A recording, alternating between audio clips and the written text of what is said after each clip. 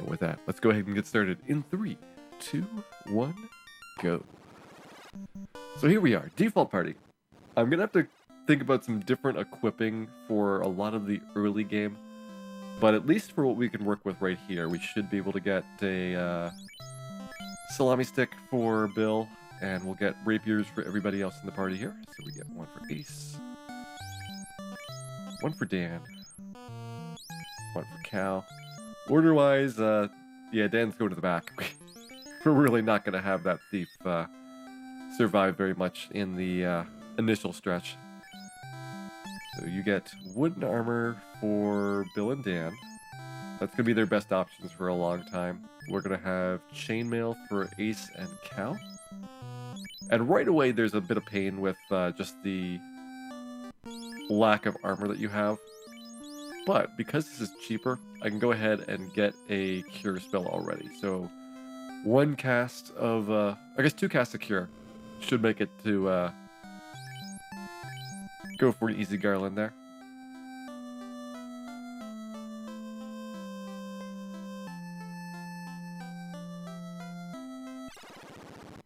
Hey Breskley, welcome in.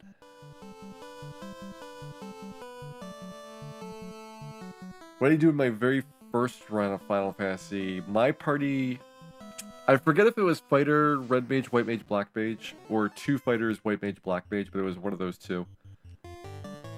I definitely had a fighter. I definitely had a white and black mage, but I forget if the other one was a fighter or a red mage the first time I played it. I successfully dodged most of the bad character classes for a very long time.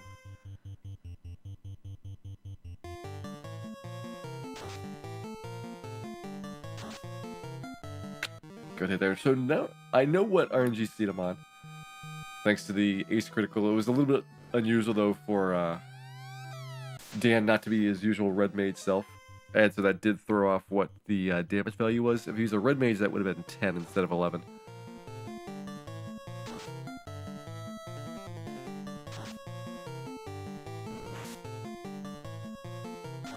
Fighter, black belt, white mage, black mage, not a bad team. I would say that's a fairly respectable group.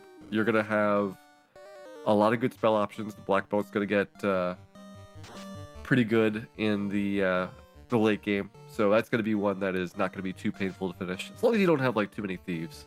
Most combinations are going to work out very well. Not too many thieves, and also at least some spell casting. There we go, good garland.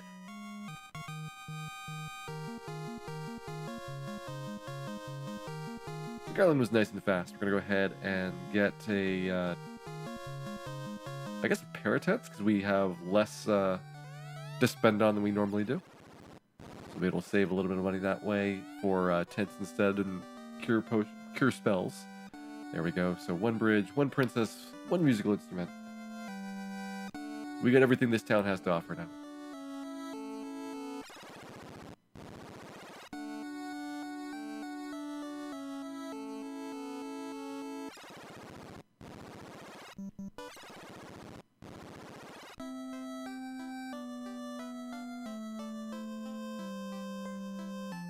Of course, that guy's gonna be a jerk. Let's see if he moves either up or down. If I can block him into the side. And he's got a 66% chance of doing something nice.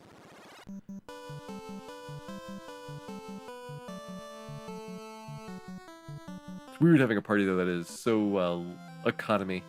We've gotten almost nothing to spend on with the black belt and thief both being terrible to equip.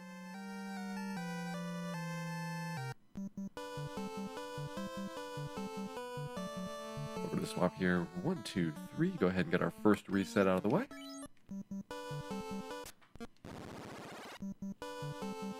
Final cutscene. Yep, that's the last cutscene in the game. If you have to take any bathroom breaks, that's your only opportunity for doing a speedrun. And it's only 13 seconds long, so you have to make it really fast. Also, you have to push buttons during it, so you need a long controller cord.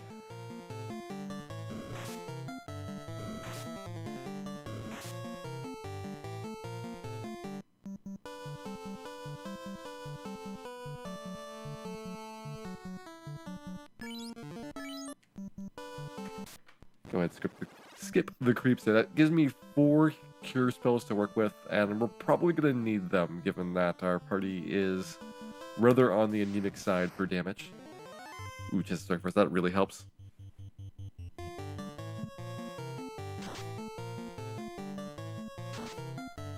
can see there though, the thief is basically in line with what the red mage does damage-wise. So you're missing out quite a lot by not having that second fighter. The black belt, he's kind of inconsistent. So if he was a little bit more accurate, you might have somewhere in between a fighter and a red mage.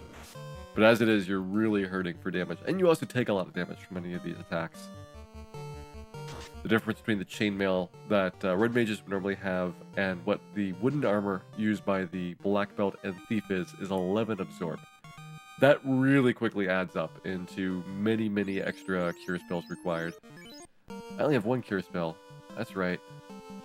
Only one red mage here, so instead of starting with 4, I only have 2. Could make this a little bit dicey if we get an ambush. Let's see what we get. Only one, alright. I will take a low number of ogres here. That seems like a safer play.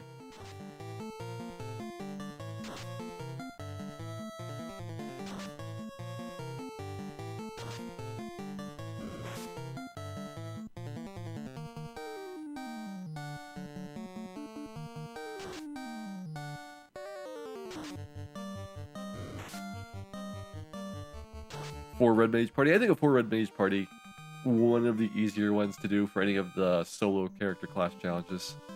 Red mage, fighter, black belt are not bad. Black mage is pretty tough. White mage is pretty tough as well. And then, should I get the ice spell now? No, we'll see what we have gold wise after Bicky.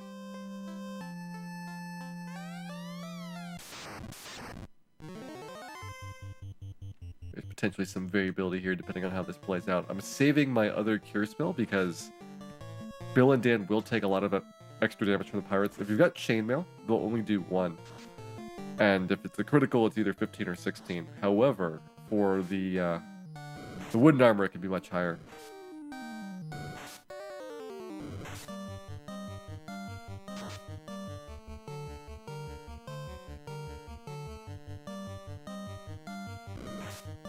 Yeah, being able to grind in Temple of Fiends is amazing. There is so much experience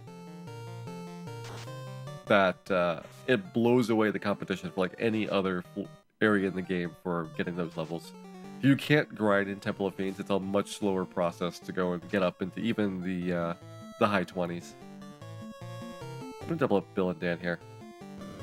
They're my least reliable characters, so they're out of the way. Ace gets the hit. It's all up to Cal now. Perfect. It was an okay pirate fight. Not quite frame perfect, but we got level 3 out of it. We get a boat.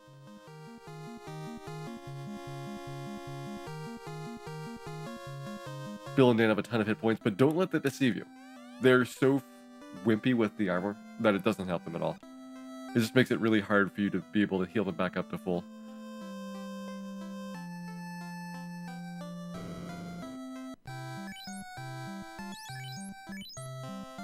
I'm gonna get you a wooden shield. I can't afford both an ice spell and a short sword. So do I get gloves now? I think I do. I'm gonna go ahead and get gloves for Bill and Dan. I'm gonna splurge. Normally I would not put up with pampering these back party members, but tonight we're gonna make sure that they're taken care of a little bit.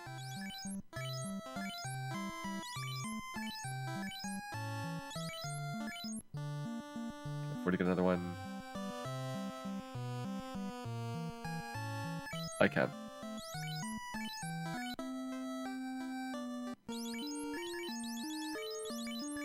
As long as I get all the way through, I'll still be able to get... I mean, I only need 1 short sword, so that also takes a lot of the pressure off. I was going to say, it was just enough for an ice spell and an in-trip. But then the short sword was a concern, and now that I think about it, with only 1 short sword and only 1 ice spell to buy, money is not really a problem in the early stretch.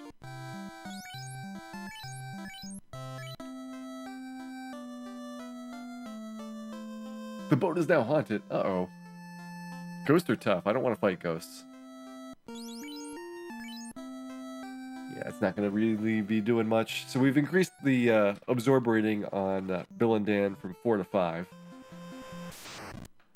I'm feeling like that is not going to be overly big swing, but at least a little bit of extra absorb will help out. Hey, the old drum, welcome in. Go ahead and skip those 2 battles there. We're going to get rid of a group of wolves here as well.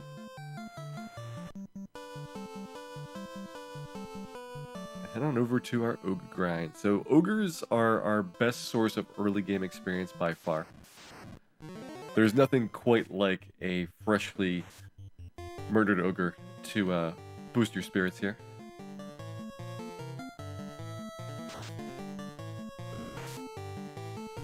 Quit hitting Bill!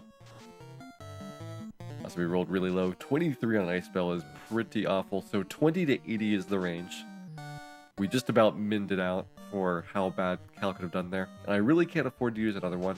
I mean, I guess I could drop one more Ice Spell on the bottom one and hope it all played out. But there's so many more battles coming up that are going to be most likely more dangerous that it's not a good time to go and invest in that.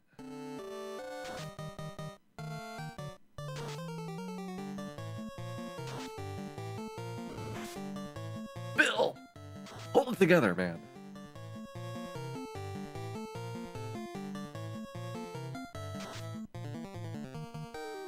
He's only got a 1 in 8 chance of being targeted. I don't know why this happens to him. But there we go. At least Bill didn't get murdered.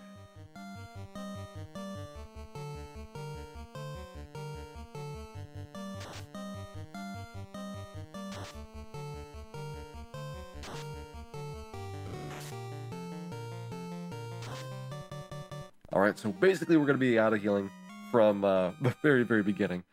But I will probably take fewer ogres than normal and then use that opportunity to go into town and see if I can pick up my short sword early. We've only got one more upgrade left to do, so I think this might work out for positioning. That was a tough ogre. He was unnecessarily brutal with us.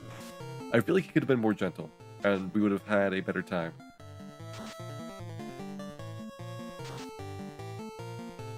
390, 585. I have 15 gold left over. Alright, so if this works out, I can get the short sword and stay at the end again. And hopefully not be murdered by an iguana. Seems like a good run. I would disagree. This party sucks.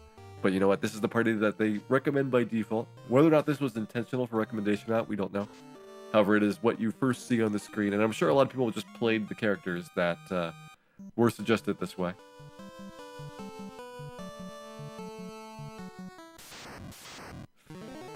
There's Iguana. Oh, I probably can't get back to Ogre in time. That's unfortunate. We might miss out on one Ogre here.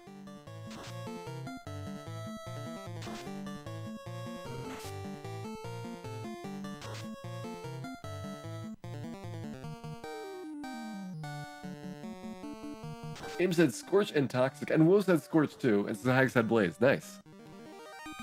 What a good start. I hope you had some good fire resistance to help you out there at the beginning.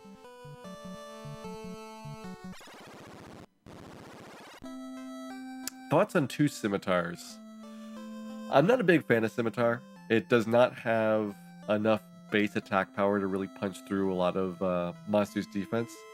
But if you're too poor for a short sword, then scimitar is a possibility.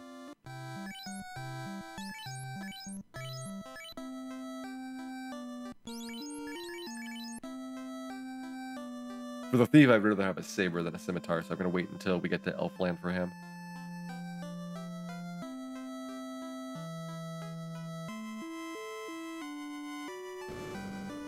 Moss Ranking, thank you much for the host there.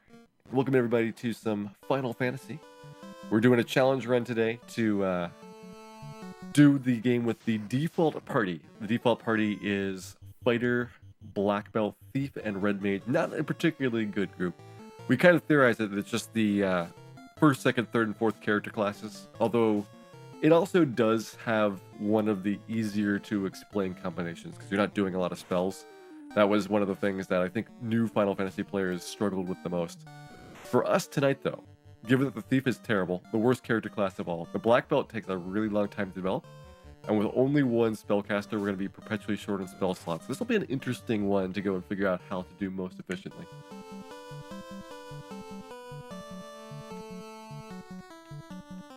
So it should be on the right-hand side here.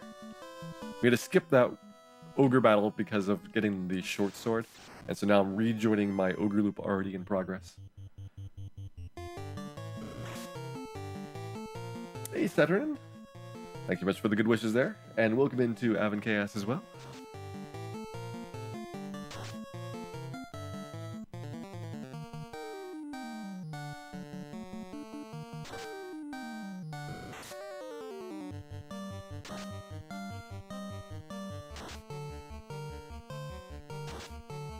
Right now we're going to be working on our Red Mage level. We need level 6 to cast Lit 2. And one cast of Lit 2 is kind of dodgy on the wizard battle. There is going to be a very high chance that we get more than 2 wizards, in which case one Lit 2 is still putting you in a pretty bad spot. You're going to have to deal with all of the wizards most likely. A Lit 2 doesn't really do enough to kill them unless you get super lucky on it. And so you might even want to get level 7 before Marsh Cave to make that a little bit of an easier journey. Now quit dying on me.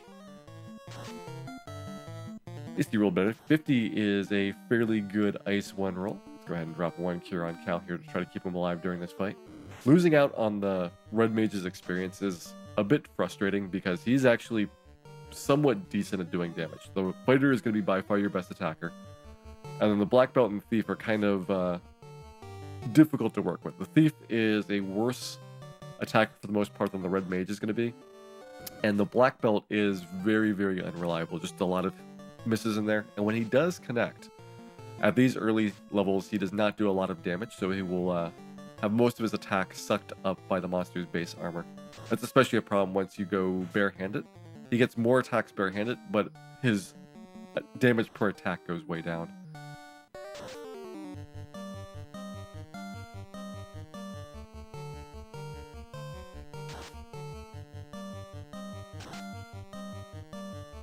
Are there any interesting levels for the Thief? Not really. He is going to be kind of a decoy for a lot of the fights.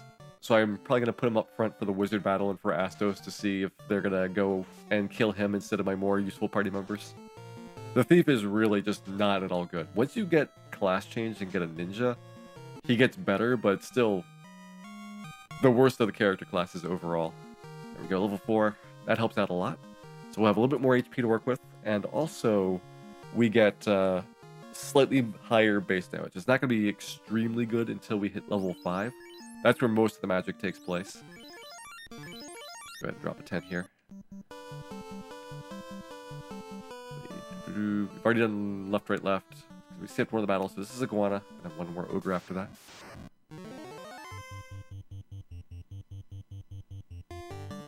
Murdering the Thief and running 3 characters is probably going to be good for a stretch of the game. The only reason I might want to keep the Thief around is so that we have more body targets. Just like, I'd love to have him dead in the Ice Cave, but you know, it'd be great to have somebody throw out the eye. I'd love to have him dead at Earth Cave, but it's great to have Lich target him. And like, there's so many things where it's just like, you need it for like 1 or 2 fights. It makes it kind of awkward for that. Because if you kill him off and leave him at lower levels in the early game, it's tough for him to make it all the way to the bosses.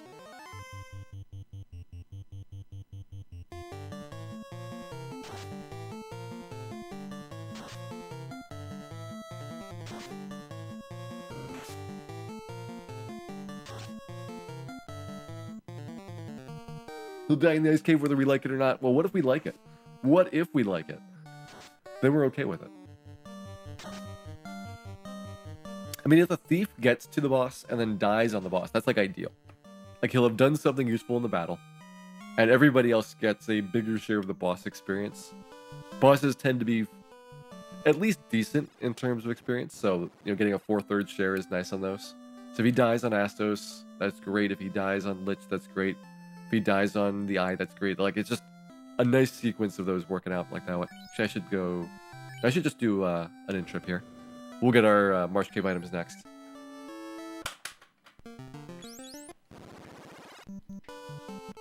Go ahead and set the encounters back to the beginning. So this is 1 by sea, 1 by land, then 1 more by sea to get rid of the early fights, and that'll set us up for a really nice sequence of ogres.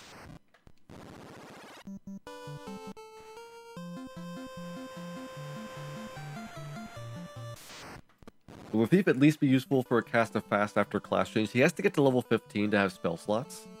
So until you do the Gurgur Volcano grind, there's no chance of the Thief being able to get those levels he needs. That's like one of the big problems overall, is just that there's a big gap between when you do class change and when you would actually first be able to cast one of those spells. Up until then, you know, the Red Mage is going to get fast at level 10, so he'll have that for the carry fight. And then post Gurgu, you know, you're maybe looking at Kraken for your next opportunity. And Kraken's an interesting one because I would probably rather have the Ice 2 for Water Elementals than the Fast for Kraken, at least initially. So you might not even have Fast for him. Might be Team at 1, that's the first time that it gets used.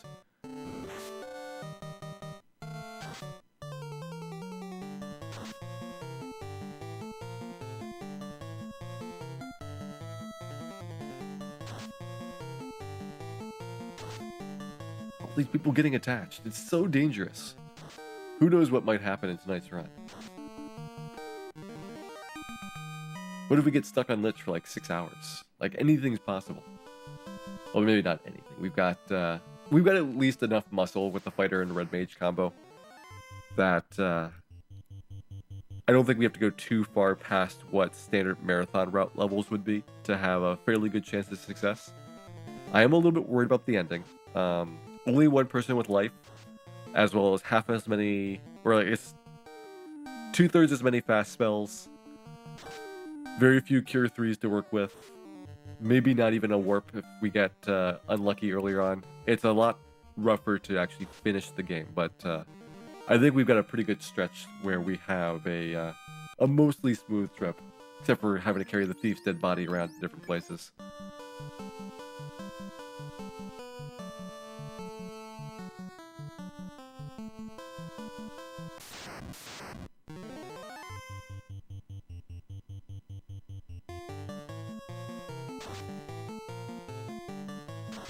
Somewhat glad for not getting a double ogre here because we're going to get our Groger fight coming up. I also want to make sure that everybody's healed up for that one. The Groger fight with this party is going to be pretty tough. I wanted to push it off a little bit further, but there's no way to get level 5 before the Groger with the way that this walking works out. Let's go ahead and heal everybody full with that. Maybe I shouldn't have healed right away. That was kind of wasteful for 2 party members. Nope. Healing was correct. This is gonna hurt. So we've got Groger plus 2 ogres, so we got the max for the formation. And we only have 1 ice spell here, so we can get bottom left 1 down, hopefully fast. Cal can be a good roll. But Pikachu's not bad. Pikachu's very respectable. So now Cal is going to be basically on healing duty. Ace is going to start working on... Ooh, I want to work on Groger first. I think we're going to take a little bit of a gamble here. That Bill and Dan are not going to take too much. And start trying to work on regular ogre with them. Ace is going to do way more than the rest of the party will on Groger. He's got a much higher base damage weapon. And so it's kind of important to not use any of his attacks on Ogre if I can avoid it. Unfortunately, it means taking a lot more damage from Ogre in the process.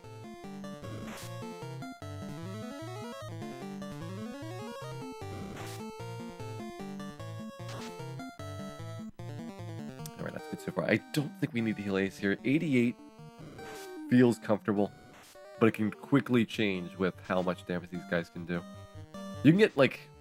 I mean, if the worst case is, like, in the 50s, but more commonly you'll see damage ranges in the 30s for some of the attacks. I'm going to drop another heal onto Cal. And we might need another heal on Ace as well.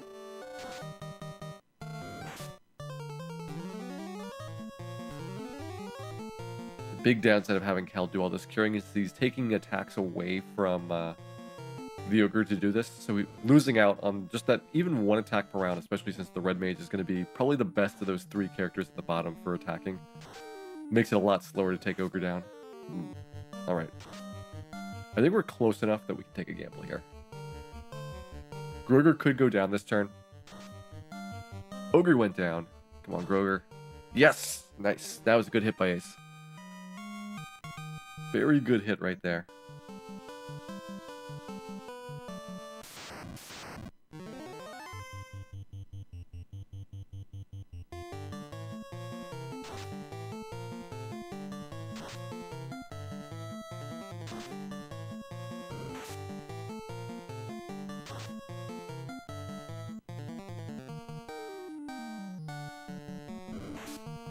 We should be reaching level 5 pretty soon. I did skip out on 1 ogre battle in the first loop, so I'm down 1.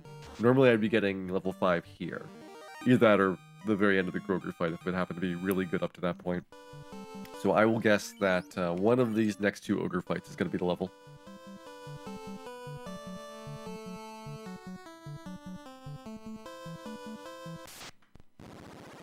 Once we have level 5, that's really big for cleaning out the rest of them. Doing double damage with Ace is so wonderful that it's hard to really compare it to what you have beforehand. Okay, with 2 ogres here, I'm going to say this is level 5.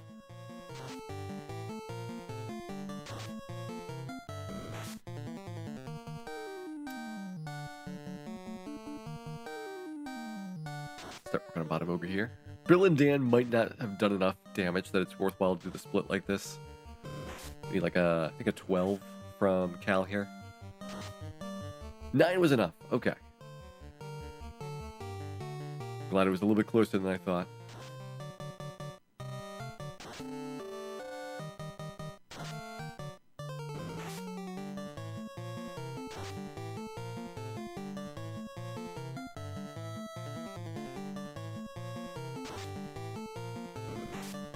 Good. This is actually being pretty even in terms of the damage distribution. Dan's the only person that hasn't really taken a hit, so we're going to potentially waste a little bit of healing on him here. Although, maybe with the level up. Ooh, we did not get the level up. Alright, one more battle. Come on, level 5. I was really hoping it was going to be that previous one. You do not have any cure spells. You've got 1 cure spell. Let's go preemptively drop it on Ace. I was very much hoping for 1 ogre here.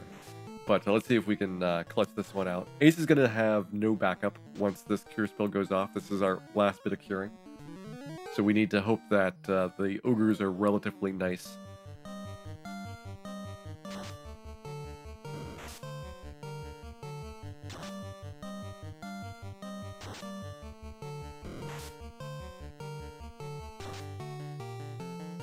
It's pretty doable. We should be okay unless we get critical.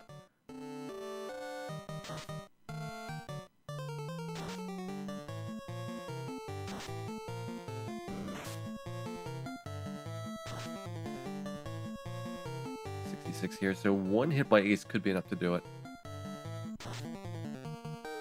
Now we're in very good shape overall. Excellent. Ogre miss was nice. That is exactly what I wanted to see.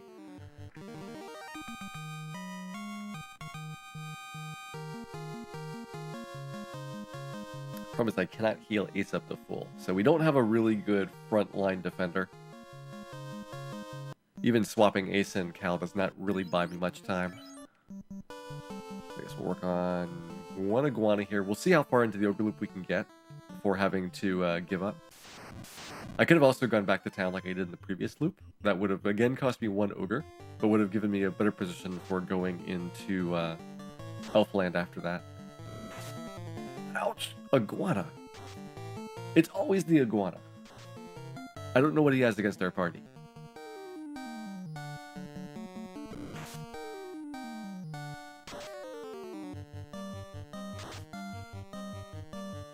That iguana did more damage than like 4 ogre fights put together.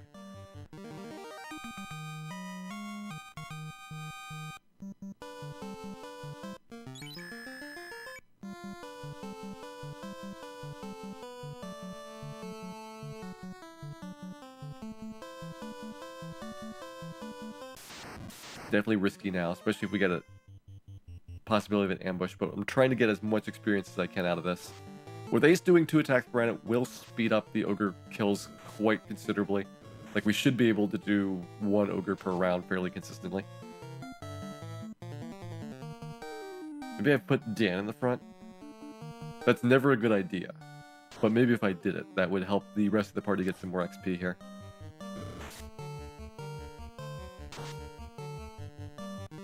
We're doing it. We're putting Dan in the front. Don't let it be said that I was not considering every option.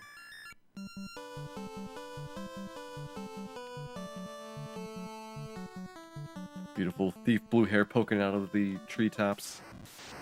It's a rarely seen sight. Of course the ambush with Dan in the lead. Of course. I would expect nothing less.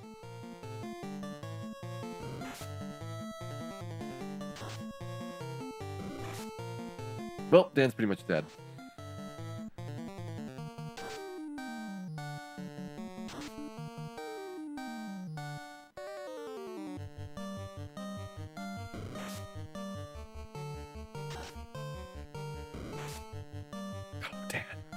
I don't know how you got out of that one.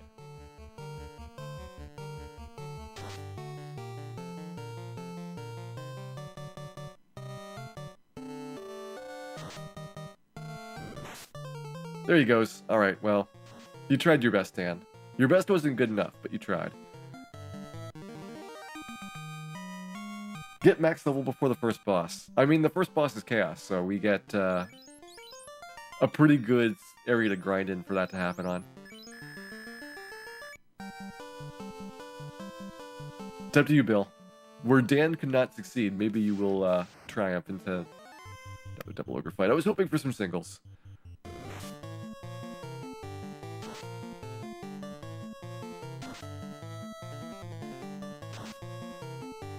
We did 97. So very, very close.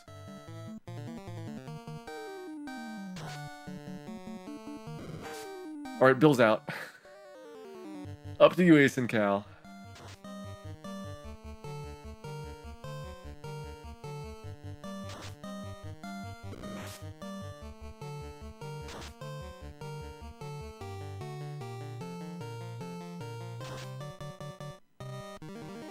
Maybe not the best start on Dan, but you know what? We needed some extra experience for Ace and Cal, so I guess that works out.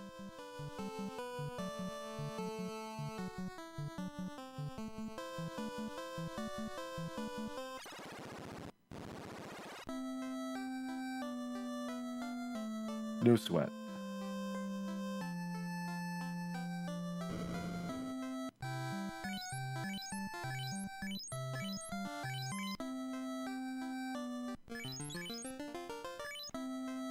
Anything else that we want to buy here? Probably should get the Marsh Cave supplies now. We'll go and get a stack of items for getting ready for the cave. I think we'll need some tents and some heal potions and a lot of pure potions.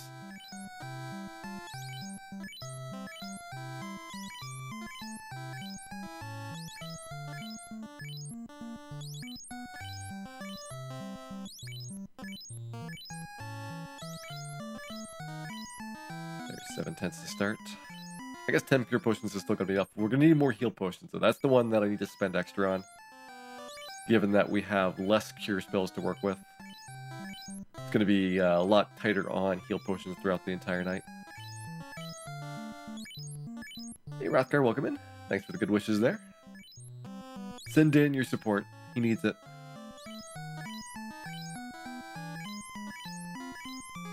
Is there more info about the charity event?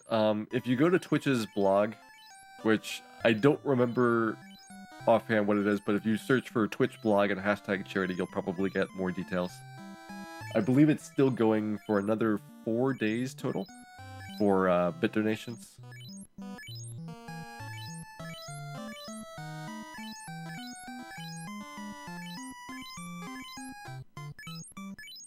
Okay, how many heal potions did I pick up there? 13. We'll just have to pray that's enough.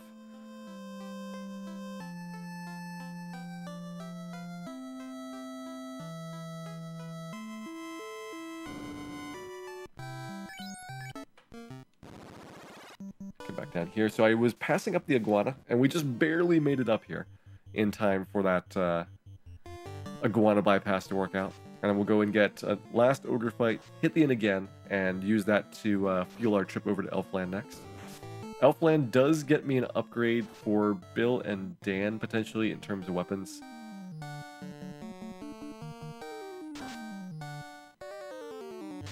Sure, Evan, it's totally okay to post links.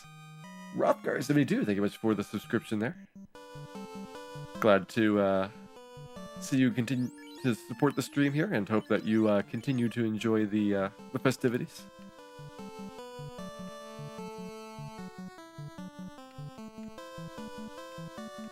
Your out of bounds batch should be arriving in the mail in 6 to 8 seconds. He's a pretty fast traveler when he wants to.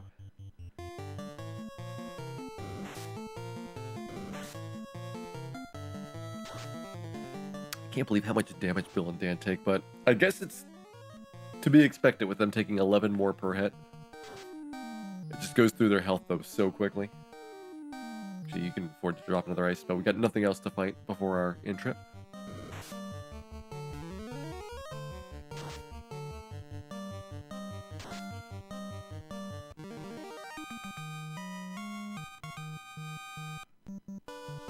Alright, so that's out of the way.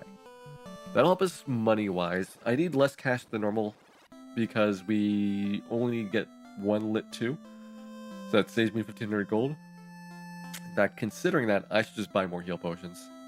I have no need to hold back on the heal potion shopping. Let's get like another 10 or so.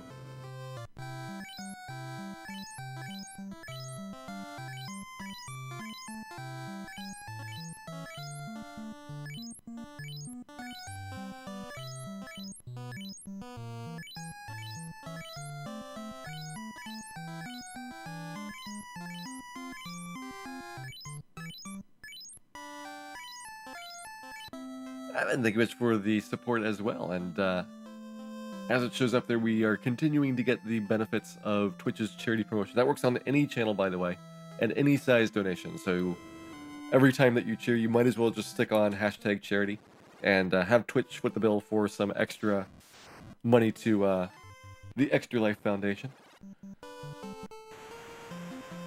Hope bot didn't spot those hags. I was on that screen a little bit on the long side.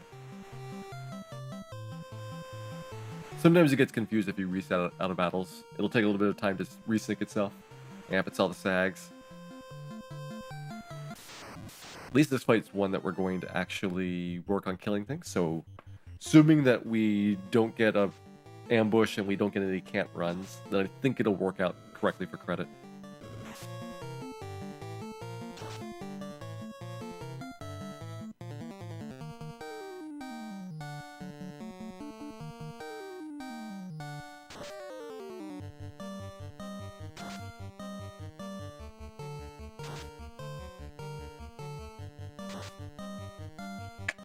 We got the shark and optional Arzag. 50-50 whether that Arzag shows up there. This time, not really essential because we should have enough experience from this upcoming little ogre stretch. Maybe with the in-trip in between to go and restore our spirits. Chance to strike first. I'm going to go ahead, use one of the ice spells. Even though we've got a first strike, I want to get to working on that Groger as soon as possible.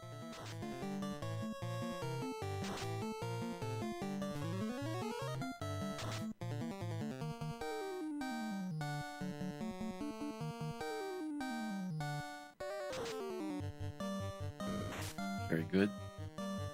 So that nice start there. So with Ace doing a lot of damage on the Groger, we could potentially do him in 2 rounds. Unlikely though, unless Ace gets another critical performance, but certainly within 3 rounds we should have him. Oh, nice Ace. 2 big ones in a row.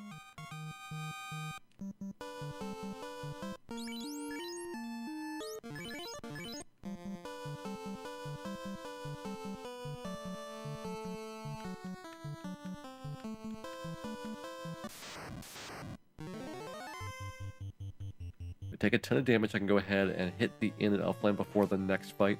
Otherwise, I need to go back to the west zone for the next encounter.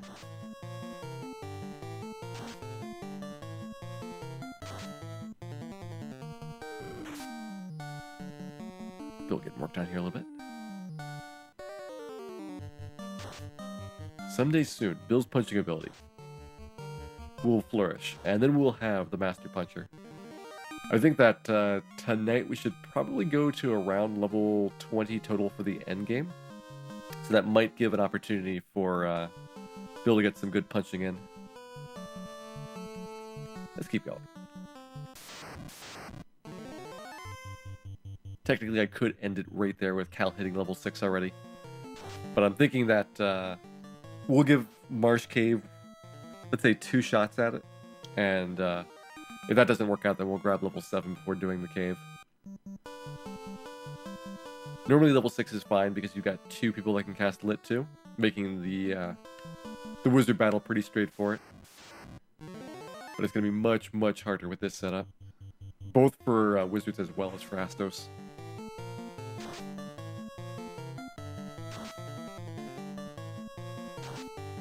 Does Jerrybot ever do any moderation? Hopefully you never find out.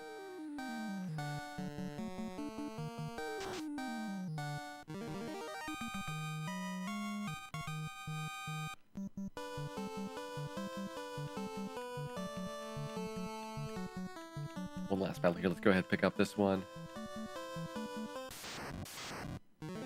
Get our Groger. Alright, so this will be the end of our loop here. This is the last one that is consecutive ogres in a row. This is a really nice stretch. 2 Grogers, 3 regular ogres is immensely good experience. Better than you get anywhere in Provoca. So this is a nice spot to kind of wrap things up if you need levels. And for this run, it's very important to have level 6 again for even attempting Marsh Cave. If you had a Black Mage, you could try it at level 5. That's where they get lit to for the first time. But that is unfortunately delayed for Red Mages. They're going to be 1, 2, 3, 4, and so on levels slower than the Black Mage for getting their initial spell slots for a certain tier.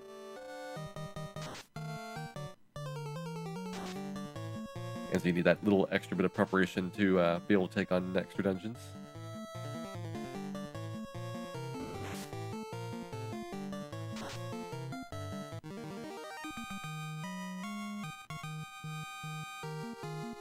Bill getting 6. Dan does not get 6. He must be so close, but unfortunately we are out of ogres to fight.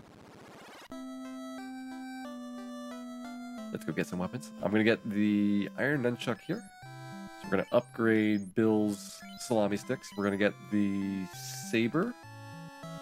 Is that correct? Yeah, I think we do want to get Saber.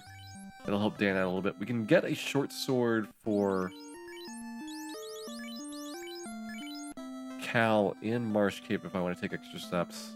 Do I actually want to go and grab that though? That's a tough one.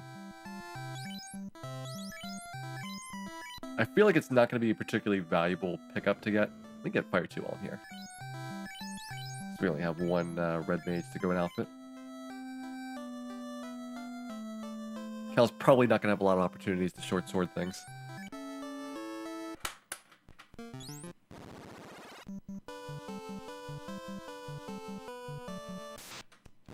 Go ahead, burn off that encounter. So it's gonna be interesting for Marsh Cave. Again, I'm gonna give this like 2 tries.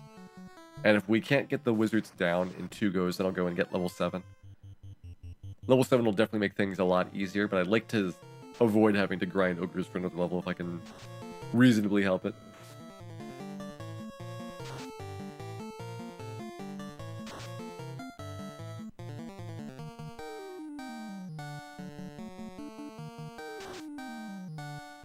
It's also okay for me to use my ice spells in this one. I will need to house anyway for Cal.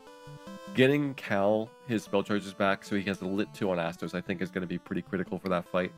With just 3 casts of ice, you're required to get some very good rolls by your melee attackers. That is a very slim possibility. Like, getting criticals on Astos is uncommon, and to get more than 1, which is probably what we would require, is almost certainly out of the question.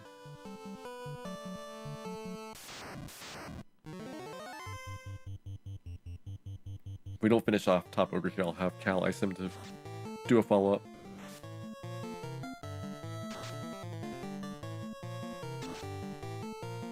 Alright, 47 so far. And a miss. Nice. So So we are going to go work on you. This isn't even a gimme for Ice Spell. 53 is a lot to ask for. 32, alright. So we are pretty far short of that one. You tried, Cal. You tried even harder than Dan did, which is a low bar to overcome.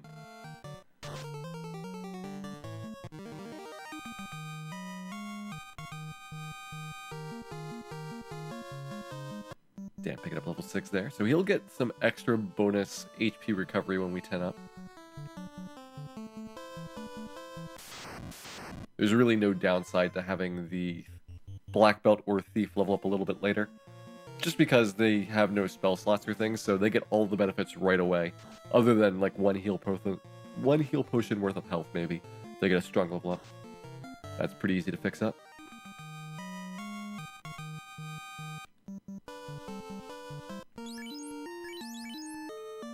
Okay, everybody's got their stuff equipped. Let's try Marsh Cave. This could be a disaster. We're going to find out pretty quickly.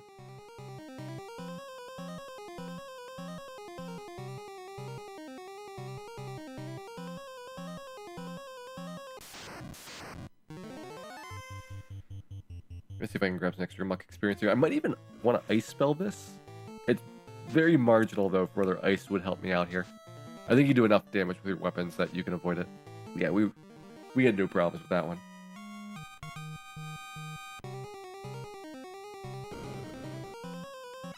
Muck's are actually a pretty good fight. They don't give you a lot of gold. But that is not what we need right now. Experience is the big thing. Okay, will we get boned? Please no boning. Cal's paralyzed. Ace is boned.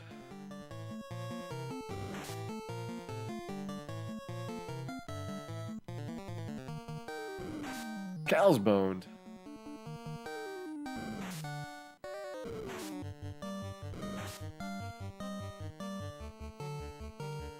You guys better not ruin my muck experience. There's another boning on Ace. He's still paralyzed. It's good having the crawl target somebody that's already paralyzed. That way I don't lose additional rounds of attacks.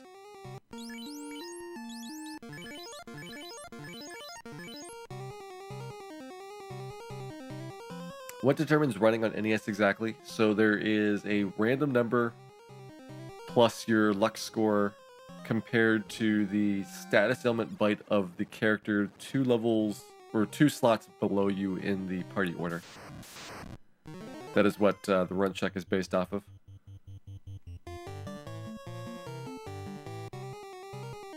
And obviously since there's only 4 characters, when you talk about characters 3 and 4, what is their 2 slots below? Well, that's some junk memory. So that is going to be the cause for why the 3rd slot has about half the chance of running as the first 2, and the 4th slot is terrible at it, since the junk memory tends to be a moderate value for the 3rd slot, and then a very high value for the 4th slot.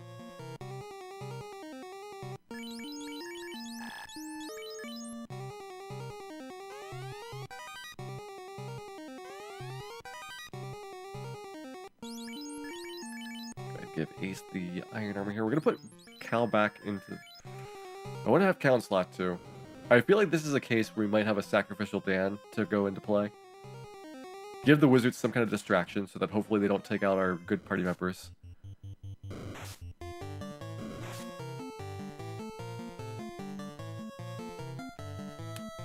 And if we do happen to lose Dan, then we can always go back to Elfland instead of tackling Astos directly.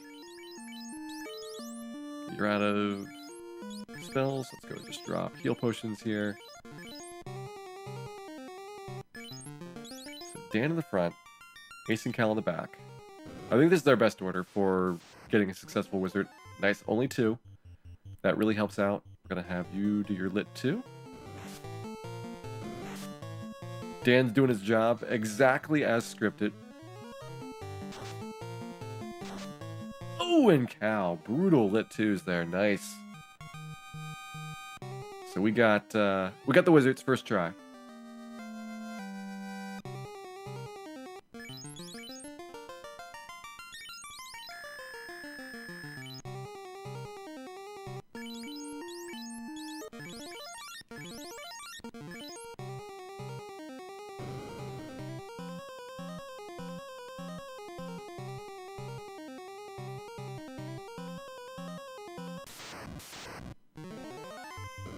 That's a good start so far. On to Astos, where we have a very different problem. Astos is going to be a slower fight.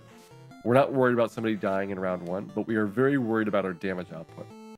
We've got only 4 spells to work with, 3 ice spells and 1 lit 2 with Cal, once he's housed up here outside of Northwest Castle. And because of that limited amount, we have to roll like super high, and we also have to get probably at least 1 critical, or at least 1 decent hit by ace. Hey Greenleaf, welcome in. Default party is so far proving to be pretty much what I expected. The thief is terrible. The black belt is going to take a long time to develop. Fighter and red mage doing all the work, and for right now at least, they're able to keep this together.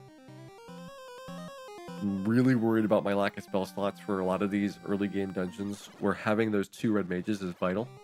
Once we get past the, I think, Lich, then we'll have a nice stretch, probably up until, I guess, Temple of Fiends, and then it gets really, really disgustingly bad. Temple of Fiends with this party is going to hurt without having a bunch of extra levels grinded out.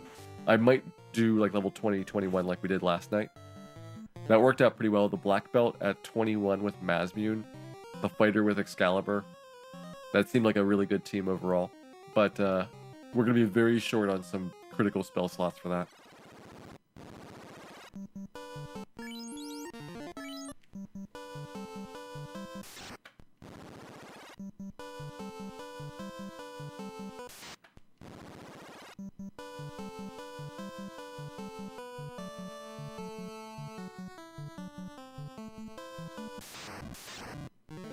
How many versions of Final Fantasy 1 do I have?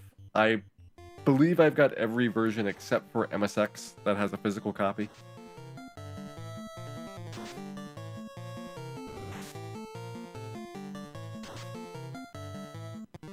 So whatever that number is, that is probably correct. So we've got NES, Famicom, PlayStation, a couple different variations of that. So there is the US Origins release, there is the let's just have you attack. I want to say 4 different versions for the Japanese release. GBA, PlayStation Portable, both of those are multi-region as well. I guess I don't have the PAL ones. I've never been big into getting PAL games. So maybe I don't have as many as I was thinking for that overall. But at least all of the US and Japanese releases.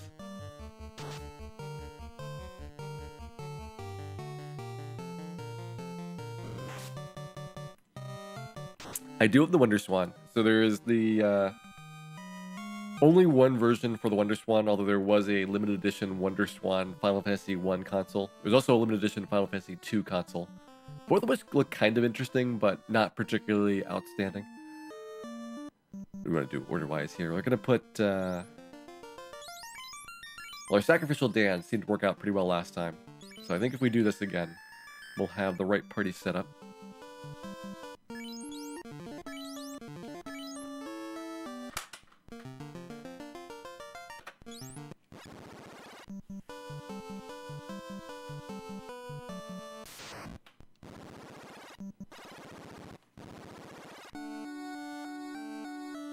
Astos here I'm expecting to be pretty tough. We're going to try this out. We'll see how Astos goes. Definitely level 7 would make it way easier, because having 2 lit 2s is a big increase in damage. It's a slow fight, so maybe we're hoping that Astos does decide to do some punches. We could potentially pull this out if everything goes well. Rub Cal, ineffective. Good start for the Rub being effective, but somewhat bad in the sense that he does get a spell off. We do not want him to get to spell number 4. Only 30 on lit 2. That is not good. We need a very high set of ice rolls now. Ooh, that was big. Dan, the critical member of the party right there. Cal rolls a 40, so perfect ice roll there. He didn't get the critical damage, but that is very low odds on Astos. Instead, he rolled the max you get for a non-crit. What is spell number 4? So 4 and 5 are lit 2 and fire 2. So he's tearing right through him. He's got the damage spells here coming up next. Got one more ice spell to work with. After that, it's just prayer.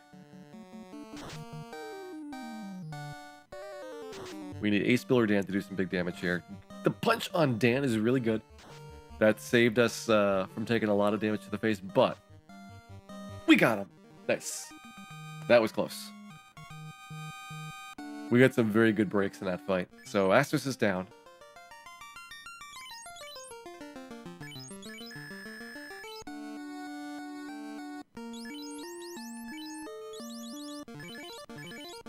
I don't know why I'm bothering to cure. We've got tents on the way back, so no encounters. That was a very solid Astos overall. Especially for how difficult a setup that is. He treated me well.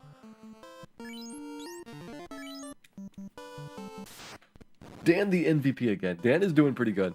I gotta say that Dan has had two very difficult challenges. He has led the party for Wizards and for Astos, and he has not died in either fight. He did die against Ogres, but we're not going to hold that against him.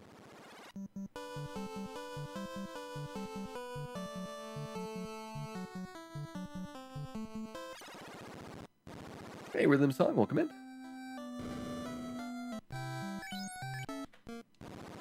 So we've already got our Fire 2 spells, so nothing really left to buy for Cal at this time. I don't think Cure 2 is a really good investment here. We're only going to have one Lit 2 for the Shark. That's kind of unfortunate. I might melee the first one, and that way if there is an Arsahag in the second battle, I'm better covered for that.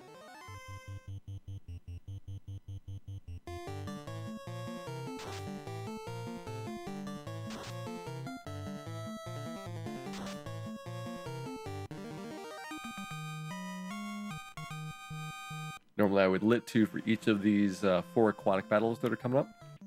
But with only one cast right now, I can't really afford to do that. Alright, so let's get rid of the imps. We'll punch the Mad Pony. I feel like that's a reasonable compromise. We don't get to Lit 2 a shark, then I at least get to punch a horse.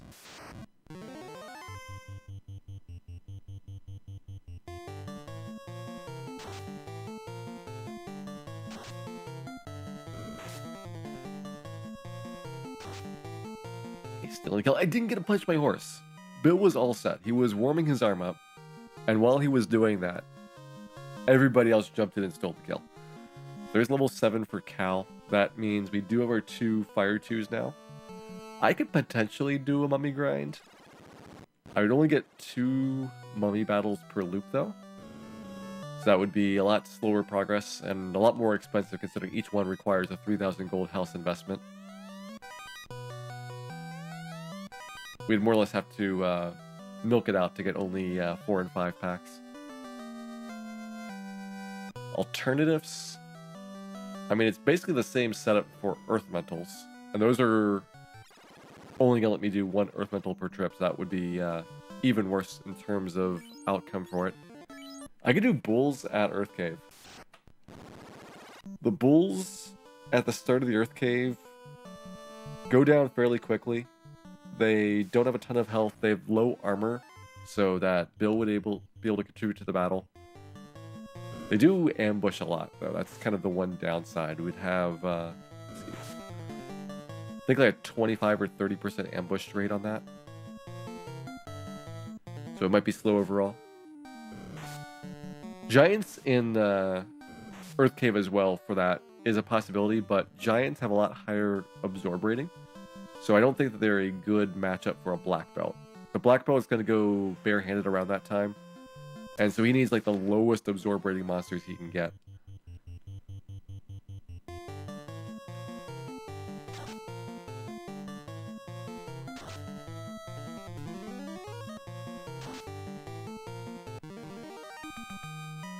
I guess there's also Peninsula Power. Peninsula Power, though, is a pretty long walk.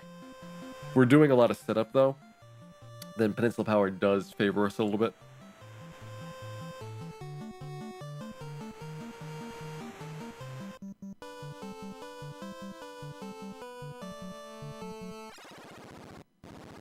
Let's go ahead and cut through town here, getting rid of 1 set of encounters before the boat. Got a herb. We're gonna go ahead and get our key. Start robbing everybody. I might steal the swords out of Temple of Fiends. That would give me another 7,000 to work with, which is 2 houses. And so if I do need to do additional loops of grinding, each one which requires spell charges recovered, having those houses would help out with that quite a bit. Actually didn't need to save this extra step.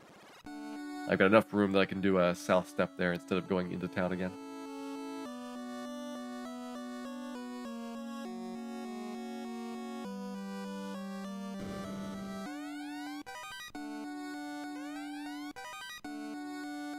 Do Peninsula Power. Everybody loves Peninsula Power, but it is a really slow setup overall. Just in terms of how much time you spend walking out towards it. If I do Peninsula Power, I'll probably do everything else first. Grab a couple of houses, Peninsula Power for a little while. And then go to Earth Cave after that.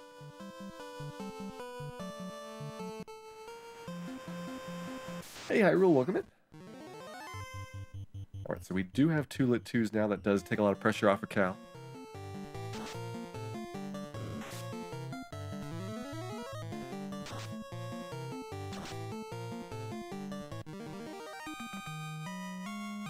The numbers of Peninsula Power are very big, but remember, we only have 1 Fire 2 to work with per round. So if we get a ton of Zombles, it would actually be a fairly difficult battle overall. 2 people for Peninsula Power now.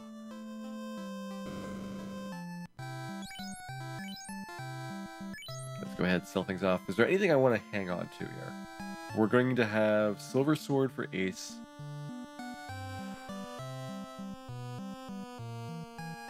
Have a knife. I don't think that the thief can use the Falcon. Leave you with your chucks for right now. I think you need to get 1 more level before that's worth trading off. And we'll hold on to that saber.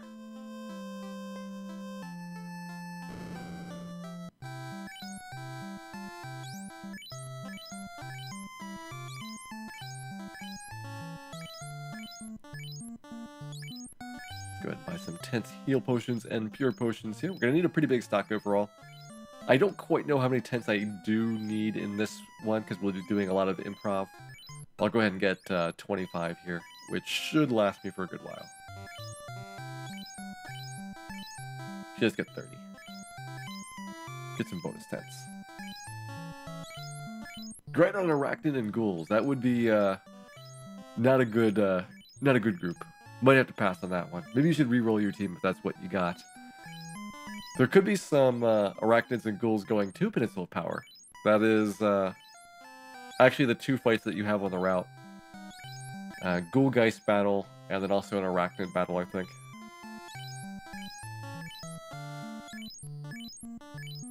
Hey, Sherazad. The pain is real. This is... it's a moderate pain. We'll figure out a way to reduce it.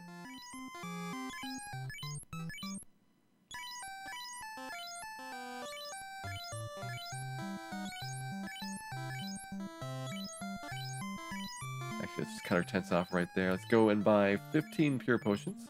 Especially if I do Peninsula Power, I want to get a handful of extra ones.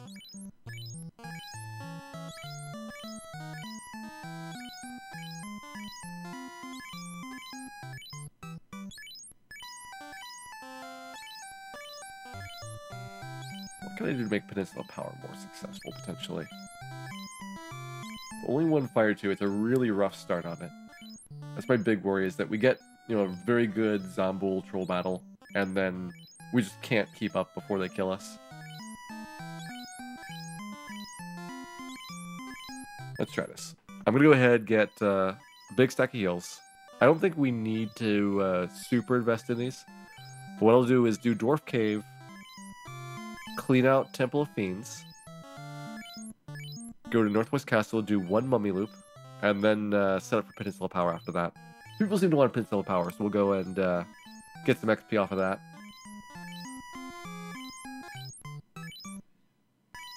Oh no, Sherazad. Important to get a good comfy chair.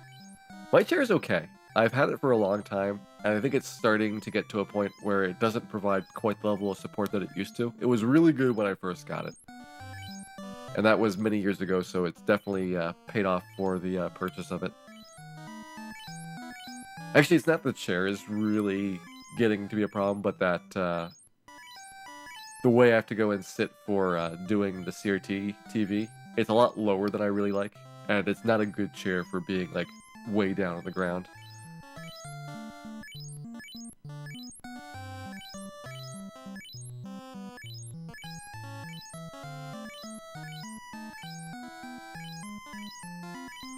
Cannot buy multiple heal potions at once. That is correct.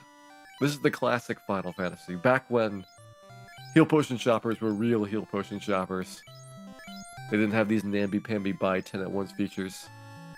Each heal potion lovingly handcrafted, hand-signed with a letter of authenticity, individually inspected for your freshness and quality purposes. They knew how to treat heal potions right back in the day.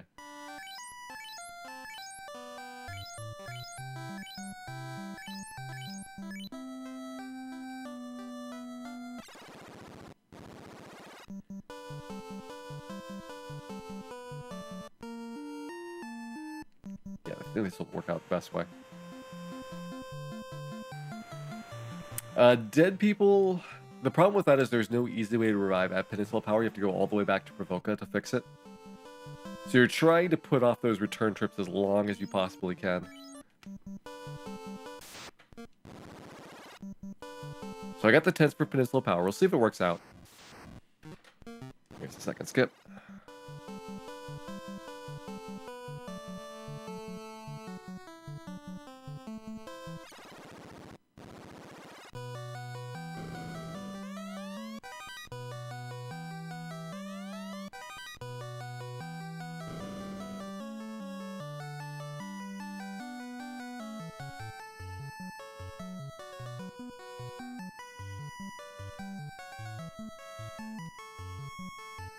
Dwarfcave, we're just going to go and visit.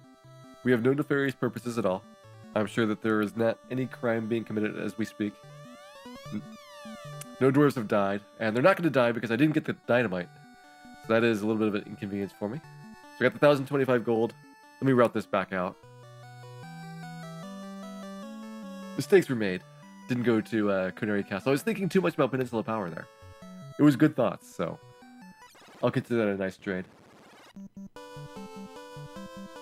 Hey Kyle, welcome in. And welcome into Tie-Dye 1338 as well. Go ahead and fix this little mistake. So we have an opportunity now to hit the castle as well as do Temple of Fiends. So let's get our shark battle. We've got our Lit 2 ready for this.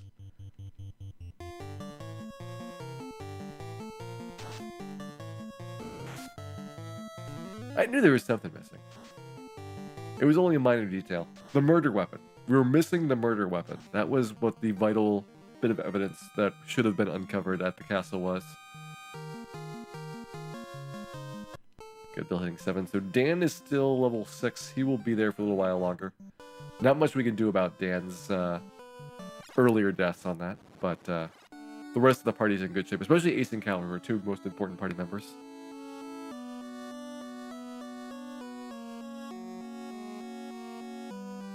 Sorry, you get the dwarf treasure room? No, I'm not going to get the dwarf treasure room until I go back there for the TNT. We'll do this all in one go for Dwarf Cave. Okay, there's our silver knife. Iron staff, not really helpful. It is an item that the black belt can use. It is slightly better than the power staff, but worse than the iron nunchucks. So you already have a much better weapon usually for a lot of playthroughs. Totally trying to get unattached. It's too late. It is too late for you, my friend. So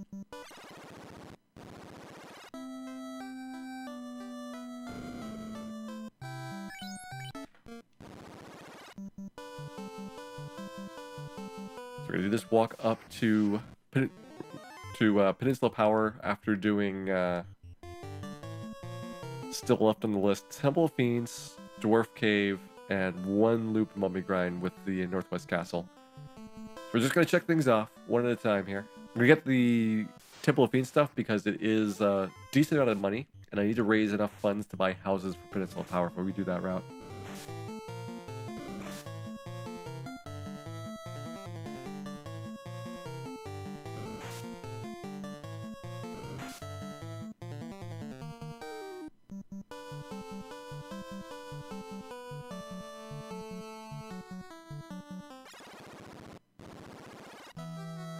Could even get a free cap here if we wanted to, but we're not.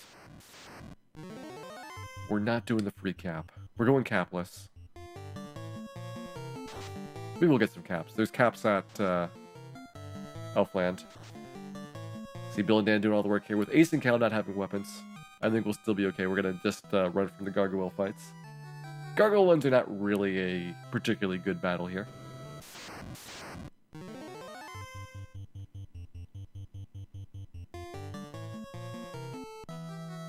No Blue Mage. That's an interesting one. If I had a Blue Mage, I think that would be a strange party setup for that. Let's go ahead and move Silver Dagger down to you. That's going to be Cal's weapon anyway after we finish this stretch. Or, I mean, I could leave one of the swords to Cal, because we do have extras here. And I think that would be better than the Silver Dagger, at least initially.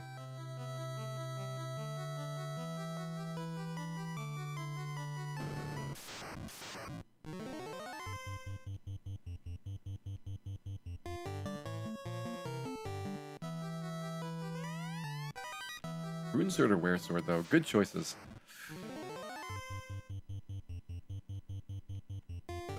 Ooh, the Thief can use one of these, too. Which one can the Thief use? I know that there is one of these that the Thief can't use for some reason. I think it is Rune Sword. Let's try giving you Wear. Nope, Wear Sword. Nice. Alright, so we've got the Wear Sword and Rune Sword on right now. This will be like the strangest setup ever.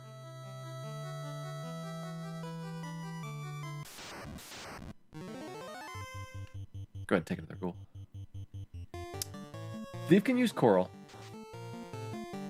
We did it by process elimination. I'm pretty sure there's only one of the 4 early magic swords that the Thief cannot use. I don't know why. Like, the Thief just has this bizarre list of weapons, and then after this point, it gets really, really grim for the Thief. That's one of the reasons why the Thief is such a terrible class, is that very early in the game, they just stop getting weapons and armor that they can use at all. It is a pretty tough list for them to go in and work through. So if you do not class change thieves, that's what really contributes it to being a very painful experience.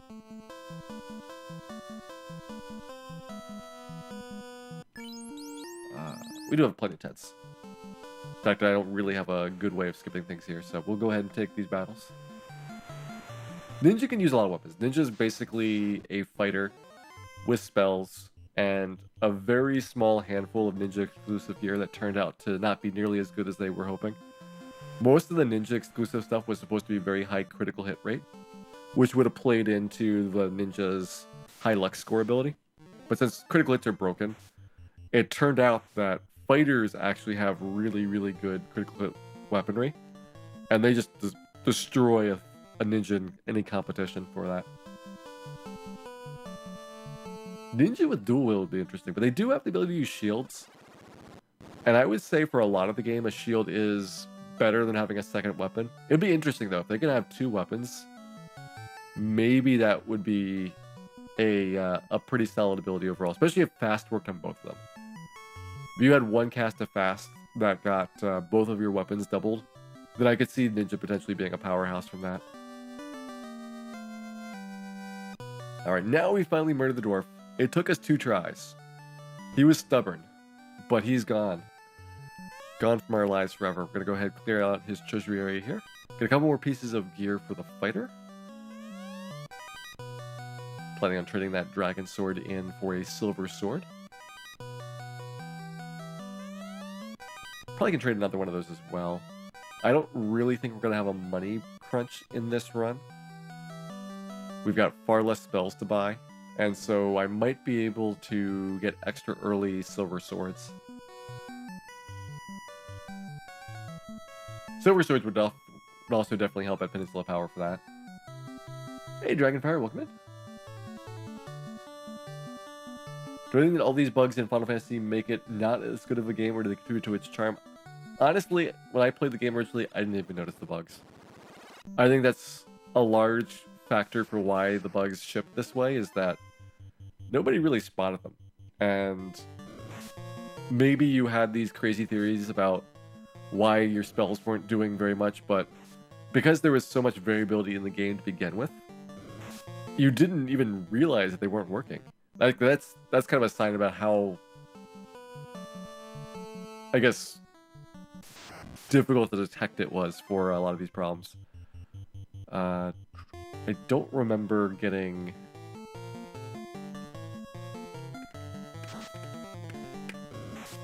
a level on Dan yet, so we're gonna go ahead and kill these ogres.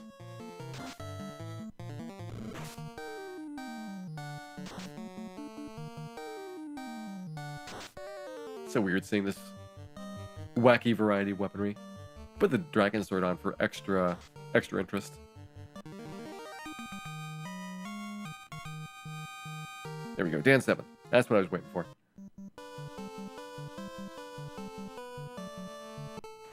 Alright, so you guys are set. We're gonna go back to Elfland. We're gonna get a silver sword. We're gonna do a mummy loop. Grab the power staff especially. And we'll see how much I can afford in terms of houses. That will determine really what I can do at Peninsula Power.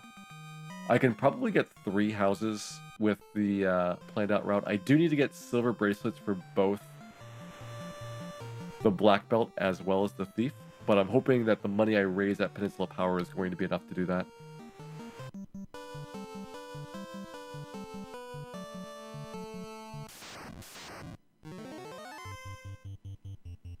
This is a very odd route overall. I mean, we do need extra levels. With only having 1 red mage, we're very much hurting on spell slots, so that's kind of a given. Peninsula Power, though, is kind of an interesting choice for it. The popular choice it turned out, though. Alright, so if we sell Dragon Sword there, go ahead and get 1 silver sword.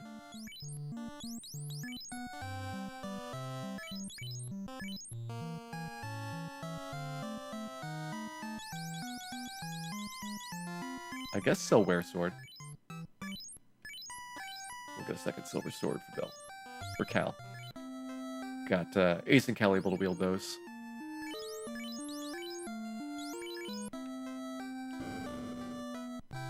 Is silver better than dragon? Yes. It is 4 points of attack better than the dragon sword. So it's a fairly nice upgrade overall. It was supposed to be that the elemental swords had bonuses. And you can kind of guess what each respective element was supposed to be based on its name. However, since all of those elemental swords are broken, they have inflated values relative to their stats, and so it's better to trade them in for store-bought items, which had no bonuses, and so consequently they are much better as an alternative.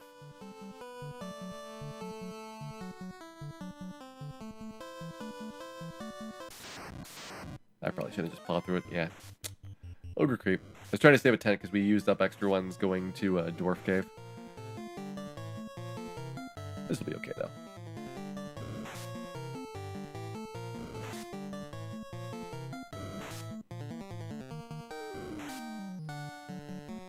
Alright, set up here. I kind of want Cal in the front to absorb hits, but at the same time I don't want Cal in the front because if he goes to sleep, we cannot cast Fire too. That's going to be really critical for this mummy grind. I might put Dan into slot 2 as a way to use his legendary blocking abilities to go and protect the rest of the party from damage. Doesn't need to be in slot 1. It's okay for Ace to take that slot still. Falcon, Power Staff, and 1 Iron Gauntlet. Let's go ahead and upgrade our fighter. So that can go, realistically that can go as well. And that can go. So we should be all iron gear all the time for him. can go... Can a thief use silver? I don't think they can. Yeah, I didn't think so.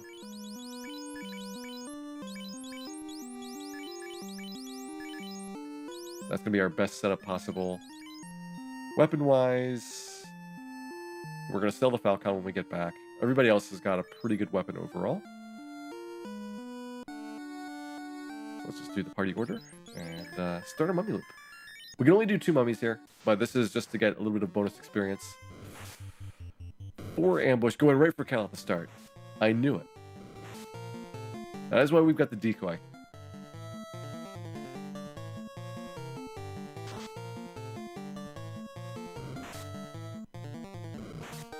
Oh, and then we lose our sleep.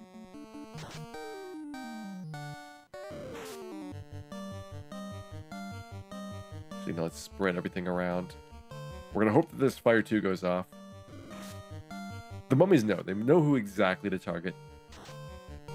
Crippling my most important party members. There we go. We got the fire 2.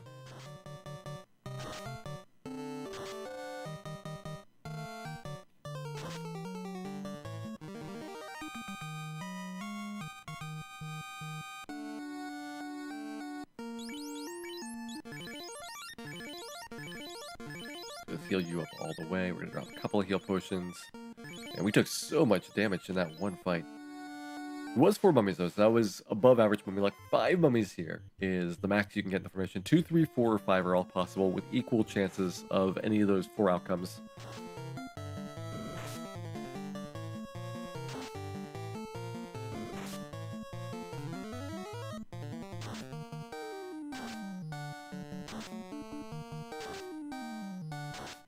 Good, there we go. That was a good start. So we got 9 mummies out of that. We could do 1 more mummy loop if I wanted to. Do I want to get level 8 before Peninsula Power? I think I kind of do. Is that possible, though? No, unfortunately it's not. Alright, so we're going to do this setup-wise a little bit differently. I think I want to be standing here. Yeah, we'll do it this way.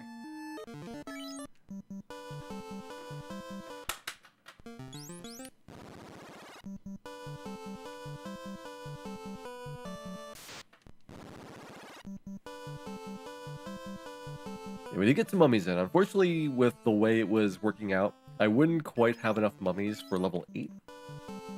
And so we're probably going to have to get level 8 at Peninsula Power. Hey, Joker Beach, welcome in. Working on the default party tonight, which is our challenge. Challenge number 2 for the weekend. I had a lot of fun doing the all chess one. That is a surprisingly difficult challenge. You wouldn't think it would be because it's the same dungeons, no restrictions on your party at all, but having to gather chests takes you way off the counter manipulation route. So it turns out that there is a lot of very difficult setup involved in it. I can afford 3 houses here. Means potentially we get 6 battles, but I'm going to say more likely we get 3, and it's going to be 2 rounds for each of those. I'm going to also get caps.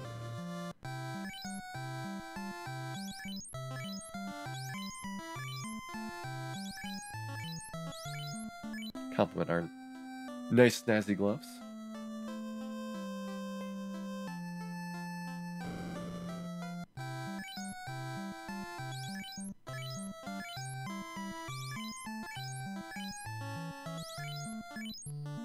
There we go. How's this shop for? Let's go ahead and put Cal back in the right order.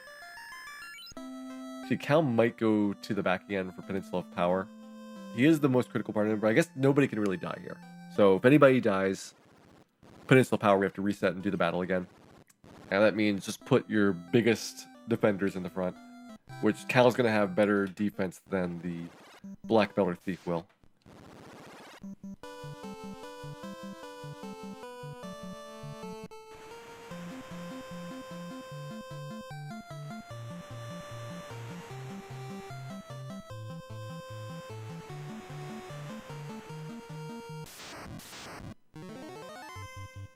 I hope you guys enjoy this Peninsula Power.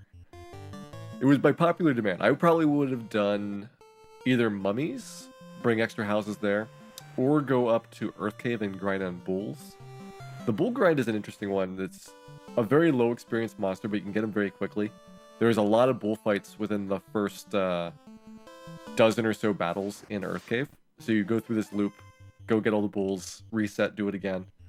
And 1.5 bulls per encounter. It does pretty quickly add up. Bulls are very good overall. They get a lot of experience relative to their difficulty. So while it does take a while to grind through them, it's kind of like a very steady pace. And cabins are enough. With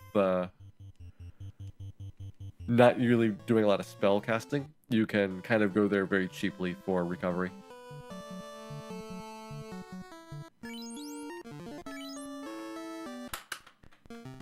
Alright, Peninsula Power. Let's see what we get.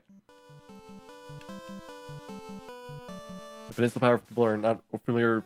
4 squares at the top. Oh, we get the maximum Zombull fight. So this is great for our experience. Unfortunately, not so great for survival. This is going to hurt. If we can survive this, though, 1,050 experience for everybody. That's a level.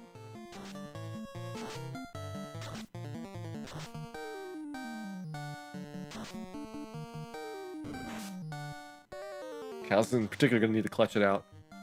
So you're going to be dead next time. If I put you guys, fire 2 on you. Let's try this. I'm thinking, though, this is going to be a failure with Cal dying, but let's see. Good, you're down. Down. Upper right is the concern. No, Cal. Alright, well, we lose that one. Let's try again. That was a great start to it. We survived round 1. We got some good damage in, but unfortunately we got too many hits on Cal. Okay, attempt number 2. That is also a pretty big, hefty group there. Do I want to focus on Troll or Zombull in round 1? Let's focus on Troll here. We should be able to kill Troll. He's got less HP than Zombull does. And he hurts a lot. Alright, so far everybody's alive. The big thing is in round 2, Cal has to go like first. That really helps out. He also has to get good rolls in these fire 2s. That is also a big factor. Nice. Alright, so Troll is down. You were probably the least damaged. And then upper left was second least. Dan is really the person we need to worry about here. There's the Cal Fire 2. If he can kill everybody, we're in great shape. Down. Not down. Not down. 45 is the worst possible roll as well. That was a not a great showing by Cal. So we've got 2 Zombulls left. Just gotta work on him here. There's one down. We need Ace to go. The nunchucks do suck. Unfortunately, so is the punching. We don't really have a good option for Dan at the current time, or for Bill. Okay, got our level. That helped out a lot. Let's see, where's everybody at? 46, 176. You guys just barely missing it out. That's unfortunate. Okay, 116. 80. Yeah, okay, you're good.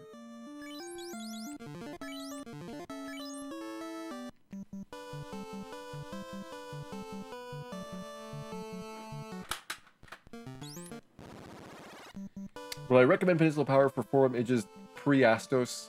I mean, 4 white mages is going to be all about the harm 2s. So they probably are a very good candidate for Peninsula Power. Especially because they're going to need forever to get to enough damage to kill Astos. Like, they should have a pretty good chance of wiping out Zombulls before Astos by, like, a long shot.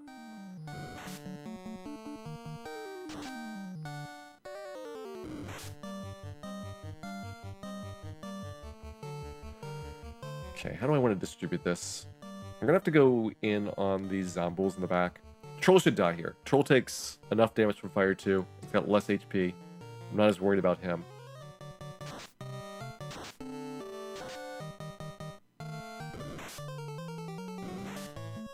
That's lucky. Alright. Just need to take him down now. You go on the bottom. Everybody else goes on the top. I hope he doesn't live. Good. It's all to Ace now. Come on, Ace. 50-50. Zombull goes first, but luckily targets Ace, which is a definite win for us.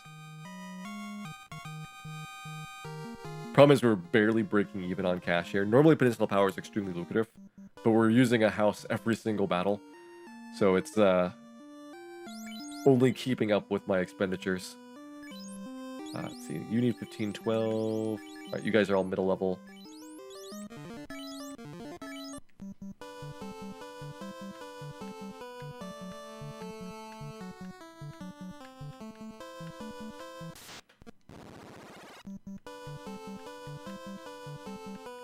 If I'm able to get like a single Zombo, I might be able to take him down without using Fire 2.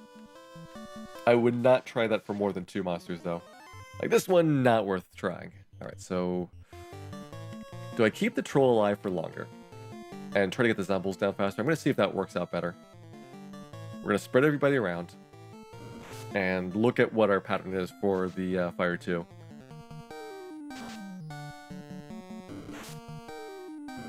Is Bill ready to barehand it? Not in this group.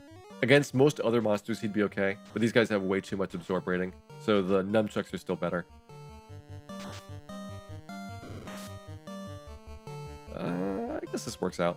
So you fire 2 again. Fight and fight.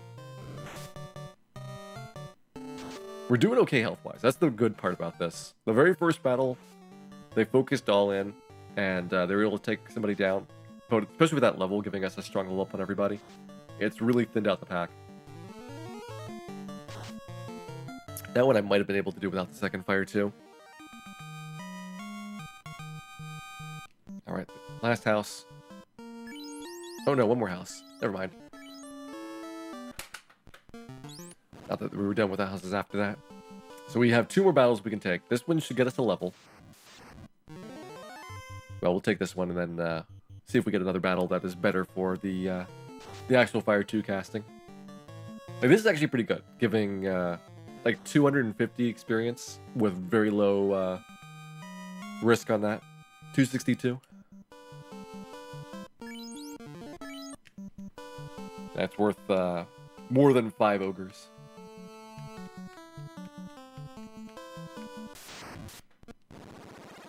But I want to say that's pretty close to what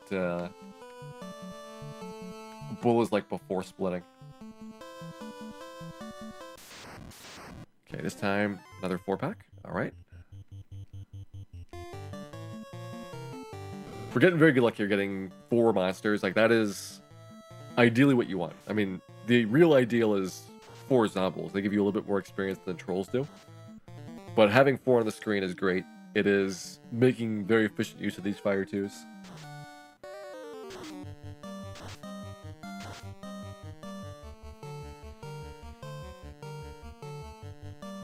We're gonna go ahead and do this.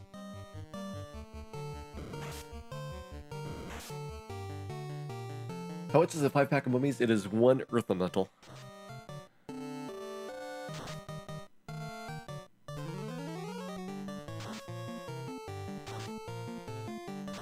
Scariest Peninsula Power encounter. So you've got Zombo Troll, you've got Frostwolf, you've got Giants, you've got Tyro. Is there anything else that's coming up in there? I forget what the rare encounter is. Rare encounter might be scarier than the ones that I've commonly seen. Okay, so you should have, 3 casts now. So this will be our last house. But we could potentially stretch this out into 2 battles. Ambush and Frost is pretty bad. I would definitely say that's a unpleasant one to get into.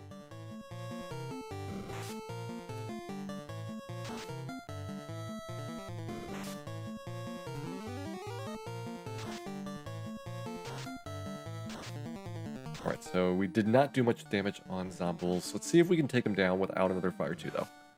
As long as we're good health-wise, I'm going to go for it. So you're going to fight them. You guys are going to work on Troll here. Troll is probably going to survive, unfortunately. I don't see Dan and Bill doing too much damage. Dan did pretty good, though. If Bill can get a good hit in here, then maybe this will work out. Wyvern is the rare encounter. Is that a pack of wyverns, or is it the Tyro Wyvern? Tyro Wyvern I know is in the area around Mirage Tower. But I thought it was just Tyro by himself for the Peninsula Power area. Alright, I think we got him. That was good. So we did that one with a single fire too. Letting us potentially get level 10 here. Yeah, we'd have to get 2 more battles for level 10. I think we can do it with proper management. You need 1. Need 2. You're down 10, but I think that's okay. Wyvern only, okay.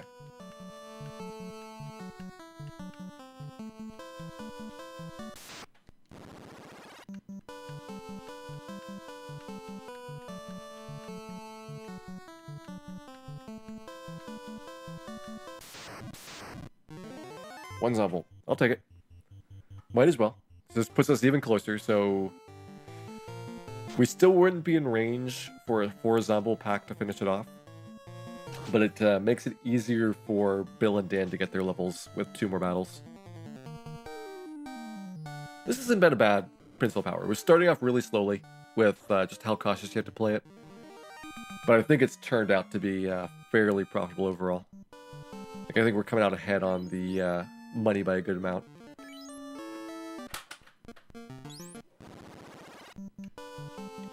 Why am I still using nunchucks? Because these guys have really high absorb ratings.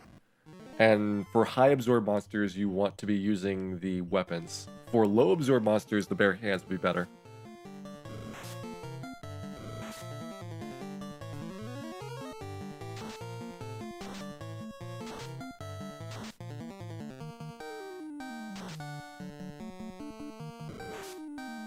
Nice. Not so nice. I guess if you guys split it like this, and we get good luck on the trolls, don't kill Cal. That's all we need. Do not kill Cal.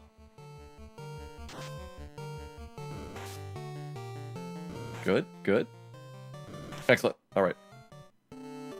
I'll need to do a bunch of heal potions here, but we'll have one last fire 2 to work with. Actually, this will be tighter than I thought. I guess we'll just split. Cal needs another round of survival. Okay, Zomble down. Troll down. No, troll not down. Now troll down. Whew. A little bit of a panic. Just a little bit, though. Good. Okay, Dan might be the only one that doesn't get a level, but even Dan will be pretty close.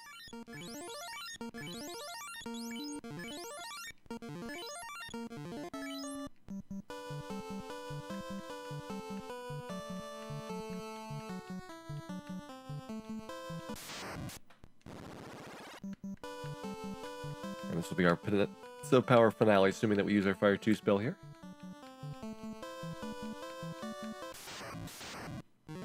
Yeah, alright, so this will be it. Everybody stay alive, and then we should get levels for all 4 party members to level 10. So it'll be 1 level higher than normal for Lich, assuming I don't get another level. So I might not get another level by the time that we finish up Vampire Trip. That's good so far. Yeah, if you guys drop on that, I think Troll is within range to kill. Cal not getting the job done. He's got the silver sword. He should be doing better than that. Cal should be doing better.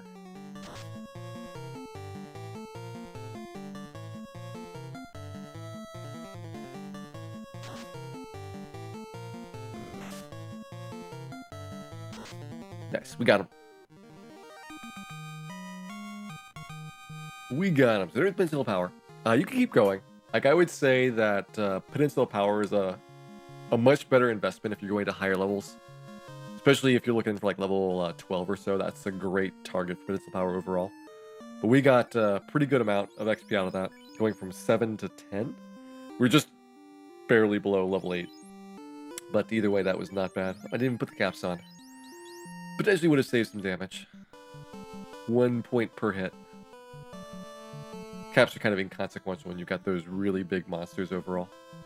Also, now that we're level 10, I'm taking off the nunchucks, so we should go barehanded from here.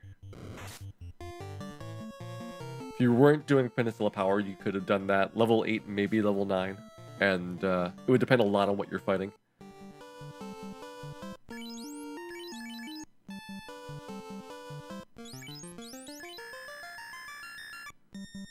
Cash-wise, I'm going to need 10,000 for Melmon. That's going to be 2 silver bracelets.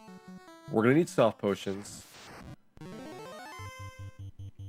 Do I want to try to get silver gear for Ace?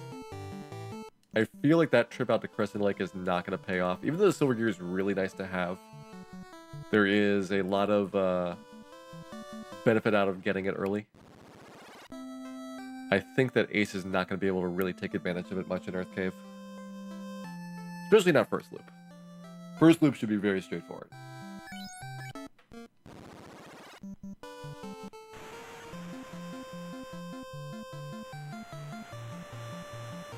Actually worry a little bit more about the ocean than the overworld, because the ocean's got a whole bunch of paralyzing junk. The Odd Eye is a bad encounter. The land's got some paralyzing junk too, but once you get out of that Peninsula Power section, you go down from the Ghoul-Geist combo to just plain Ghoul, and I think that one is, in terms of formation, is less likely to be trouble. Alright, so back here. Is there any way I can get some kind of reasonable step route going? I don't think I can, so we're just going to go into Elfland. Go ahead and pick up, I guess, one house?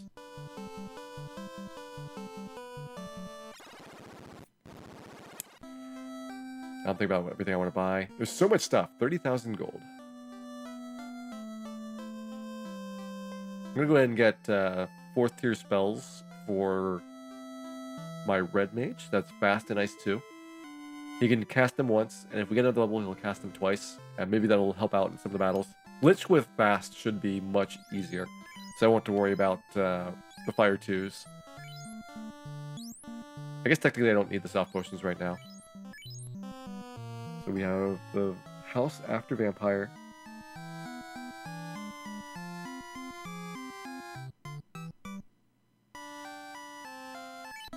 Actually, that would be... we should be okay. If I do the marathon route, then I've got a good setup for this. You get fast, you get ice too. And hopefully this is not going to break my cash total at the end of it.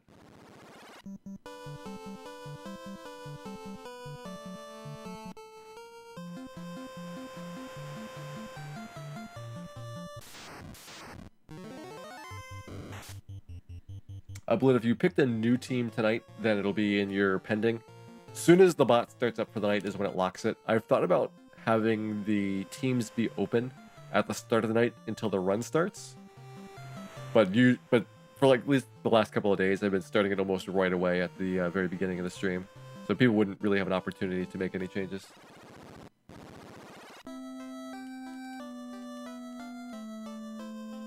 We're gonna get the silver bracelets here for our 2 squishy members.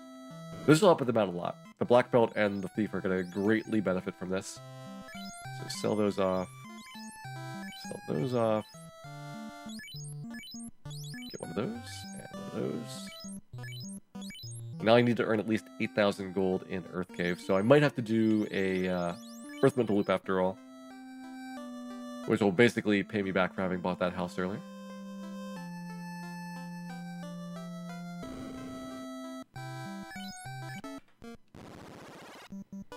I've got no idea what encounters are coming up. Hopefully not bad ones. Just gonna walk on down to Earth Cave, and once I get close enough, I'll be able to go and do a reset point for it. Alright, Gogre fight, that's good. I'll take Gogres.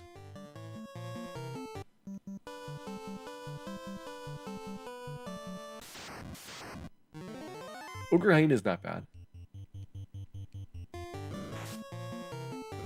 One of the least offensive encounters that might be showing up here. Can we make it down to the south? Yes, alright, we made it. So you got all your stuff.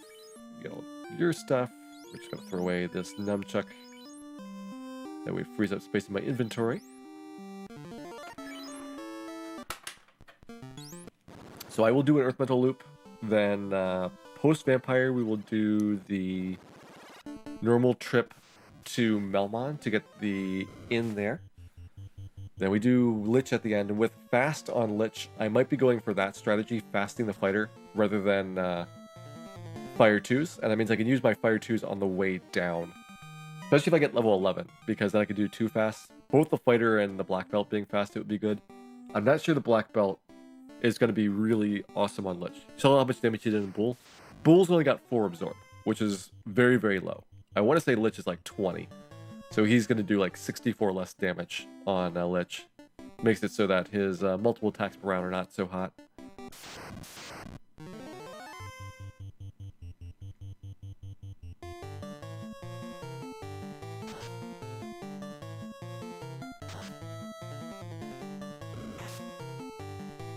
Respectable. 100 damage. Straight up.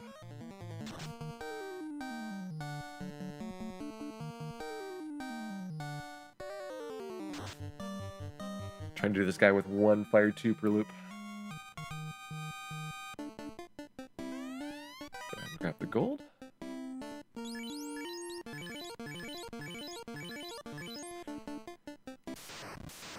Only 1 cure spell left. It's probably not going to be enough. So we'll be dropping into our heal potions after this. Hey, Purple Spider, welcome in.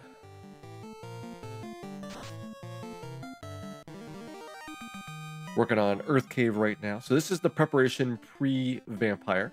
And then once we get this out of the way, we'll go and do Vampire and Lich pretty much back-to-back. It's actually not bad. Level 10, you're doing way better on Earth Mentals than you normally do at level 8. So I was thinking this would be tough to get out this last little bit of experience in gold here. But it's working out pretty nice.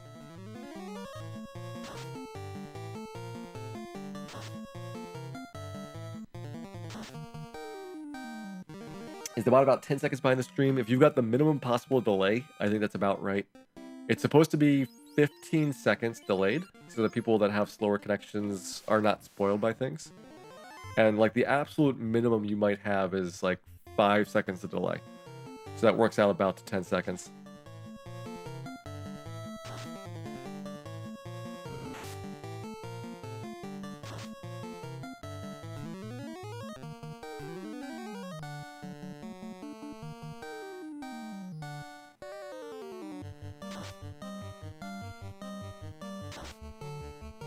Nice punch. All right.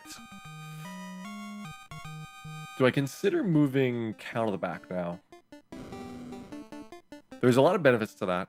We have decent absorb ratings on our Black Belt and Thief now. They've upgraded from having Wood Armor, which was 4 absorb, to Silver Bracelet, which is 15. That's the same as the Chainmail we used to have. Cal's Silver Armor is only 18, so not much better. And it's really vital that we protect the Red Mage in most circumstances. Like, having Dan die, almost no consequence. Very, very little penalty for that happening. Whereas if Cal dies, that's huge, hugely impacting a lot of the boss fights.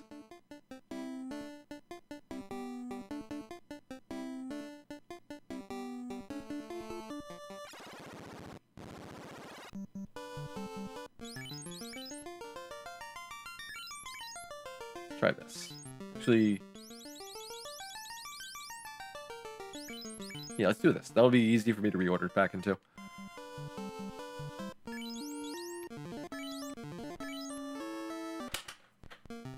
Here we go, Vampire Trip.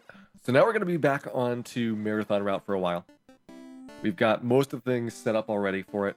There is, at least in my opinion, not much that I'm really worried about for either Vampire or Lich. I've got fewer spell slots to work with than normal, but my party's got higher levels, so they're doing more damage for the non-spellcasting characters. And we've got enough armor now that we're not significantly behind where we'd be in a normal run. So I think as long as we play it relatively cautiously on undead packs, then we should be okay.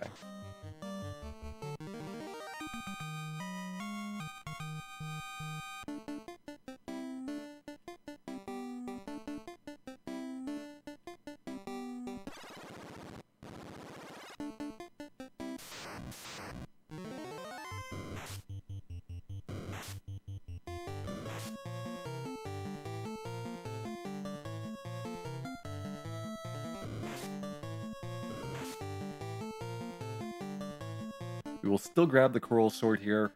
Even though technically the party doesn't need it right now, that will sell for 4,000.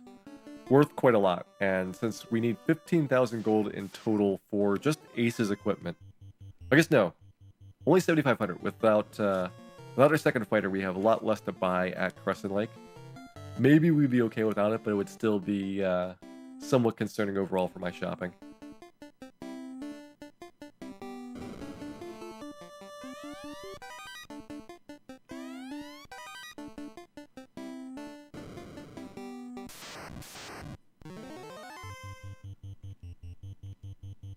Have I ever been blocked by a bat in real life? I have never been blocked by a bat. I have rubbed a bat. I've been hit by a bird. Birds actually really hurt if they hit you. Like, just full out speed to the back of the head. That was a pretty painful bird strike. So I've had the jerk birds, but the bats have been very pleasant. I was very much enjoying my bat. I got to scratch his tummy.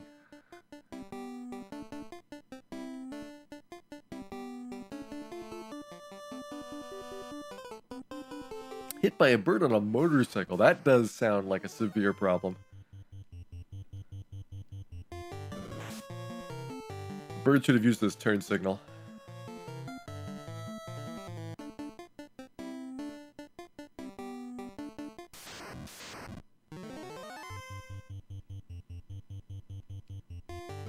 And I wouldn't say that all birds are jerks, but like definitely any water birds like swan, goose, seagull, they tend to be really vicious. Most of like the smaller nesting birds, as long as they don't have like a nest they're protecting, are okay. But they'll get really aggressive if they have babies there.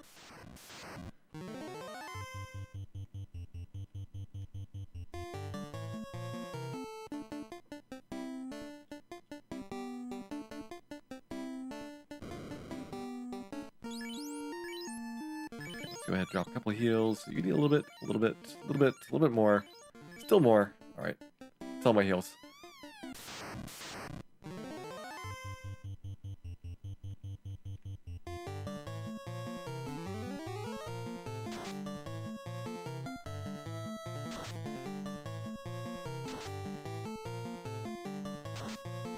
Terrorized by a chicken hawk. Hunting birds, I would imagine that anything that is known for swooping and going after prey, probably a pretty bad day if they go after you.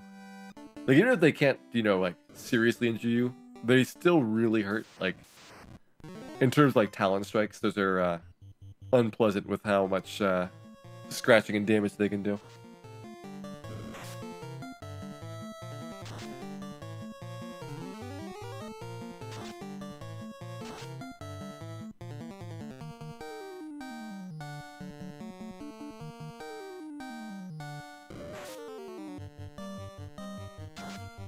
That's right, Bill. Punch that wizard.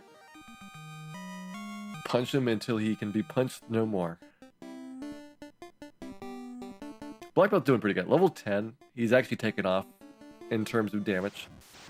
It's going to hit a pretty big brick wall here in just a bit when you start getting monsters that are significantly higher absorb rating. Like once you go over to Crescent Lake or to Ice Cave or Ordeals, the Black Belt's going to be pretty much useless. But right here, he's doing okay. Alright, there's my last fire too. Okay with running. Bill can't run. Cal better get that fire 2 off. There you go.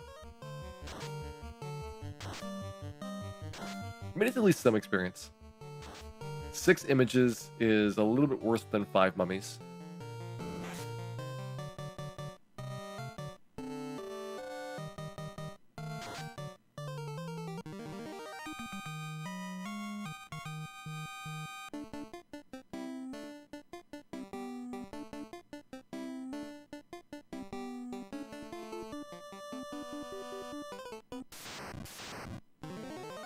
Good. At least we did not get a 6-image ambush.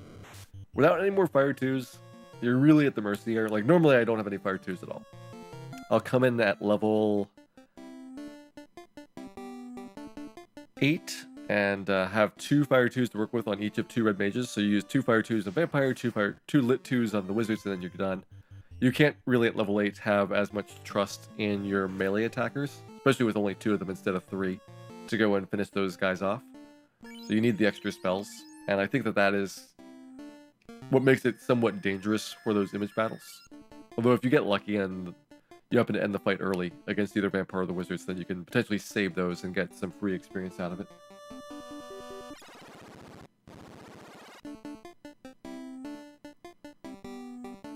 Good, that decided to not be a jerk for once.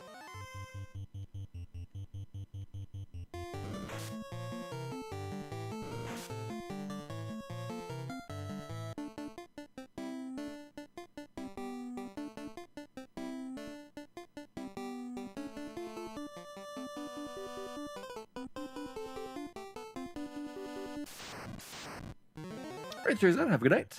Thanks for hanging out. Hope you enjoyed at least part of Final Fantasy here tonight.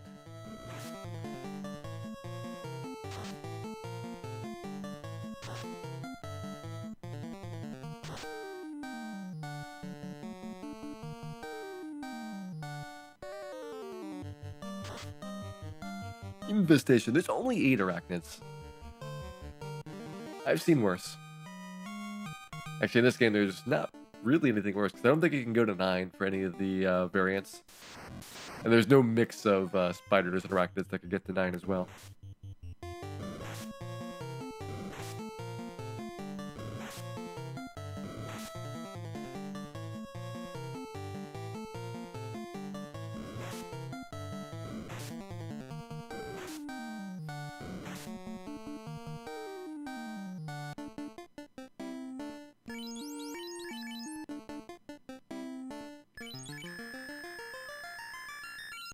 World record wolves dropping another poison. Let's go and see if we can get out of the cave here and make our way up to Melmond for the in trip. This gets rid of having to have an extra house, and that was a really big savings in the marathon route updates that I have to go and buy one of those. Houses are in very short supply in the early game. The only spot you can buy them is the Elfland item shop, which is very far away from everything else. And it probably cost me like 30-45 seconds to just get the house. And with getting that out of the way, even though I think you do spend some time going up to Melmond, you generally come out ahead, and it's much cheaper as well, saving several thousand gold in the process.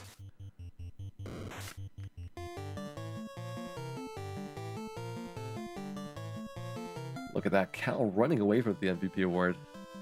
I'm thinking that's going to change eventually. Right now, he's getting all of the kill credit from having those AoE spells.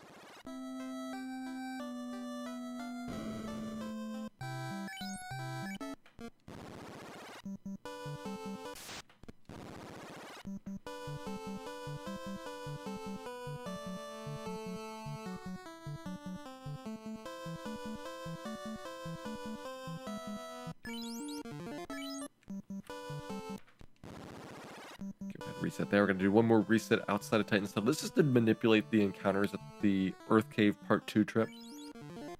Especially on the 3rd and 4th floors of the Earth Cave, there is a lot of very dangerous fights. I do have soft potions right now. I bought them and then decided to do the marathon route and not have to deal with cockatrices in Earth Cave, which probably a good idea. Cockatrices are not at all a good enemy. But if you do a setup for this, then you get no cockatrices, no specter geists, one wizard battle in the first trip, but nothing in the second trip. So it's a fairly smooth path through there. There are some image fights, there's some troll bull fights that could be rough, but for the most part, you're avoiding almost everything that is likely to wipe the party.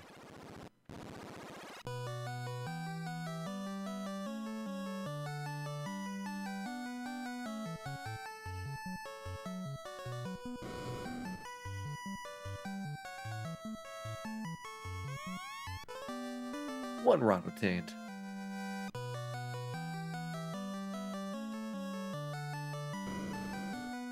You know, while we're here, we're gonna visit the rumpus room. We didn't check the rumpus room for treasure chests.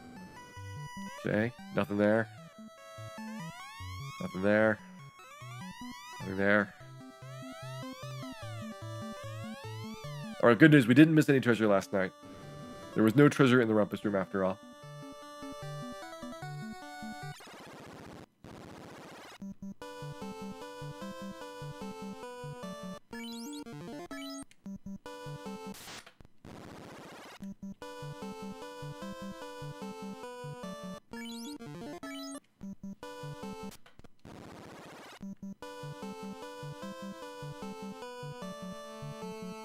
How does the old man have the vampire's key? He's in conspiracy with the Melmon tourism board to overthrow the vampire.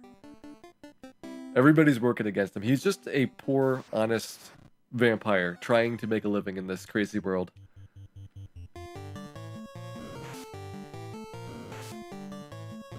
And for some reason, this has caused the entire area of Melmon to rise up against him.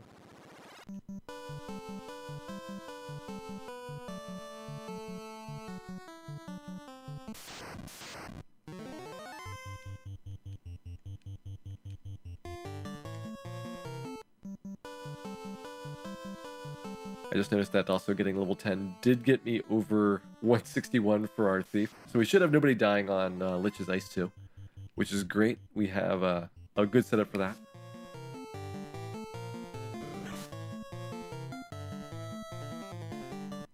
Speaking of Lich, I'm going to start with fast spells when we get there.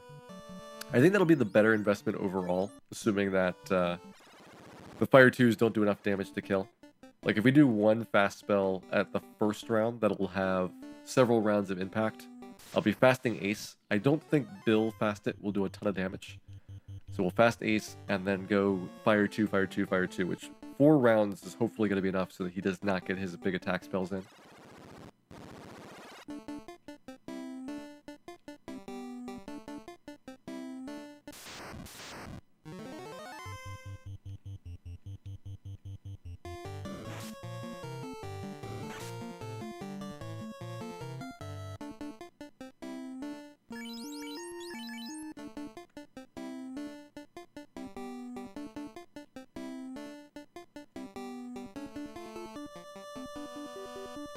A beach resort at Melmon would be interesting with all of the dangerous tiger settings nearby.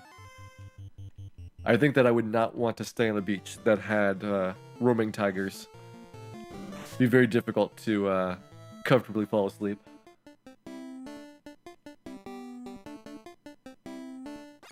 How many attempts did I do with the records just before getting the record? Probably somewhere between like 300 and 400. Most of the attempts are very short. I don't quite remember because it was getting the record and then improving it for a while until we got sub 3, which was another couple hundred attempts. I really don't want to Fire 2 here. Okay, we're good. I'm gonna put Cal back in the 4th slot again with Undead coming up. I do not want Cal paralyzed, just in case we have an emergency Fire 2 use.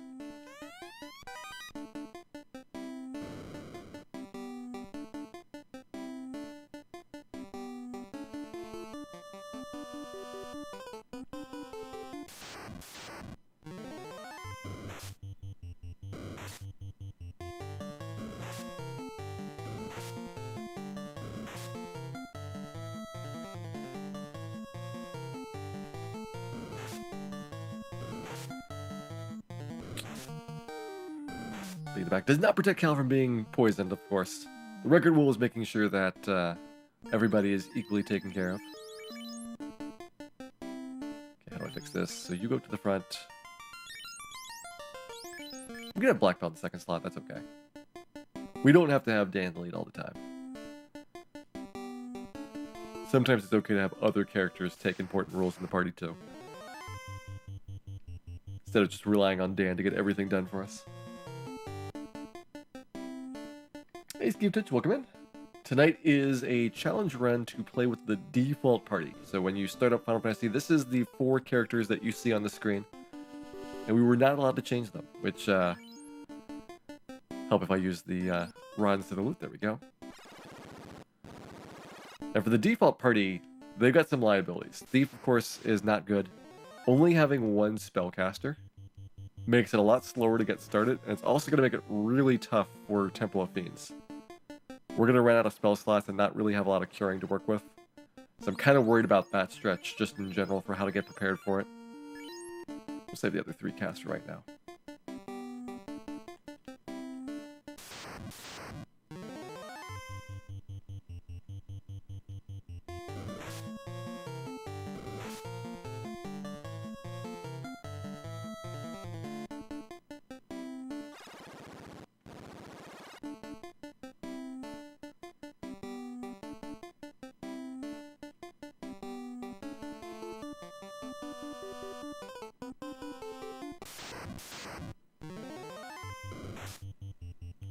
Alright, not quite the worst possible group. Could have been 2 more Grimps there. Actually, there could have been 2 more werewolves. I think it goes up to 5. But I want to say I've gotten 2 giants, 5 werewolves, a Grimp, and an ambush in the last couple of weeks for run once.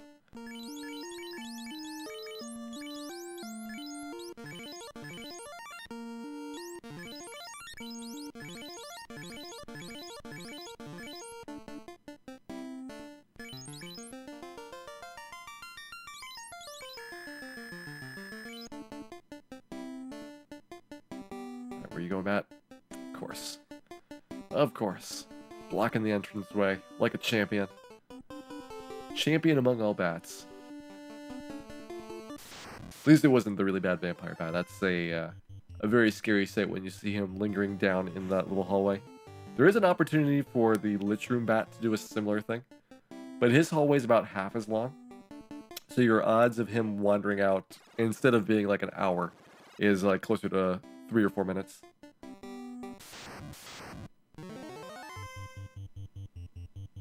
Sad that nobody broke 200 last night. I was surprised. With how much scoring there was in the early game, I was expecting much higher totals overall.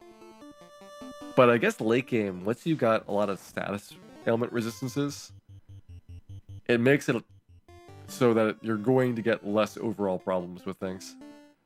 Let's go ahead and swap you guys around and you around. Heal everybody up.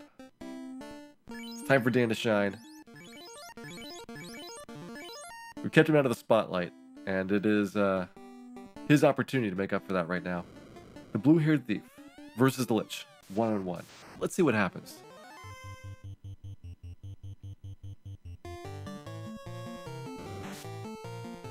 Punches Dan to the face. Dan laughs. He scoffs at that.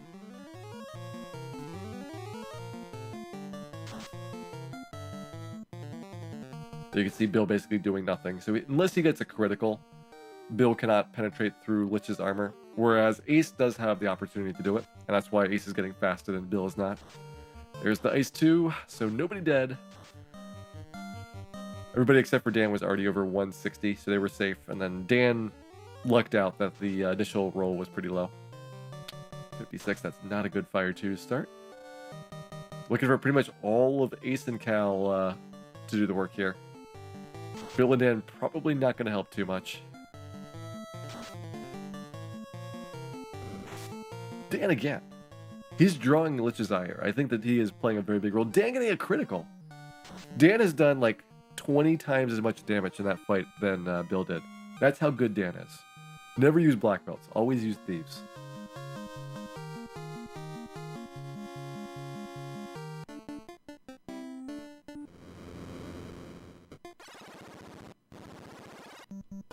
You know, as a reward, we're gonna let Dan lead the party for a little while longer. Dan deserved this. He got a very nice performance on Lich.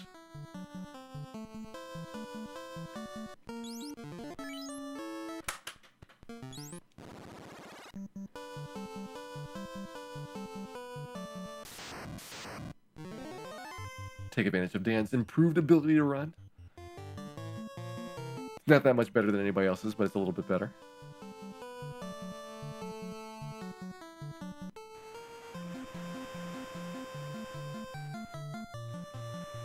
Can't see it, but Dan's steering the ship right now. He's doing everything.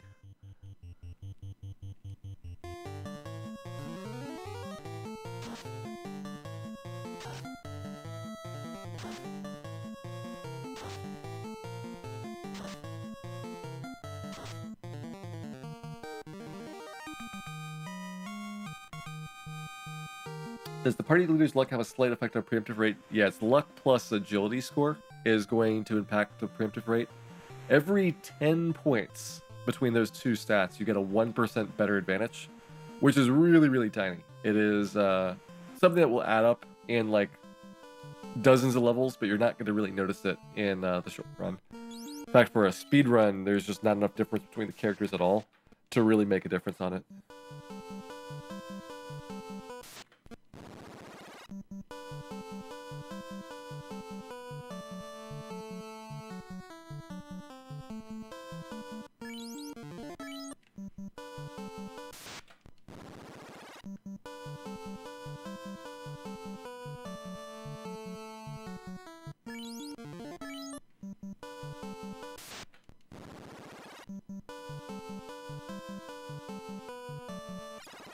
There we go, made it into the town of Crescent Lake. Gonna go ahead, hit the end here. We get to update all of Ace's armor. And we're also gonna stock up on heal potions here. The ordeals and ice cave trips are gonna be tough. There is a lot of damage. We only have one set of cure spells and one set of fire 2s to work with. So we're definitely a little bit outclassed for these next two dungeons compared to normal. I will probably skip the first Wiz Mummy battle. I might skip both Wiz Mummies if it looks like I need double fire 2 for Zombie D. I'm actually a little bit worried about ordeals, but it's still the best dungeon to go to. I would not want to do Ice Cave directly. Having the Ice Sword as well as the Zeus Gauntlet is pretty important. I guess the Gold Bracelet too, that's a nice upgrade for somebody's armor.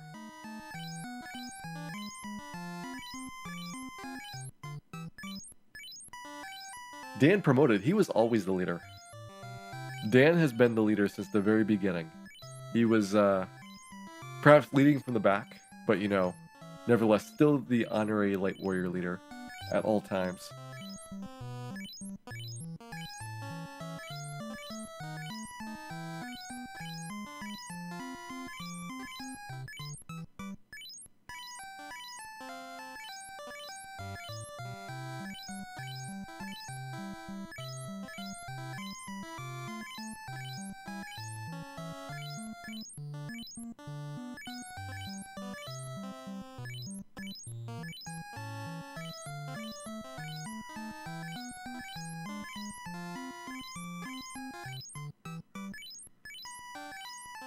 Yeah, working on the heal potion grind here. I think that's enough heal potions for right now. We'll go ahead and get a couple of pure potions as well. I did take more poisons than I do on average, but for the rest of the run, it should be fairly close to my routes for a while. So I think I'm going to be okay at least until Sea Shrine.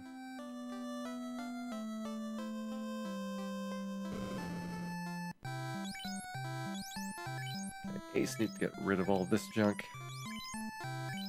Helmet. Gauntlets.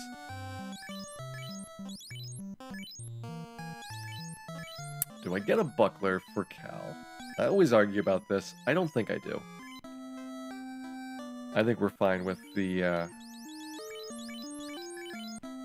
Red Mage just having the Silver Mail. It's only 2 difference for the amount of absorber you'd have with the buckler.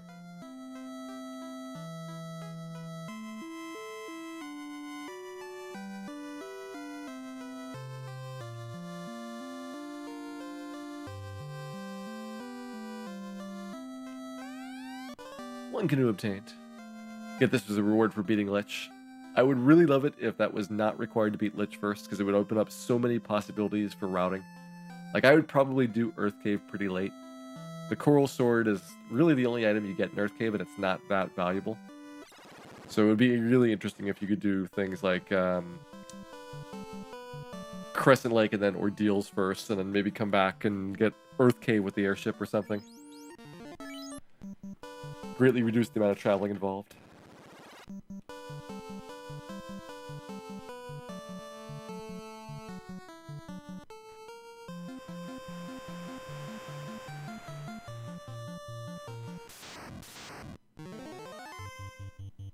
Don't worry, Blue Phoenix.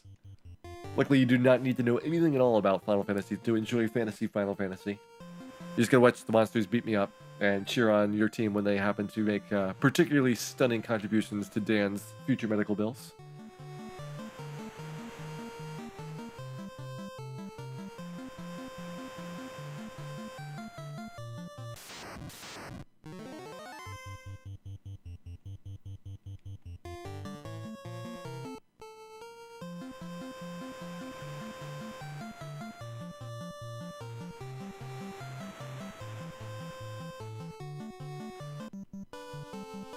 Over, and we've reached the Castle of Ordeals.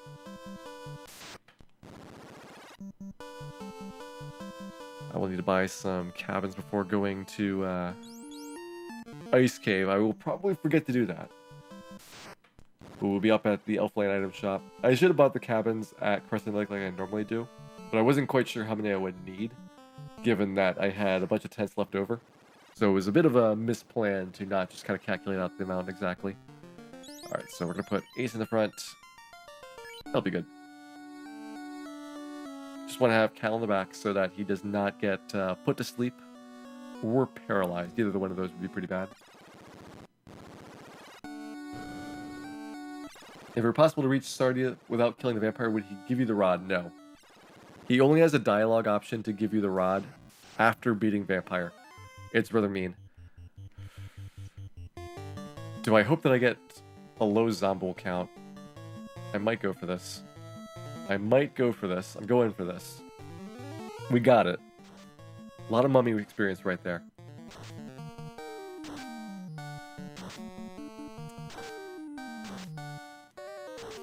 Now we definitely can't take the second Wiz Mummy.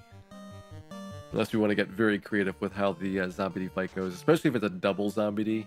I might be regretting this.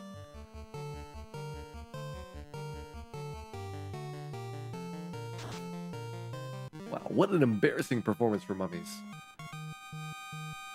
Mummies have done way better than that. They've got one more chance. And then the next opportunities are really in, I guess, the first battle of Ice Cave, and then finally Waterfall to finish him off.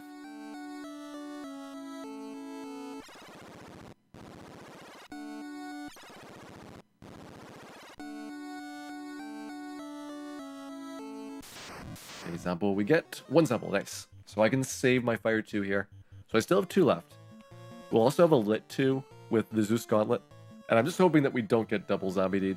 This is not a party that really wants to see extra experience at the Zombie D fight.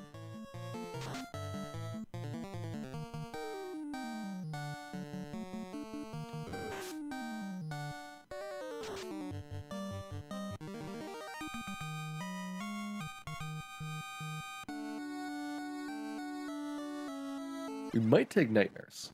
If we get a 1 Nightmare battle, this could be doable. Drop a couple of ice spells. Punch him in the face a few times. Use some swords. To end an ambush, no thank you. Alright, we're out of here. We're gonna run as soon as we can.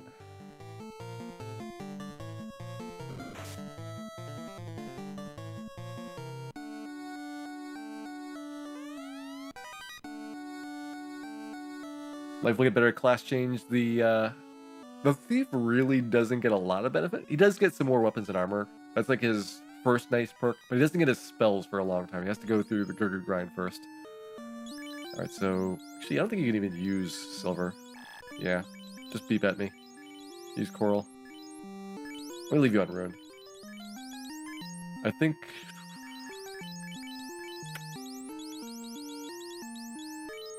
I want to have Bill with the heal staff.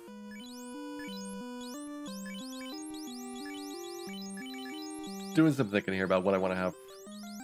Coral sells for more than rune, so if I sell it right away, I get more cash. But I can probably sell both of them when we get to the post ninja. This is my next opportunity to shop. I think we'll leave it this. Ice heal rune silver. Yeah, we'll take it. We will put. Who do we want gold on? I think we're going to put gold on Bill. And leave Cal less upgraded for right now.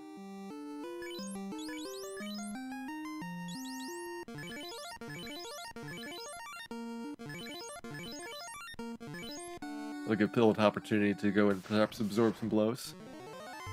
Okay, run. We're gonna save our Fire 2s for Zombie D. Bill's basically gonna take the Dan role and how I got this set up. And he'll pair off with Cal for a lot of the consumable items. Or I guess not consumable items, but the usable items in battle. When's the Solo Thief run? Stay tuned. Just keep the channel page open, and maybe eventually a Thief run will pop up.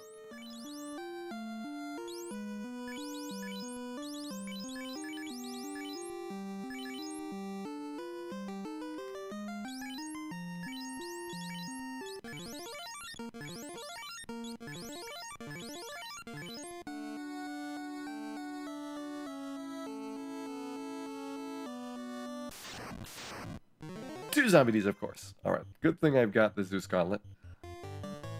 And 2 Fire 2s. And now hopefully we do not get Cal paralyzed particularly.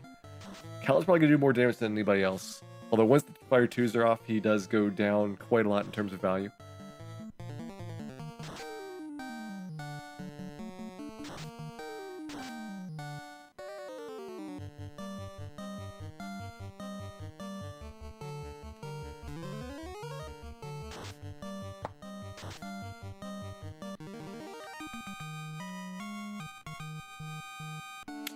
Good job, everybody. We got a tail. 1 tail obtained. So that was actually not as bad as I was fearing for ordeals.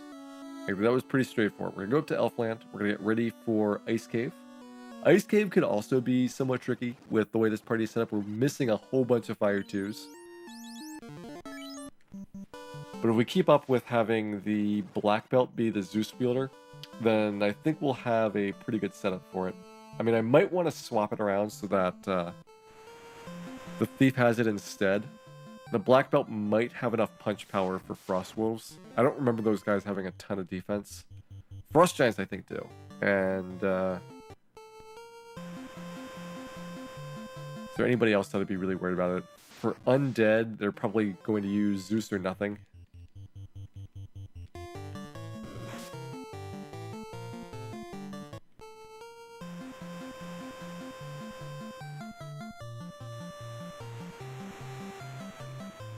This will be a trip where I can't afford to do Fire 2s on the Undead pack, so it should make me a little bit nervous in spots.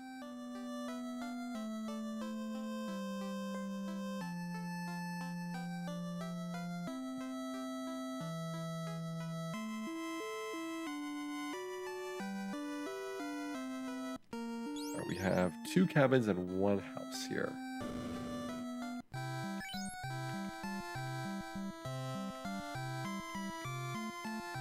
I think I want to buy 10 cabins? Trying to do some math here.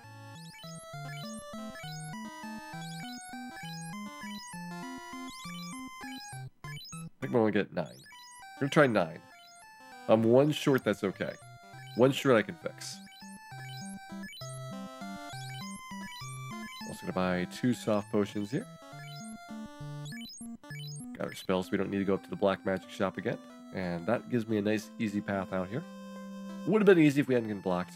I think it's still faster even with that 2 extra steps to go the east route rather than the northwest route.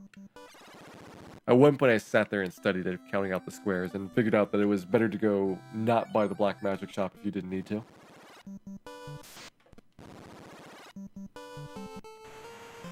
And on to Ice Cave. A daring place. Full of wonderful adventures. Also generally full of death.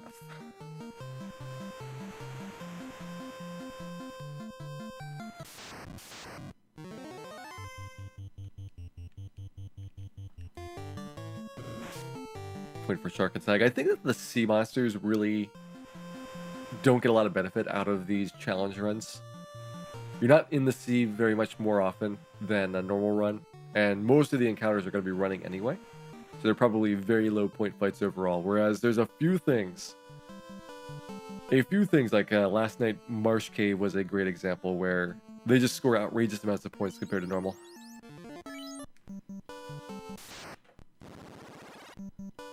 Is it horrible for you to be rooting for Ice Cave to end the run? Yeah, because then we wouldn't have Fantasy Final Fantasy if the run doesn't end. We gotta have a completion.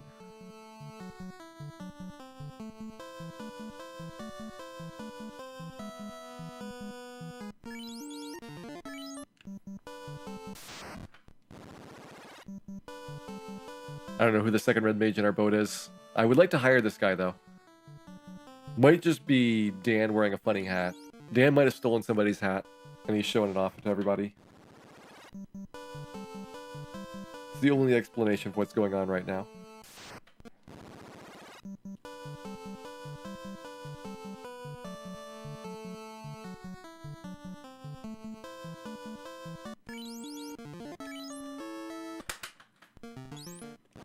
Go ahead and drop the cabin there. I think I might be 2 ahead on recover items. In which case I do want to skip the tent inside. The one at the south, 2, 3, 4, 5, 6. Yeah, I think I'm 2 ahead.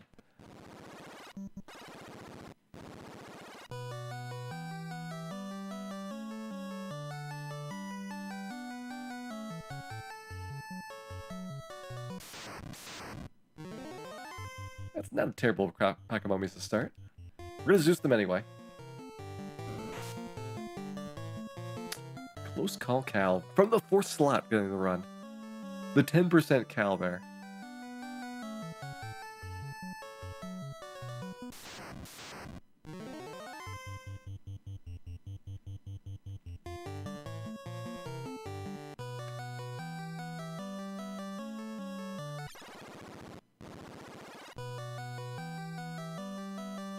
First floor down. Second floor is generally a little bit easier.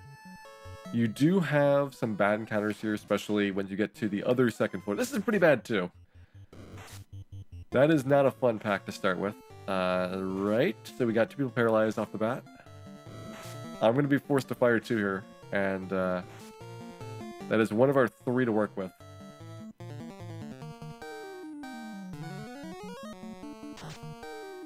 That is a really unfortunate one too. Not having the Zeus available is really hurting here. Bill's got the Zeus. Maybe it should be on Dan instead. Dan is definitely the more trustworthy of 2 right now. Dan, close call, alright. Dan getting us out of there, preventing us from getting any of that dirty experience on us.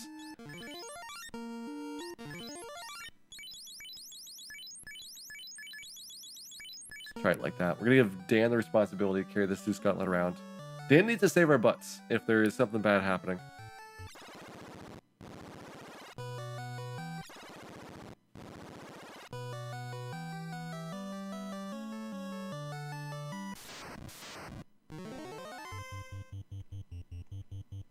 Better. Again, though, we've only got 2 fire 2s left and 4 battles that potentially need a fire 2, maybe 5. We are not going to fire 2 here. I would love to, but can't afford it.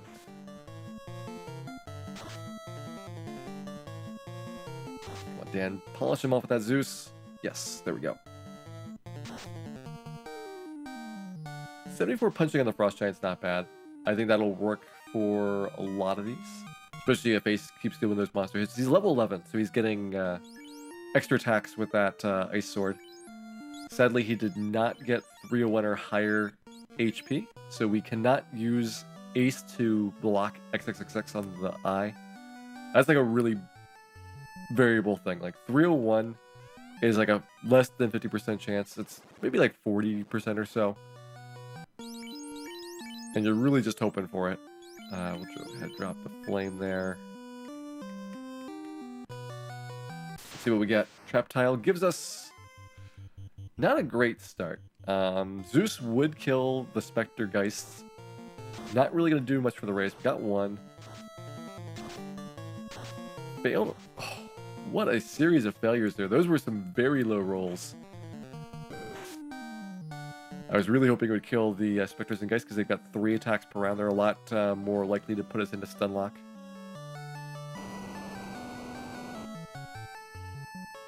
We're not going to get the Frost Armor. I think that would be crazy tough. We're going to have to use another Fire 2 here. Down to our last one. There is 1 more Frost Battle left. Oh, Frost Breath. This is why you have to use Fire 2. Just absolutely cannot let these Frost Wolves take any more turns. They have a 25% chance of doing that Frost Breath every time they attack.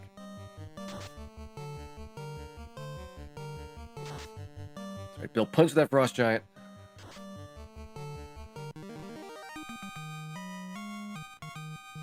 We didn't have the 3 attacks per round on Ace. That would have been a really tough battle to guarantee survival on.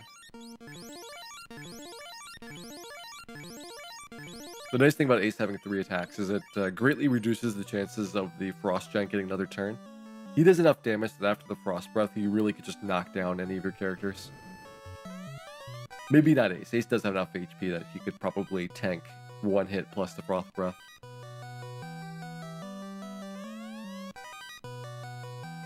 Go ahead and grab my 40,000 gold down to the southwest here, and we're going to head on upstairs to meet the Eye. We cannot fire to this.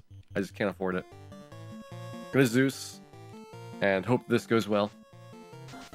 6 is the maximum number of races that you're gonna have, and at least they only have 1 chance to paralyze us per round. There we go, Ace gets it out of there. I missed the treasure chest, oh no. Well, check the VOD from last night, where we got every single one of these treasure chests, and it was a good time. I actually didn't have much of a problem with the Frost Wolves, and for the cloth armor, I actually did the warp trick to go up the hole, and that way I didn't have to fight the mage pack at all.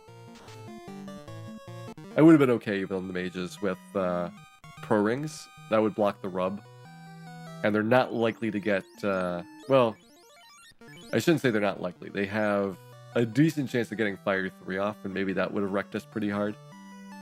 But you're just kind of hoping, and I was willing to take 1 mage fight, but not 2.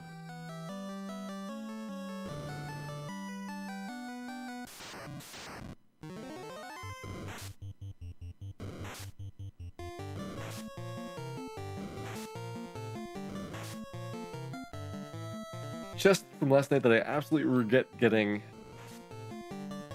I mean, Marsh Cave was pretty bad. I think Marsh Cave was a tough one. Earth Cave, it could have been bad, but we happened to get really lucky with a couple of fights that it generated for getting those other treasure chests.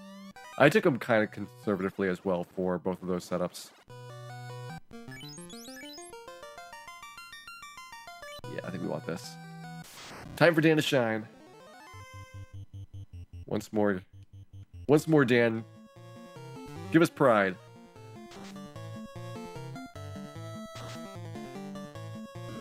That's right. Dan tackled the Eye barehanded and came out ahead in that exchange. The Eye was so flustered, he didn't know what to do.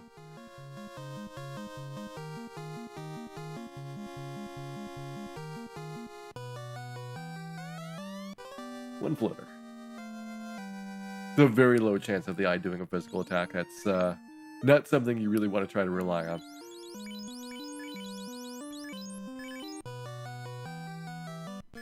Fight him again. No, that'd be cheating. Can only fight bosses once.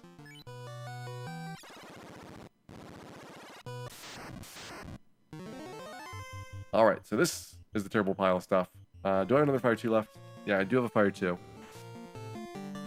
I mean, I could save it for the Wraith encounter. There is up to 6 Wraiths as the very last fight here. But this is more likely to cause me a problem than the race. Close call, Bill. Nice job, everybody. We're out of there. We got 1 battle to go after this Arbonne vacation. Grind the Eye? Yeah. I don't think so. We're going to have Agamas. We've got Agamas aplenty.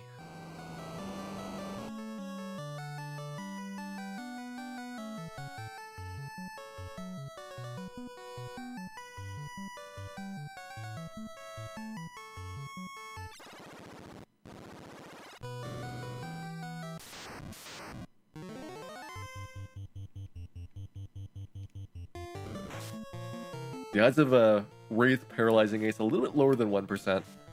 It is possible. I've gotten stun locked, even with the Ice Shield, and lost runs that way. It's a very unpleasant and sad occurrence when it takes place, but you're basically looking at a 3 in 256 for bypassing the protection, and then about a 1 in 3 chance of it actually proccing in the first place. How long does a run usually take? For a marathon route, about 3.5 hours. For a world record run, about 3 hours. Both of those have some variability. Less so for marathon. Marathon is probably like 3:30 to 3:40. Anything above 3:40 is almost certainly a bad time. And then for record run, you know, the odds of finishing is just extremely low. So you either finish in 3 hours or you just don't finish at all.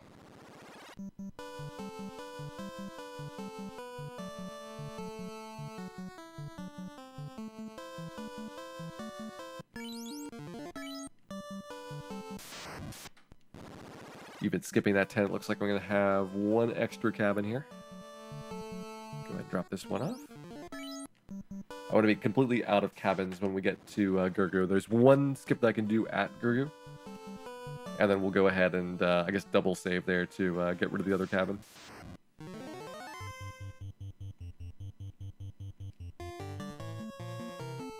And Cal's been doing good work. I think Cal is far and away the biggest contributor to this party tonight. It might not keep up, but then again, with the only person that has AoEs, he's got a lot of value in the early game.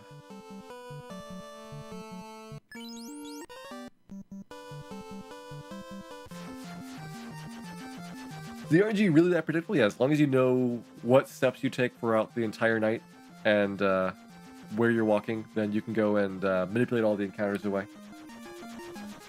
It's a very helpful trick, but it does require a whole bunch of planning to figure out what to do. Alright, time for Bahamut's extremely long, not at all maze-like, but unnecessarily long hallways. And that is, by tradition, the point where, in the run, I'm going to get attached.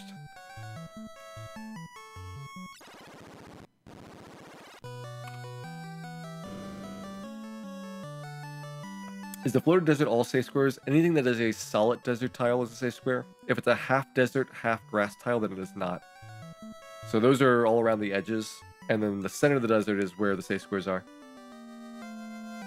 Look at that. One class change. You know, just to show it off. Dan's got his pajamas on.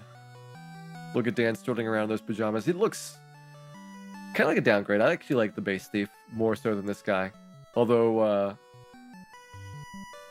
NES Ninja is like a million times better than Remake Ninjas. The Remake Ninja is just horrible looking.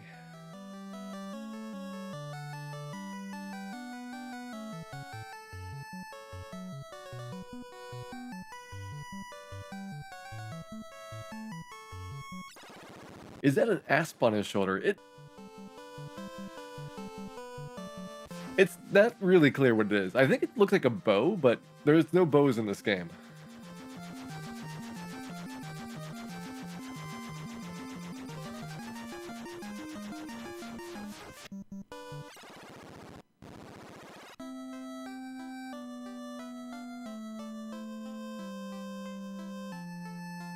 Go ahead and fix our ninja up here. So Dan's gonna get the silver sword now. Is that correct? Yeah, we probably want to have Dan with the silver. Armor-wise, do I use the Zeus on him? Definitely getting that. I think I'm gonna use Zeus on Cal. Yeah, at least for the upcoming stretch, there's nothing that requires me to use the Zeus at all. What am I, my guard? I'm gonna steal some stuff off. Not yours. Somebody's got an extra silver bracelet here. There we go.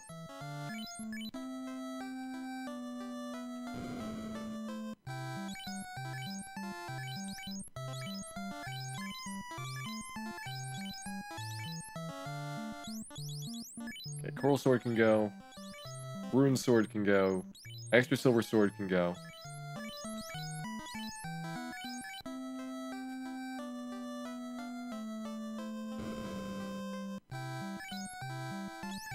Ruse spell. Oops. Ace gets a ruse spell. Cal gets a ruse spell. Only 2 ruses though. That is pretty big restriction right now. We're gonna fill up our heal potions. We do need to get Ice 2 and Fast for the ninja. He's not gonna be able to cast anything to level 15, but we're just kind of getting him ready ahead of time. Hey J0, welcome in. The party does look a lot more buff after class change. It's really ridiculous, the transformation process they go through. I guess they try to make them as distinctive as they could. And given the limited size they have to work with, they had to be like really exaggerated for the proportions.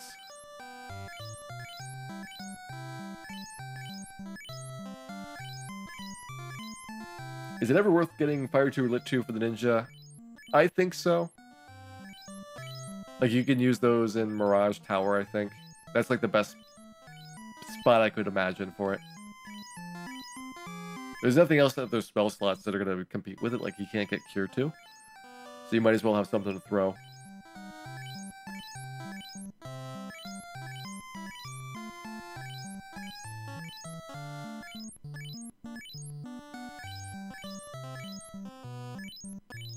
I mean, if anything, Ice 2 might not be worthwhile. Losing out on a fast charge is pretty big.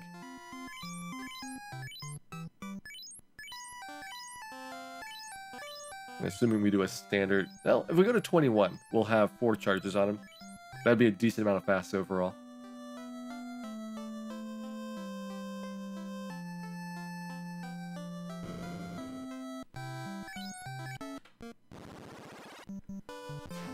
What do I want to do shopping? I might do a double trip to Gaia. I don't have enough money to get the bottle and the pro rings right now. But the pro rings could help out a lot in the Gerger Volcano trip. Alright, so Dan is getting... Should have bought Lit 2 first so it matched the order for my Red Mage. Got Fire 2 and Lit 2 though. We're going to get Cure 2 for our Knight and Red Wizard.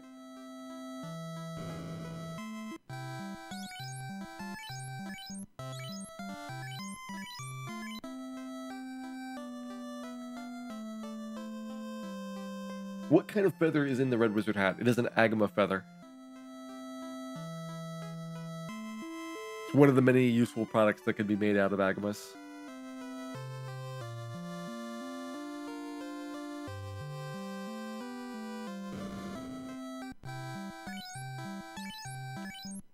I'm gonna go ahead and get him a nice 2 just in case it happens to come in handy. It might help in the Temple of Fiends grind. Go ahead and hit the end here.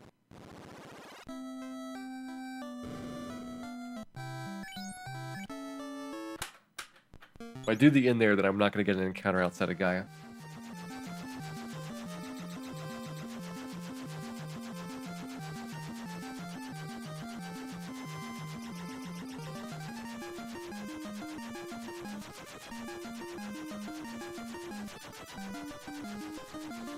Need an Agama fact thread. It needs Agama facts. You guys are responsible for generating all the Agama facts as we go through Gerger Volcano. We'll have time. You guys work on the Agama facts tonight, and if there's some really good ones, we'll save them for future posterity. Alright, so gloves can go... I guess it doesn't really matter who's got the Zeus now, once we do this. Just enough money to get everybody a pro ring.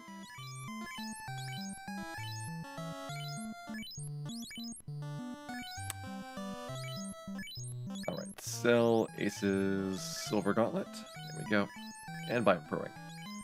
Nice.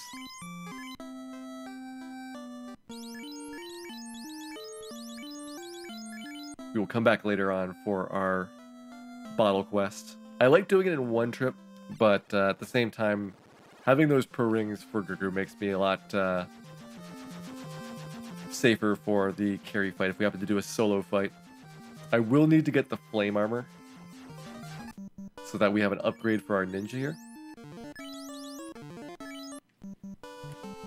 We did not get the ice armor, and he cannot use the opal armor or dragon mail.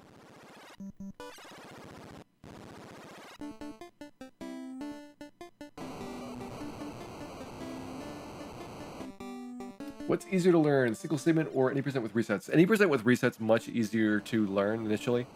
There's so many things that can be fixed up in walking mistakes, assuming that you survive long enough to get to the next reset point. Whereas with a single segment run, you really have to know how it's designed for the route in order to figure out how to recover from things. If anything goes wrong in a single segment run, there might be steps built in that you can use to fix it, but you have to know exactly where they are and how the encounters work.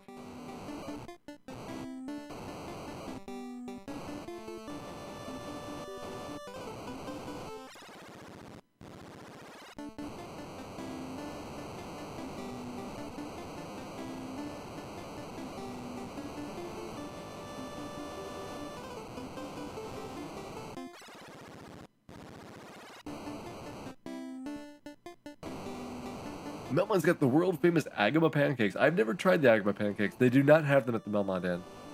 The Melmond Inn only has some really old eggs that have been sitting out for like 3 hours.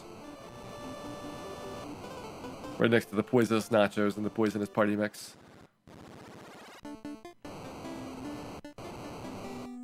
We're not going to get the bonus Agama here tonight. Okay, what can your cures last for? Almost nothing.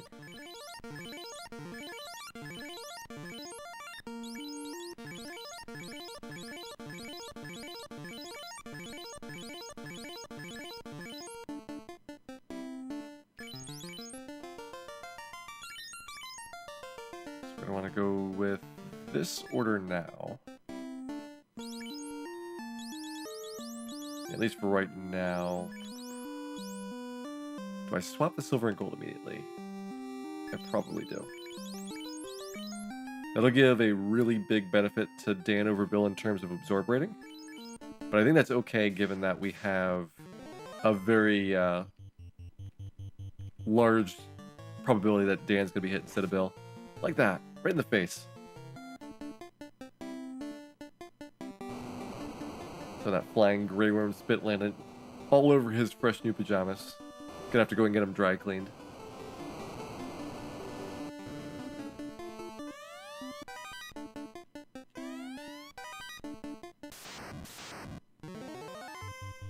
We'll get the Flame Shield here. So that's an upgrade for Dan. We're gonna have Ice Shield on Ace. Dan will have Flame Shield. Maybe I should have just sold the Silver Shield for extra cash. I don't know if there's anything I really need to buy though.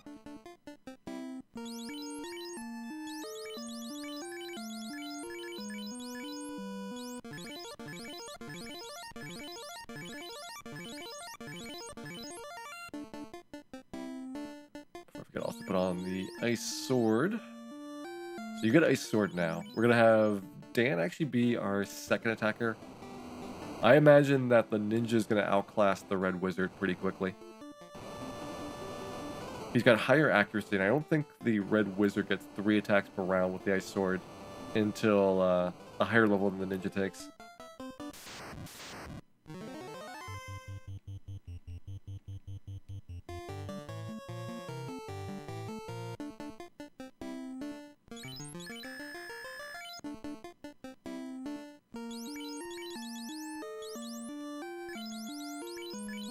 I think this is actually what we want to do.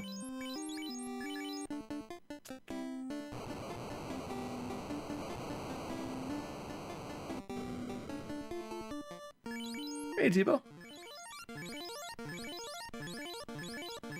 Just getting all set up for our Agama grind right here. I don't know how long into the grind we're going to be able to make it. The problem is we have way less healing than normal. And every time the Agama heats me, it's going to be really, really frustrating as a result. We just can't survive here very long. Luckily, we do have the Pro Ring, so that's decreasing damage for physical bites.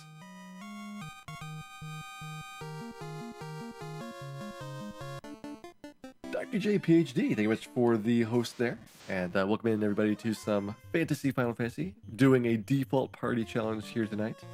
And thank you, J0, for the subscription. Glad to see you supporting this stream and hope you continue to enjoy the content as well as your Out of Bounds bat. He should be arriving shortly. If you can't find him, look in your walls. He might have gotten stuck in there.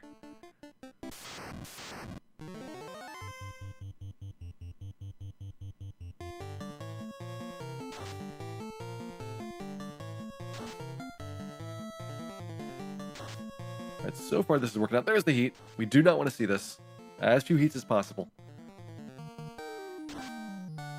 Ideally, well, I mean, I want to get at least level 16, but I don't know if I'm going to be able to be here long enough. I might have to find a backup grind spot after we get to 15 at least. 15 will get me 1 cast of warp, so we can do waterfall. Stop it, Agamas!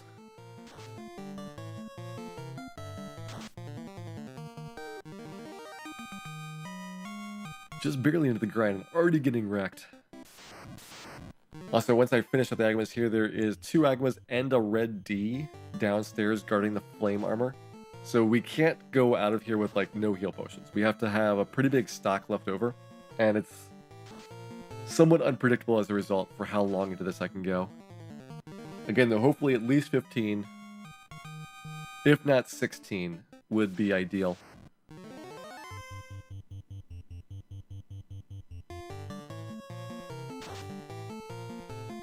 The natural predator of the bat is the Agama. I did not know that. That is a astounding Agama fact.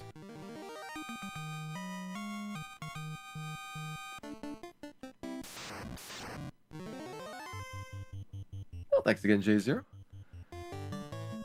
Hope we continue to entertain and give you lots of quality streams to watch in the future as well.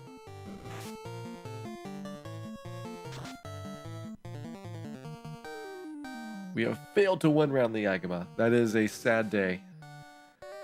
As a result, Dan gets extra punishment. It was probably Dan's fault in the first place, let's be honest. If anybody failed, it's likely Dan.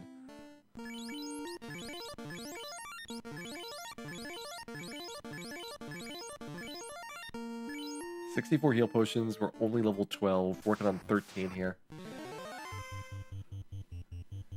It's gonna be close. We definitely need some good Agamas.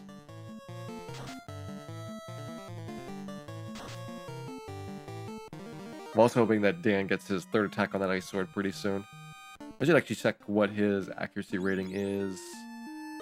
52, alright, he's nowhere close. Never mind. He needs 64 for the third attack, so looks like Dan is going to be stuck with 2 for quite some time.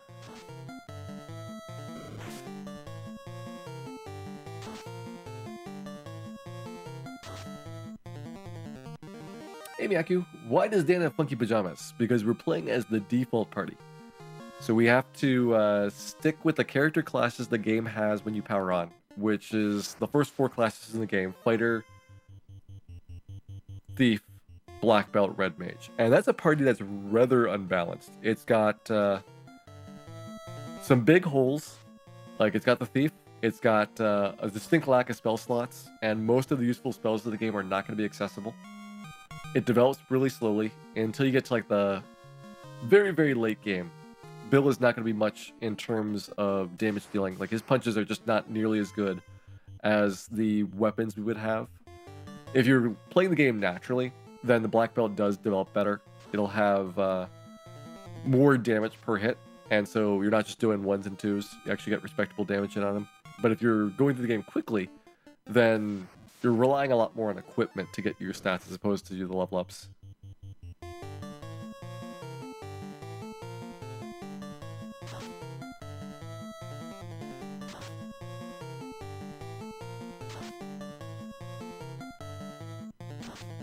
The Agama wearing sunglasses, I did know that one. That was a very commonly known Agama fact. Everybody in the party should be wearing sunglasses. It's very bright here in the volcano.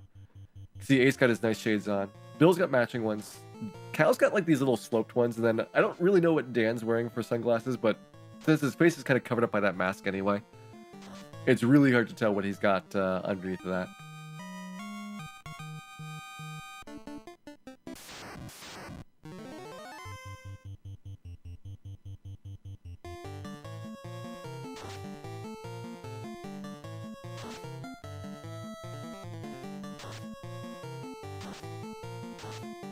Another heat. Please, less heat. We're looking for a little bit cooler confrontation here, Agama.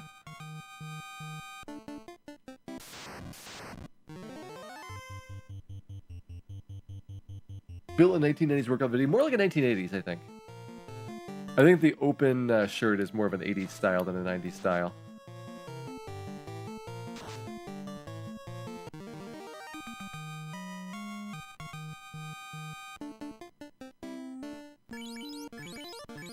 Who knows? Maybe they left it deliberately ambiguous to not spoil the surprise.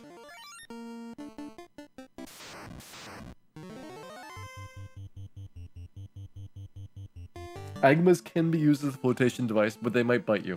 That's the big warning about it. Another heat. Ugh. Each of these heats cost me so many heal potions compared to a regular fight. And we have many Agamas left to go.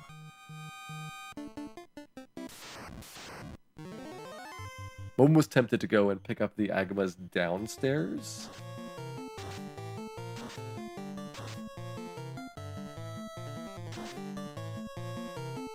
I don't necessarily need to be on my normal step route. Like I can do something different for Waterfall. And then downstairs, I guess that would cause me to get, after the bullfight, I think the encounters get somewhat nasty. We're not going to get that in time to get the Fire Mental. Fire Mental is actually a good monster to grind on. They're not particularly dangerous at this point, and they give a fairly good amount of experience. How long do I grind on Agmas for? Normally it's going to be some kind of level target. If you've got 2 red mages, you can do level 15. That way they would each have 1 5th tier spell, 1 cast of warp apiece. If you got 1 red mage like this, you want to get 16, so that he's got 2 casts.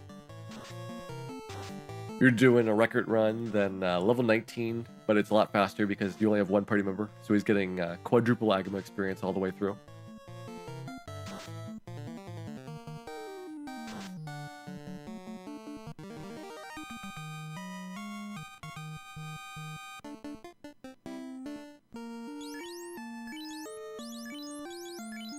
Alright, so we're about to get a level here.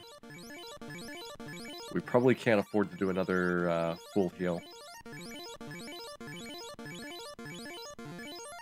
41 right now.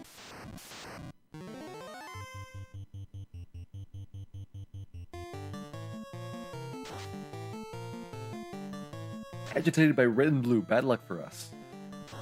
Especially red. We usually have a lot of red characters going through Great Volcano. Stop doing the heats! Stop it! Who taught this Agama how to heat? I want names. Was it Dan? It might have been Dan. I feel really bad about that now. We should not have taught the Agama to do such terrible things. I'm actually surprised they have leveled up at the same time. I guess the deaths were very early on. So the amount of experience points that are different between Bill and Dan and the rest of the party is relatively small now. Like, as we level up, the levels get further and further apart. So you'll notice that small differences that were previously causing you to have an entire level difference between your characters, gradually shrinks down until it's like the same battle that you get your level ups on.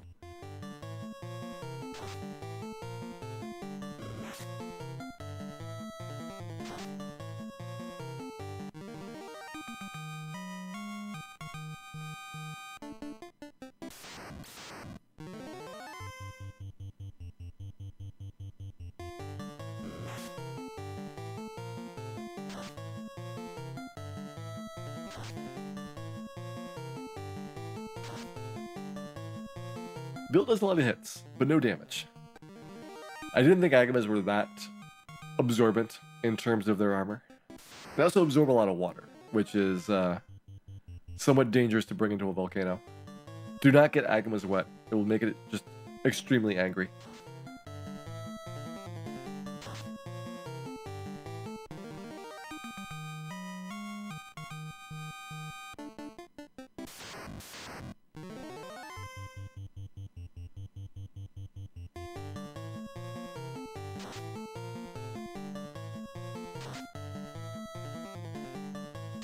I guess if worse comes to worse, we could do a second ice cave pass, grab the frost armor there on the way out after doing an eye grind.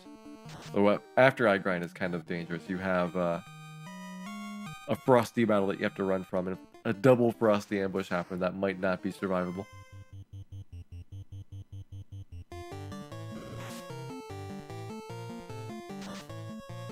Am I on ice today? I wish. We need some ice, just to cool off these terrible Agama burns that we've gotten.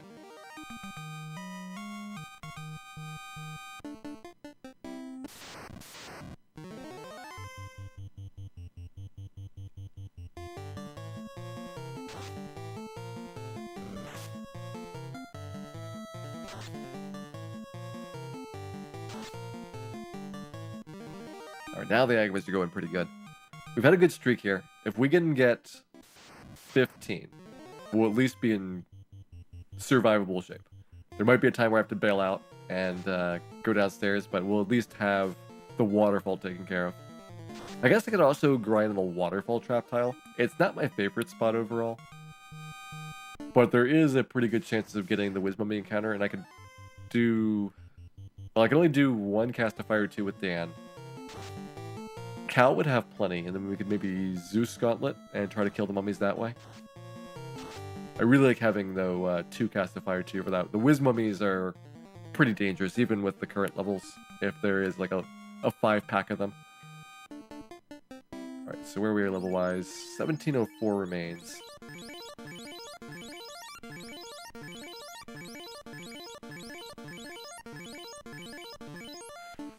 I really cannot take another heat. One more heat and then we're done.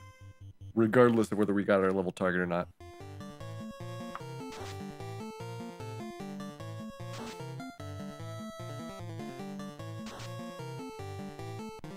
We just gotta hope. And go up 618 experience at a time until we get those levels. 2 more Agmas should be level. So that's at least positive. Even if we went downstairs right away, we would get the Agma experience. There's the heat. So we're done. We're gonna get the Agama experience for the level at the Flame Armor Agamas. And we'll get 1 extra Agamorph experience at Carry. I will not fight the Blue D. Just not the Blue D, the Red D. The running strategy is by far the best one. But he can hurt a lot, and that's what I have to save most of these heal potions for.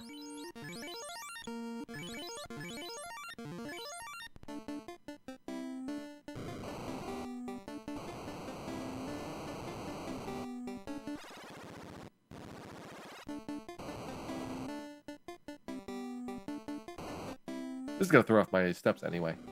Going over here to grab this. I shouldn't worry about waterfall at all. So here's Agama. Our dear friend Agama, who we just saw upstairs. Returned.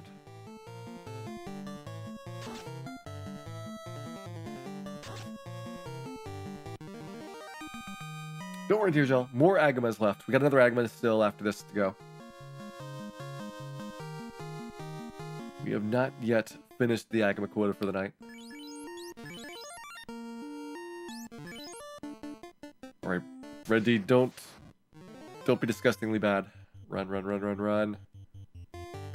Can't run, can't run! Why are you doing this to me, everybody? There we go. Dan, of course, understands the importance of running. Dan is a professional coward. Okay, so do we do... I think we will put Flame on the ninja for right now. Gold on the black belt?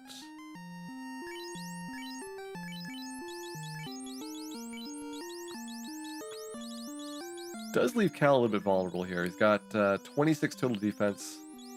Sadly, he cannot use a shield. We need to get a buckler or a pro cape for him. This might be our best option. That might be the best we can do.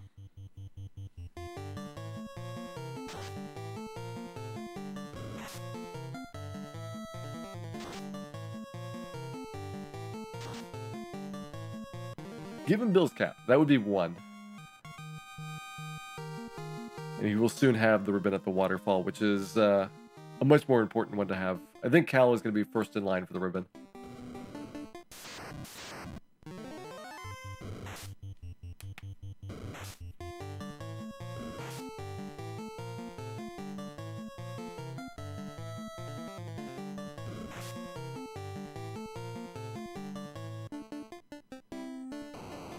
Yes, ribbon is also 1 for it. So it's not going to make a difference in terms of the overall absorb rating for very long. Made it to carry. I don't think there is an encounter on the other side, even though we're really close to it in the number of steps. Yeah, 9 heal potions left. Maybe we could have done 2 more heats. Anything else I want to mess with? We're going to have Ace be our primary attacker. And I think he's going to be our primary tank as well.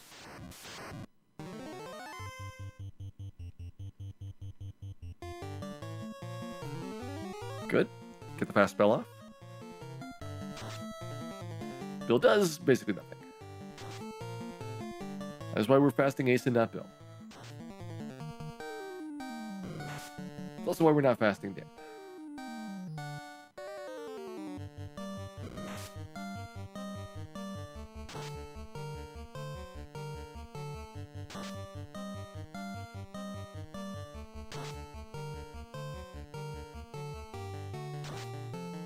Yeah, party order determines the frequency at which single target attacks are made.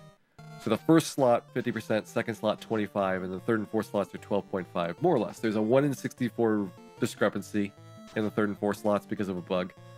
But it's like close enough that you can use those percentages to work off of.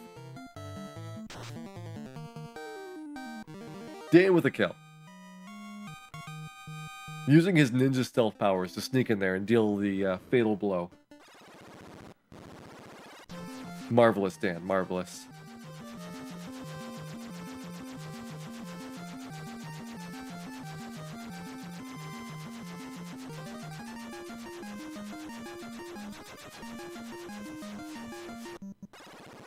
Carries a pet Agama named Mr. Snuggles. Interesting. That is a very personal Agama fact.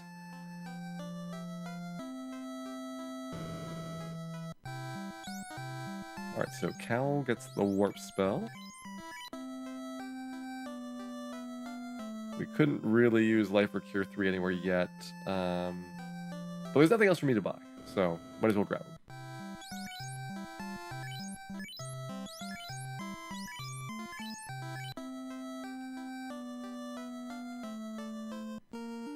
I don't have enough money for the bottle. Oh well. We'll need to do some more grinding somewhere. I'm going to do Waterfall here next, and then we'll come back down, maybe do Ice Cave for the eyes. That would be interesting, doing the shortcut across, see if we can get through there as fast as possible. I don't know if I can get 16 here. Probably going to be a little bit too far away for that. Exit is a 6-tier spell, which is generally not possible for me to buy. I want to say you have to be level 20 with a red wizard to get it.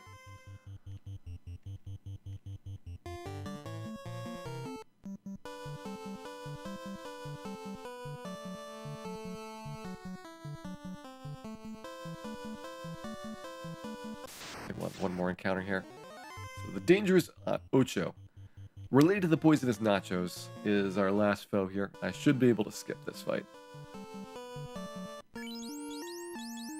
I don't have a cabin, so no skipping for us. Normally I'd be buying cabins in that stretch. But we have not gone to Gaia.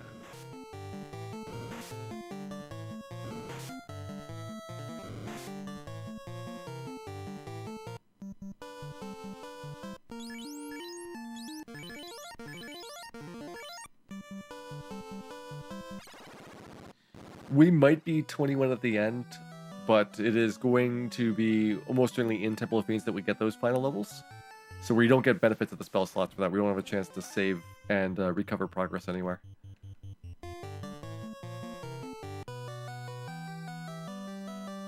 Hello, Bat. What a pleasant bat gentleman that was. Very kind and thoughtful. Tended to our every need. We're going to skip this. We're going to look for super big Whiz Mummy packs.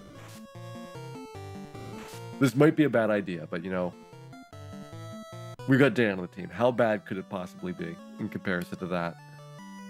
Dan the Thief. That's pretty much the worst idea we could have for the night.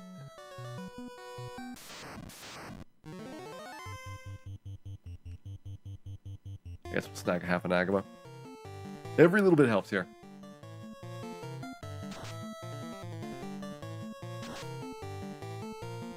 Maybe we won't snag half an Agama. These guys have a ton of evasion.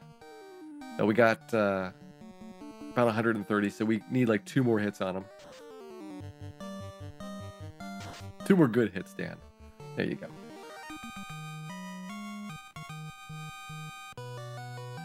Dan's spindly wrist not strong enough to cut through a nightmare.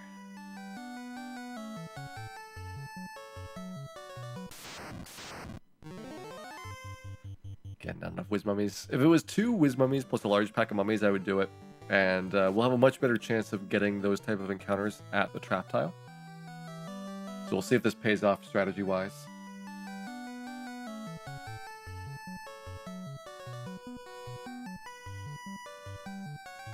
Come on, out of bounds, Bat.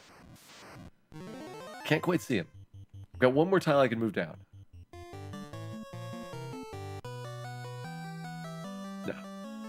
He's got it. Like, it was such a good out-of-bounds bat setting last night. I'm not shocked that he's taking the night off tonight. Alright, so... Ooh, who did I leave the Zeus Gauntlet on? I think it was Bill.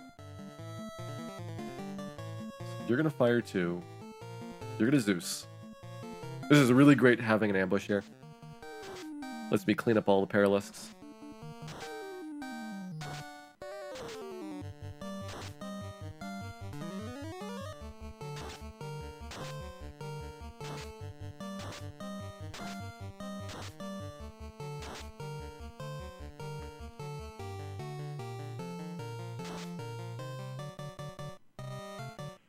That is a lot to still deal with for Wiz Mummies. And I guess just try punching him. Might have been better to Zeus. Oh, yeah, we probably should have Zeused. Probably should have Zeused.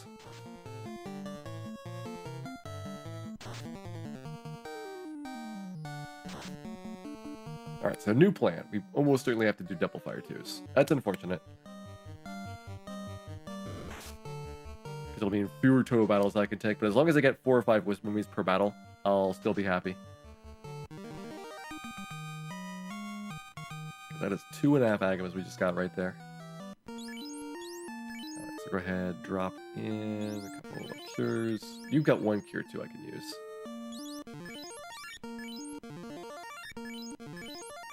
And you've got 3 more fire 2s. 3 Wiz Mummies, but a whole bunch of Jerk Birds. This will still work out. I think this is still fine.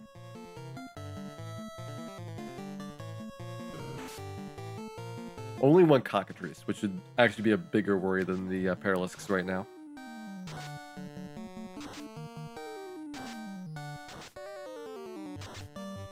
But there's a little trick to grind on the trap tile here. The doorway is a safe square, so it's not advancing my step count at all to go back and forth between trap tile and door. If you went into the room, it would count you a step, and so you might get extra encounters as a result. For my case, because I just got an encounter, like, just outside the room, it's probably quite a few steps away anyway.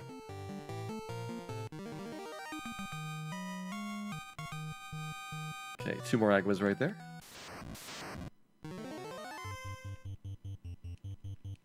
No. There you go, on the bird.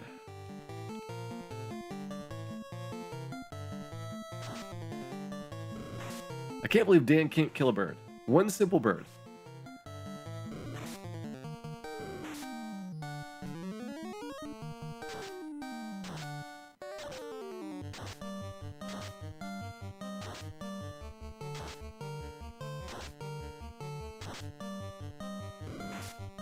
Ace is down, alright. Well, that gets bonus experience for everybody else, especially Cal, that is helpful on. You're gonna fire 2 again. This is gonna be our last battle, and you'll Zeus. With Ace out of the picture, I'm not really wanting to mess around anymore. Oh, and the Cal loses around. Some good points for Mummies here. Got Mummies on your team or Cockatrices. This is a little bit of bonus action for you.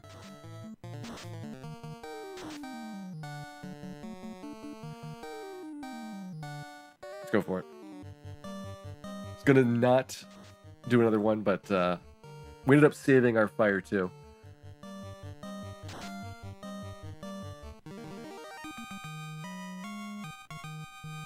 So there's another 2.5 Agamas. How far are we from the level now? 2659. It's further than I thought. Oh, we don't have any heal potions either. Yeah, that'll be fine. 1 more battle. Lots of mummies. Alright. Great. And an ambush. Perfect. Or a chance to strike first. The positive kind of ambush there.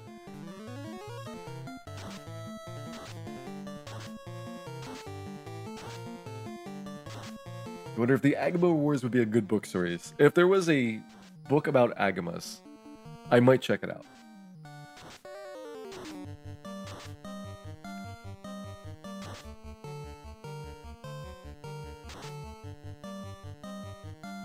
This should be another 2 Agamas, and then we'll be done with Waterfall. We can't do any more, unfortunately.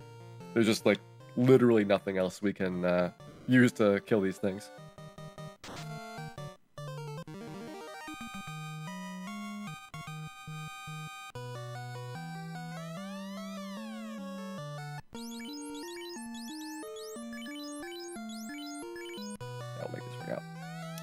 Do I want the wizard staff?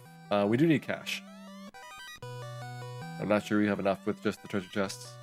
I mean, I guess if I do a bunch of grinding, we'll have enough at the end of that. Thank you, robot. This robot. Somebody needs to tie this robot down so I can get this cube off of him.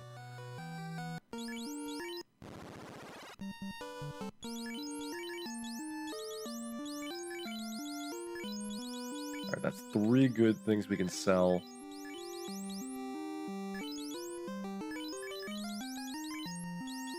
Cal's got the ribbon now. Go ahead and throw away the cap. Be able to sell those 2. 77777 gold. Lucky 7s there.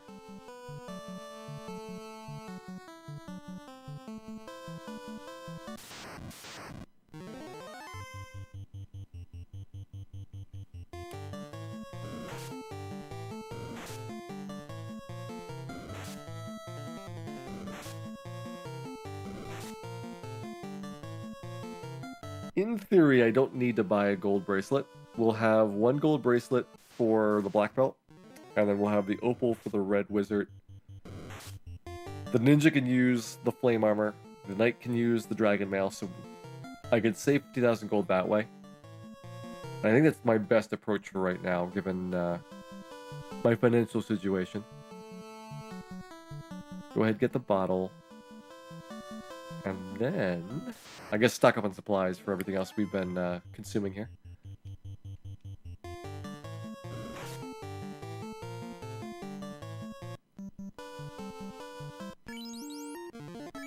The rare naked house. We're not going to do another heal on top of that because we just don't have anything else.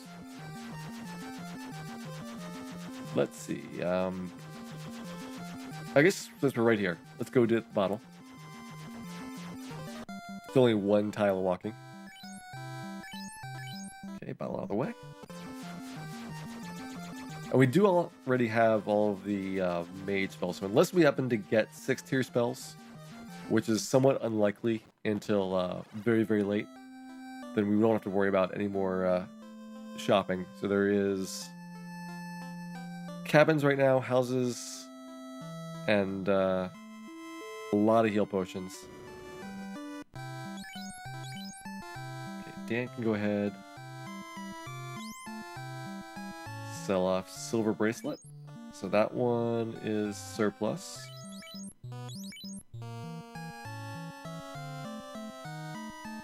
Cal's got the silver shield to sell. And then Bill's gonna hang on to Zeus. What is the best monster for Fantasy Final Fantasy? I would say whatever suits your fancy. There is no way to really get ahead because it's balanced to roughly give you 3 points for every dollar spent. And that means you don't have to worry about min-maxing your monsters. Just pick your favorites.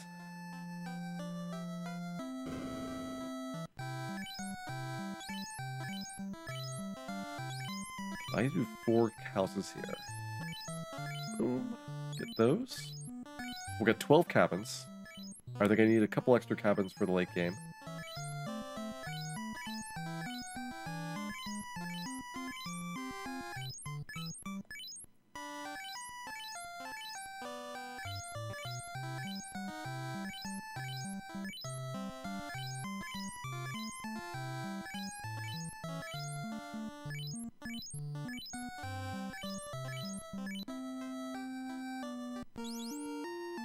We're level 15 here. Pretty close to 16. I could do Sea Shrine right now. The downside of doing Sea Shrine right now is it wouldn't be on any of the standard routes with having to do backtracking on Mermaid's Floor and then not having the steps to get the opal armor. That would throw me off on that. I guess I could do the old marathon route. That only needs 1. Could do the record route as well. But that does not leave me in a good spot for, well, I guess it's not a terrible spot for Lufania. You know, we probably need a lot of experience. We're going to go ahead and see if we can do an eye grind. It's been a while since we've done an eye grind. I think that'll be a fun one to try out. With this party, it might not be advisable, but we have pro rings now. So a lot of good defenses are going to help out with that.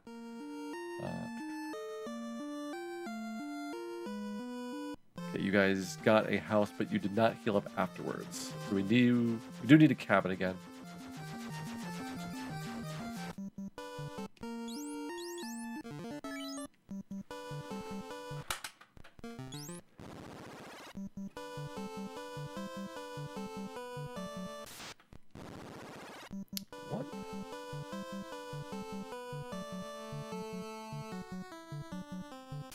More bonus opportunities for Mummy Cockatrice and anybody that's got undead coming up. So this is not a standard play. Remakes, the Eye is a much better monster to grind on because when you come here, you don't have the big fear of death that you do in NES. NES, you just don't have any supplies to work with. There's no Phoenix Downs, you're not going to have life spells. Anything the Eye does that is at all instantly fatal is just like way too dangerous to touch. And beyond that, there's sorcerers and mages and other stuff that's going to similarly just rock your party. But now, we do have protection from instant death. We've got a couple soft potions in case we get glared. And so I can do a few rounds of Eyes to hopefully get enough levels that we can make it through Sea Shrine without having to do any stopping. Although I should be very carefully keeping track of this stuff. So we've gotten 3 battles initially. We got the race. This will be Image Wraith here. It's going to throw off where I get all the encounters and what they are, so I'll be somewhat keep an eye on things for the bottom floors.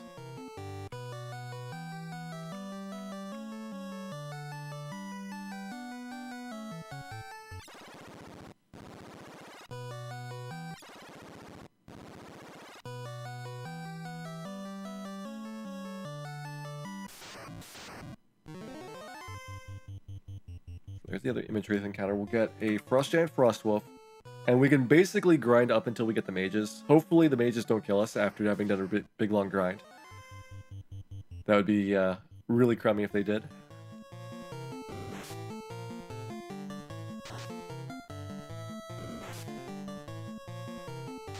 Dan does look spiffy. He's been dressing his best for tonight's performance. He initially was embarrassed to go out. He didn't wear his pajamas outdoors. Then he's like, nope, it's more comfortable that way. And once he made that change, then suddenly everything else about him gets better too.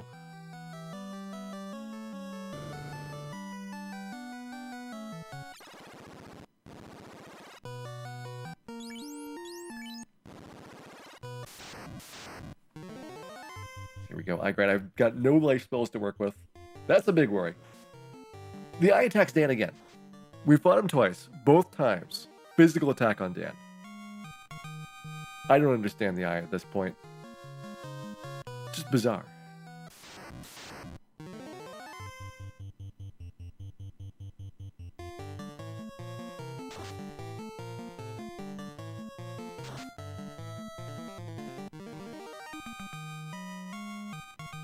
Actually, I should...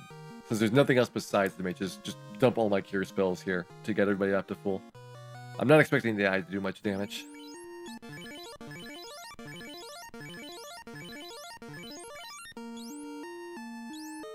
Go there, you can do a cure too.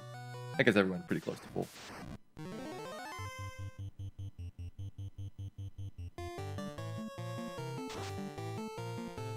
This is an interesting makeup strategy for not having the stamina to keep up with the Agmas that I need at Gurgit Volcano. It's a pretty scary one, though. We've got no idea when these mages are coming. And if you stay on past the mages, then it's sorcerers, and you're going to have a really bad day. There's nothing that can make sorcerers better.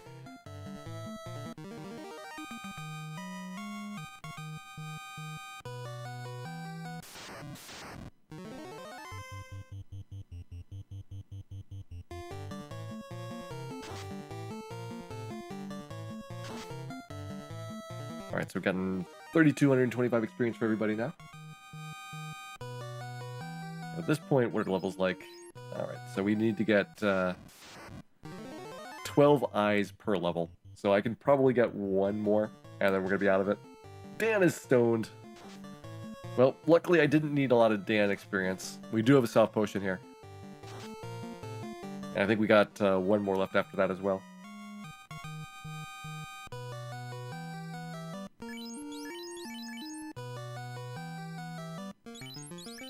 As long as it's not Cal, it's okay. Cal's the person that's most critical for getting XP right now. Well, now that Cal's 16, he might not be so critical. I would like to get some levels on the Red Wizard so he gets more life charges. Right now he's got 2 5th tier charges. At 18 he gets a 3rd, and then 21 is where he gets a 4th.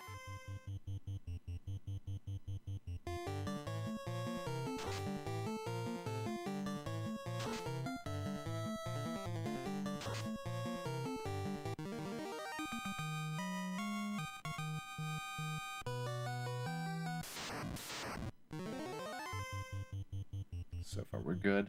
I don't know how long to attempt this. Like, we haven't gotten the mages yet. But they're coming. And when they come, it's gonna hurt. It's gonna hurt so much. Oh, there we go, another eye down.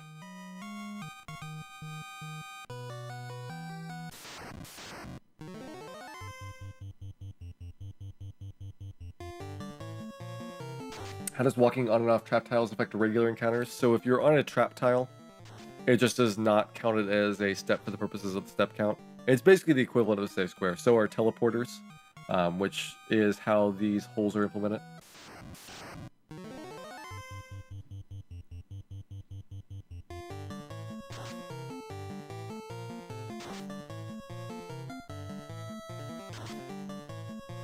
One way to think about it is just imagine that everything is paused for any time that you're on a non-normal encounter square. So say squares, trap tiles, teleporters, and all that are just going to freeze the count temporarily. And when you take your next square onto one of the danger squares, then it'll advance again. Which is different than how games like Dragon Warrior did it. Dragon Warrior, for example, would keep the steps running for every step that you took. So if you're in town, even though there's no encounters there, it's still going to count it for your step count. And Dragon Warrior, it's frame-based, so it doesn't have the same, go to X number of steps to get the battle, but it'll be your threat level increasing as you're walking around town. Which means once you step outside, you've got a very high chance of a battle. Final Fantasy Legend 2 is one where it was step count based, and you could advance them in town. So you could actually skip encounters by walking around in town. Just gives you a little bit of an advantage in terms of the total number of encounters taken if you do manipulation for that game.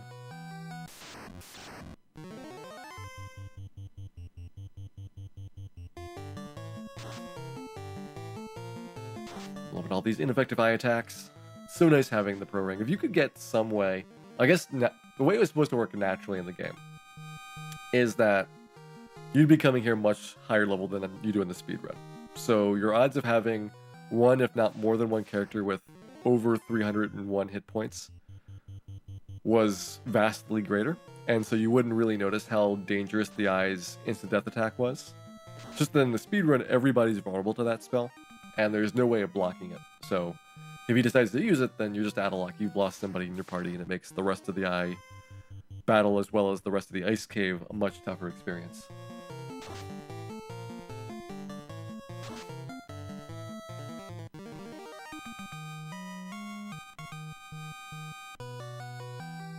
Oh, I'm continuing to press my luck here. When do I stop? If I stop early, I get a Frost Giant battle, but that's way better than the Mage fight. We're going to say we're done. We got enough experience out of that stretch there. Yeah, Cal... Everybody's like 7,000 in the next levels. They've got a lot of eyes to fight.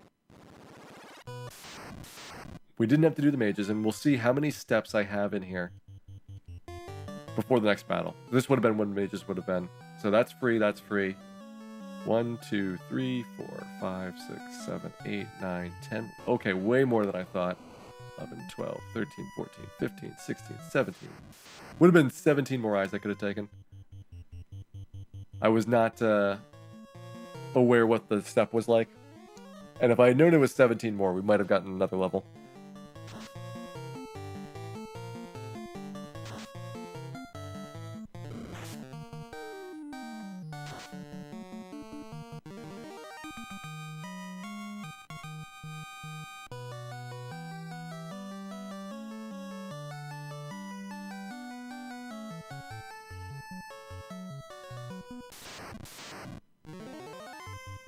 The race. I want to have the race before I leave this floor. That way I do not get another cockatrice mummy fight on the way out. There is, after this, Arbone encounters, so once you get past that fight, then this stretch goes really well.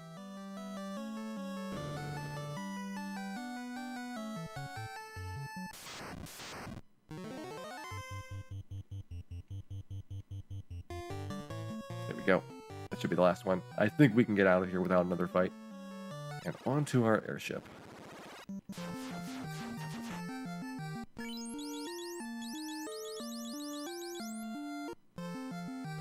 I probably want to get one more house when we go to Onrak. I wasn't thinking about needing the house outside of Onrak. Did not include that in my total.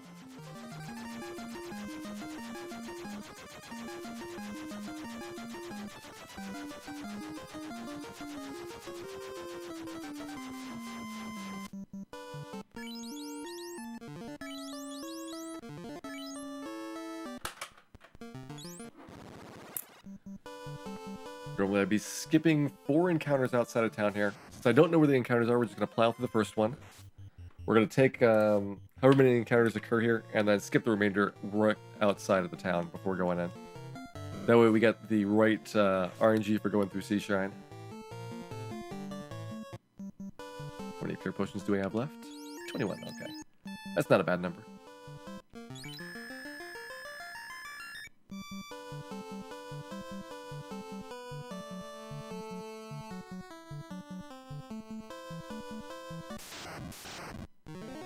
Frost Giant! Hey, we just fought those guys. Frost Giant, Frost Wolf's here, as is the Wizogre Cerberus from Great Volcano. They just kind of pulled a couple of monsters that were recently used to populate the overworld here. And unfortunately, they picked a bunch that had unrunnable fights. So the Frost Giant's unrunnable, the Cerberus is unrunnable. I think those are the 2 main ones, but they're both very common in this area. So we've had 2 battles, 2 more to go.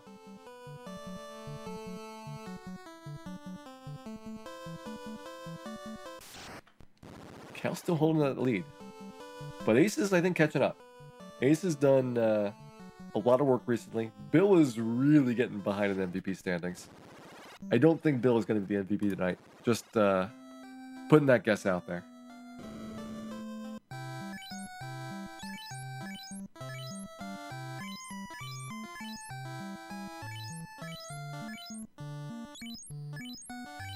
Get 3 soft potions. Well, that replaces the soft potions that I used up earlier. So let me get 4. Be extra safe. So we had a couple petrifications. 1 in the ice cave, 1 in waterfall, and then 1 in ice cave eye grind. And it's possible for me to get 3 more petrifies later on. Hello, Spooky Ghost Mermaid. How are you doing today?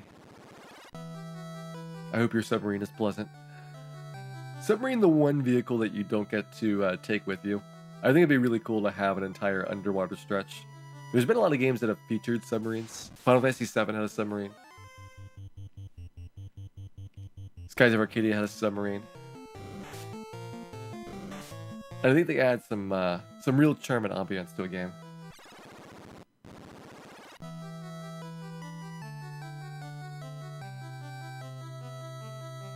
Final Fantasy V does have a submarine. That's another good submarine battle.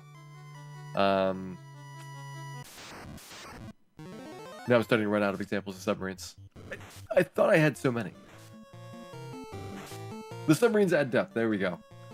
That's the perfect way of expressing things. The submarines add depth. Pun.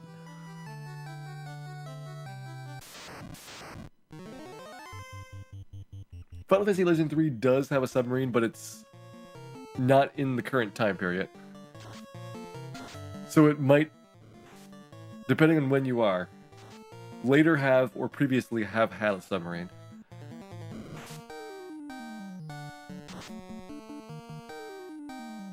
I didn't get heal potions. That could be a problem. I do have a bunch of heal spells, but it means I have to be pretty conservative with what I do in here.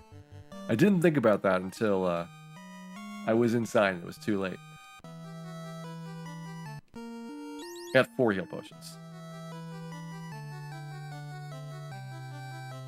Level 17, though, is a little bit higher than I normally come in here, so maybe that'll be enough to push us over the top. Okay, we got, give me all the armor at once. We're gonna get the opal helmet as well. We do not need the opal gauntlet. We got pro rings for everybody earlier, and we will get the slab as our final item up here. Wish we could spend more time with the mermaids. It's a nice place. You get a mermaid village inside of the dungeon. I wonder if the mermaids used to live in this entire place and they just got kind of pushed out of the lower floors by all the grape sharks. All the grape sharks, the Wizzahags. Kraken is probably nice to them. Okay, so we're gonna go ahead, throw out that. We can throw out the silver armor now. If I do that. Yeah, I think that we want to protect Cal more than we want to protect Bill.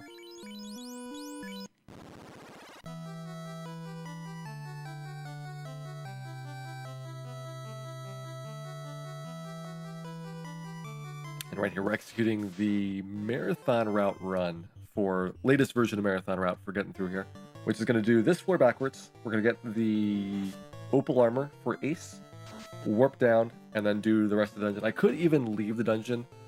I don't have a really good setup, though, anymore for entering bottom half in a second trip. I used to have a setup because I actually did Sea Shrine in 2 parts. I would do the top half, warp all the way out, save the game, get our spell charges back, and then do another trip through there. That's a lot less efficient than going through a single pass. When you warp out, you end up next to the submarine in the town.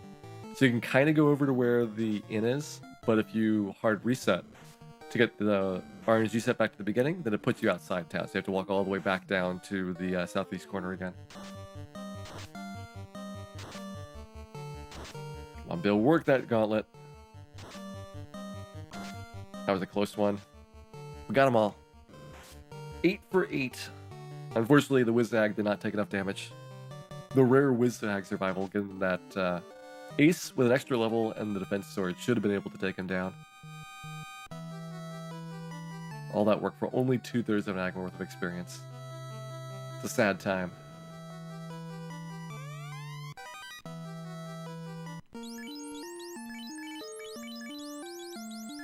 Okay, you have Opal now.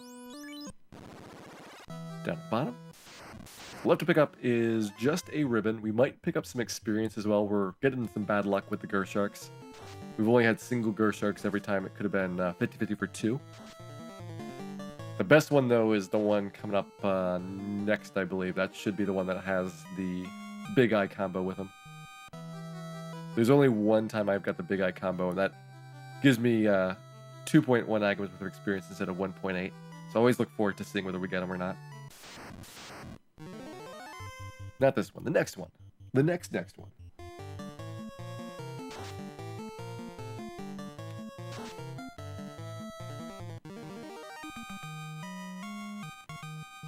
Nothing else. This is saving me Cure 2 charges by not having to do any Lit 2s with Cal.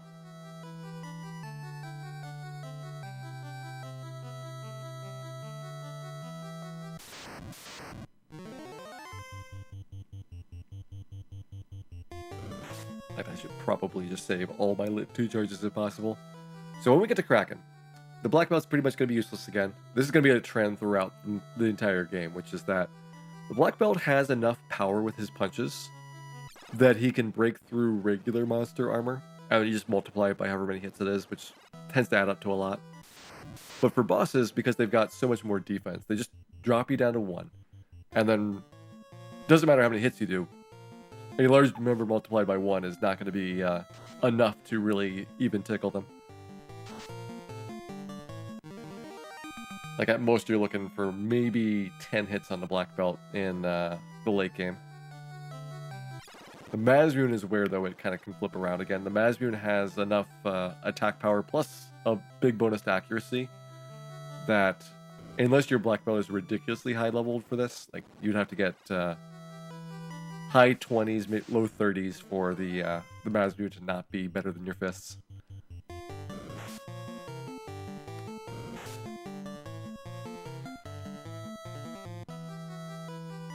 some bad lobster at the lobster bar. Go and fix that up.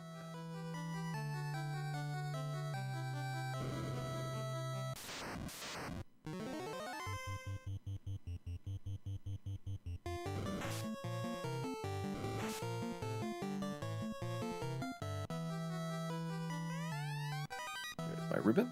Let me do the door glitch. I don't think I've done a door glitch so far tonight, so might as well drop one right here. So ribbon next to Bill, because Dan has fire and ice resistance. Ace is going to have ice and thunder, and soon he's going to have all three. So he's in better shape than Bill is for that. Okay, we're out of healing for heal potions. We do have a couple Cure 2s left. 2 Cure 2s on our knight, and then however many of Cal's spell charges get saved up. I'm thinking about just using them all. We'll have 7 Cure 2s if I do that. 6 Cure 2s. I don't think we have the 7th one yet until the next level.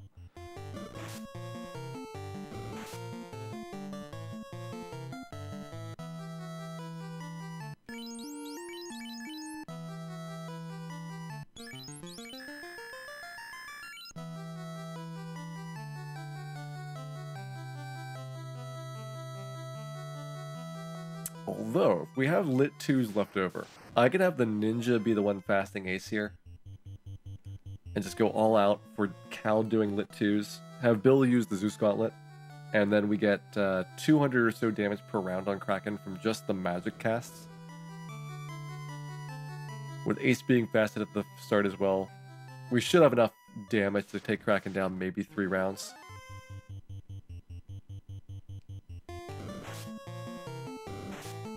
Three rounds would require us to average 267s.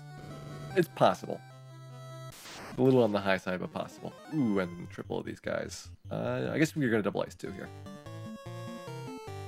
We still have 1 fast spell on Dan, so that strategy still works. And the other fast spell could be cast by Cal if we need to.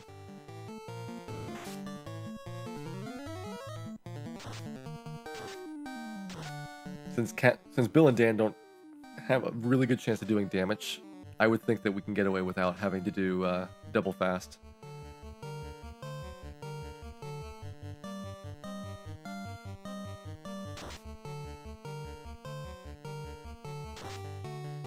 There we go. Not quite. Oh man.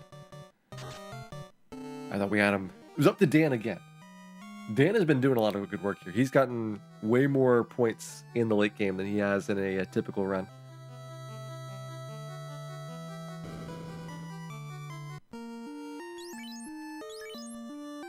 Alright, so unique cures definitely.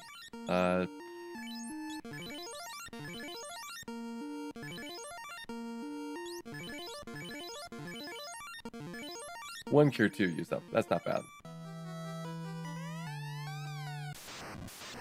So we still have plenty of lit 2s here. So you go ahead, Zeus, you're lit 2.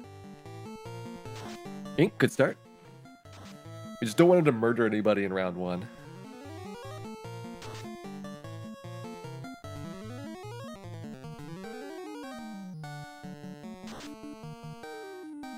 $156 so far. Nice. All right, we're still on pace for a 3 round. Just gotta keep it up. 2 more rounds of that. Give me an ink. There's another ink. Give me some good lit 2s. That's a big one. Nice. Dan's even helping. The 1 damage. If the 1 damage kills Kraken, that'll be hilarious. So we are still on pace here.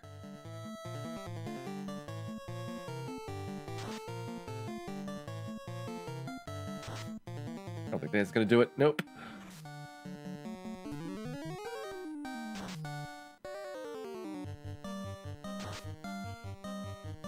There he goes. 3 round Kraken 1. That's not a bad fight. That was pretty ideal in terms of just damage distribution. We got very good lit 2s overall, and the fighter was fasted before he did his first attack, so we got a lot of damage hit on that as well.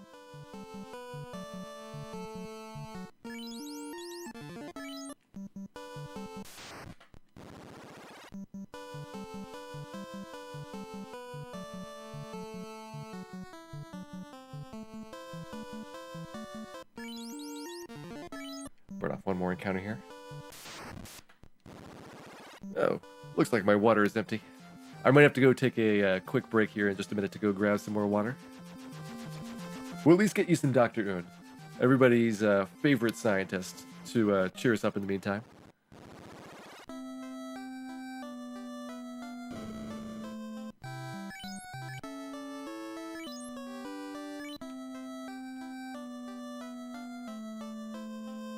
So we've got our spells. Let's go ahead and get our slab translated. There we go. I'm going to take a break. Water, probably 1 minute, and then I'll be back for more Final Fantasy and the completion of this run.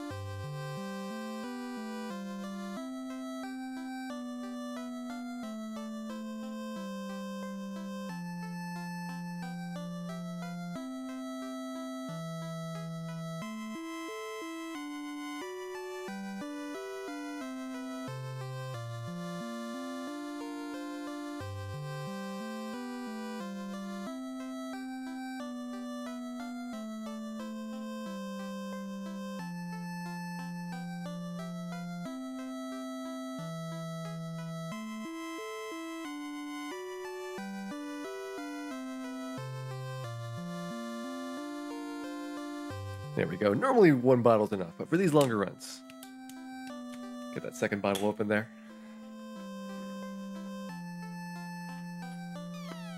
You've never held reset while powering off your NES? That is actually very dangerous to do with Final Fantasy. If your battery is not in tip-top condition, you will have a chance of losing your save game, and it is greatly reduced if you do hold reset down. Although eventually your battery is like totally gone. And then even reset does not help you all the time.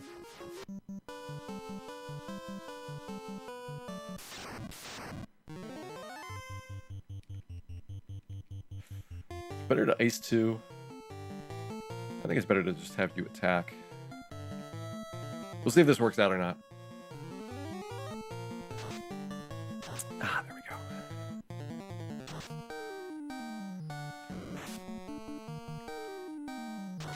Dan with the Wyvern Poison.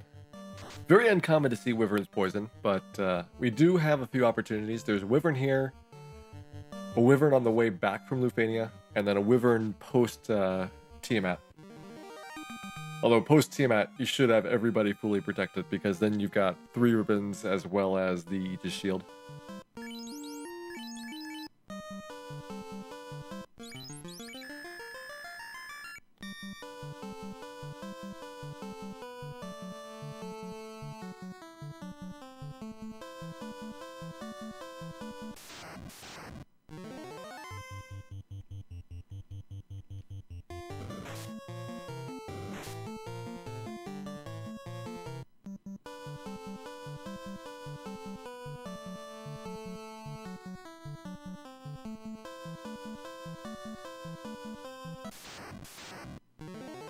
There's another Tyro.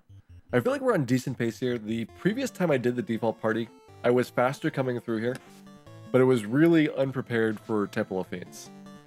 And I feel like with the party as a whole being higher level, we'll be in better shape for that. I don't fully know what I want to do with the grind quite yet. There is the possibility that we want to get Ace up to a much higher level than the rest of the party, so that he can solo a big stretch for Temple of Fiends 1.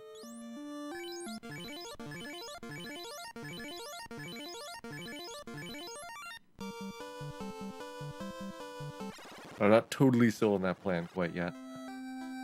If I do the normal marathon route, then the big things to worry about is with 1 life caster, if Cal dies, then you have no way to revive him. So you have to keep him absolutely safe through all of the boss fights. Especially Kraken 2 is a big concern for that. we go, 1 shine obtained. And the rest of the party is not as well protected as they normally are. So it's easier for them to get killed at a bunch of different things. We've got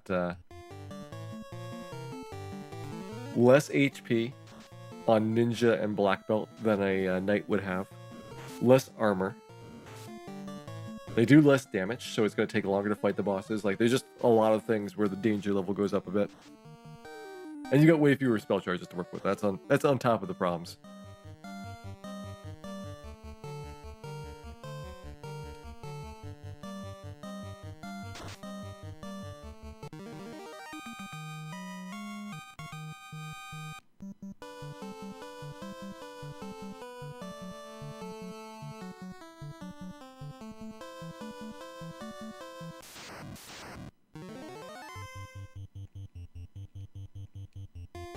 These giants are cute and cuddly. I'm not quite sure what they're wearing because it's all green, but it looks like they have some kind of weird belt-like thing, and then either like a half cape or like a pouch on the back. Like, it's a very unique style of dress. Did I ever get heal potions? I did not get heal potions. Thank you, thanks 23. That might be helpful. It'd make it so I don't have to scramble as much in Sky Castle here. I can actually get heal potions without taking any steps, which is nice. We do the heal potion shopping in Conaria, and the square I land on is a safe square.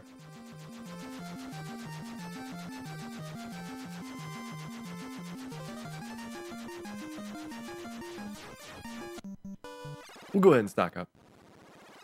We have to anyway. We need 99 of these things for Temple of Fiends. And usually I only need... Well, if things go really well, I don't need any heal potions at all in Sky Castle. Generally, it's like less than 10. But who knows with this party? We might have a bigger challenge keeping Dan alive than normal.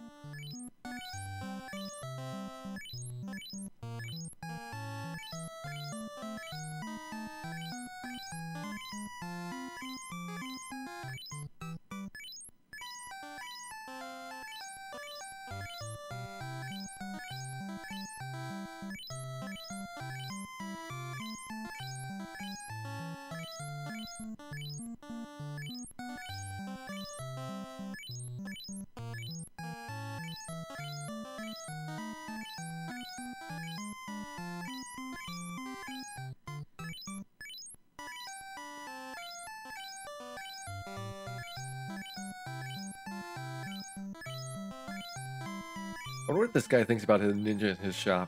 Is he worried he's gonna get robbed? Like, definitely look at that black belt at the bottom. He's looking to mug this guy. I bet he's delaying us intentionally by selling heal potions one at a time so we can call security in.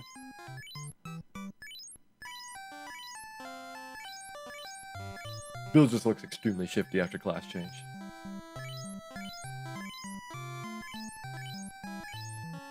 And Cal with that hat. You have to imagine that he's up to no good.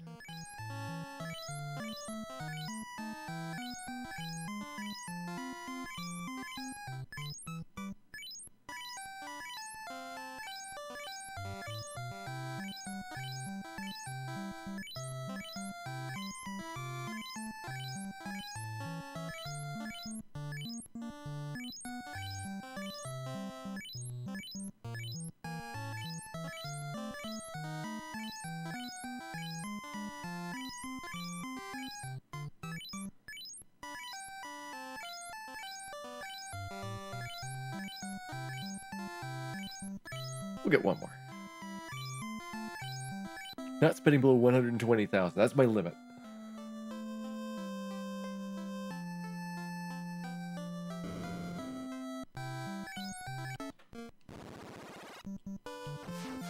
Alright, heal potion is stocked up. Thank you for the reminder. Go ahead and take on the Sky Castle now.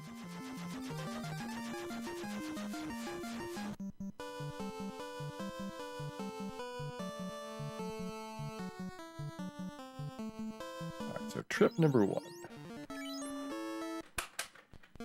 We need to get an Aegis Shield for Ace. We also have an opportunity to get some experience here. There is 3 battles at the start we can take that are relatively good. Vampires, Chimeras. That has a nice number of vampires as well. 5 being the max you can get. We'll even throw a Zeus in there. Why not?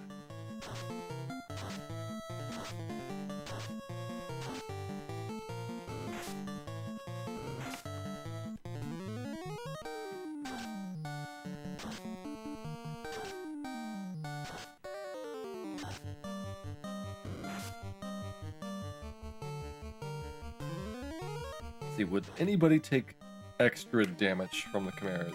I guess Ace would. Or no. Yeah, Ace would, because we swapped the Ice Shield onto Dan. Only one. So his breath is not going to be overly powerful.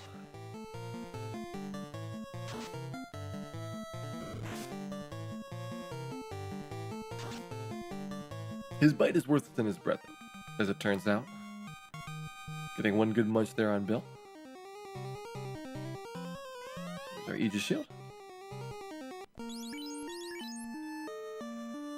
Whatever want to keep the Flame Shield around, you're going to have Flame and Ice for the rest of the game. So I think we don't need that. Go ahead and put that on. A little bit of healing for the Vampire Fight Part 2. I have to wait just a few steps to get the other set of vampires, but if it happens to be a good encounter, then at least it's a few Agama's worth. That's only one Agama worth, and that is not worth sticking around for.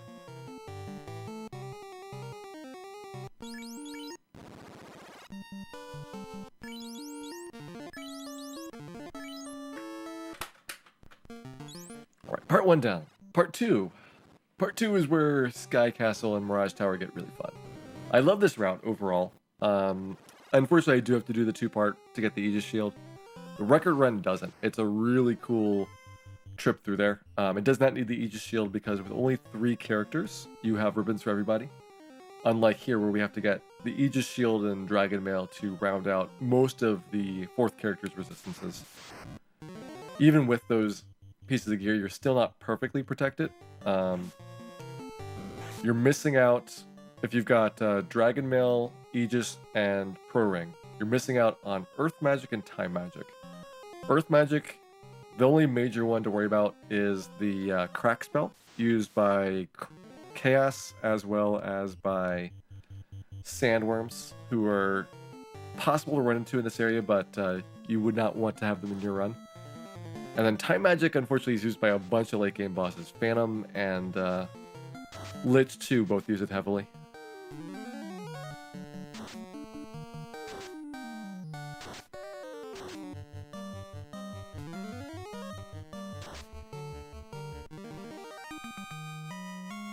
The Lit 2s are free because he doesn't have any cure spells, so they're just wasted if we end up not using them. I mean, we got some vampires as well, so we could do a Fire 2 instead if he wants to.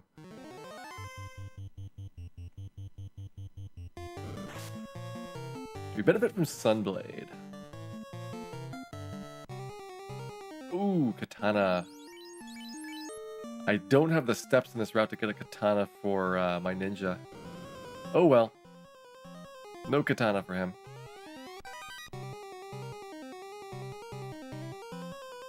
What do you think about that? If I don't get the Sunblade, could I get the Katana? No, it's too far away. Sorry, Dan. You're gonna have to settle with this. I mean, the Sunblade's not a bad sword. It's just not the signature sword of the ninja class.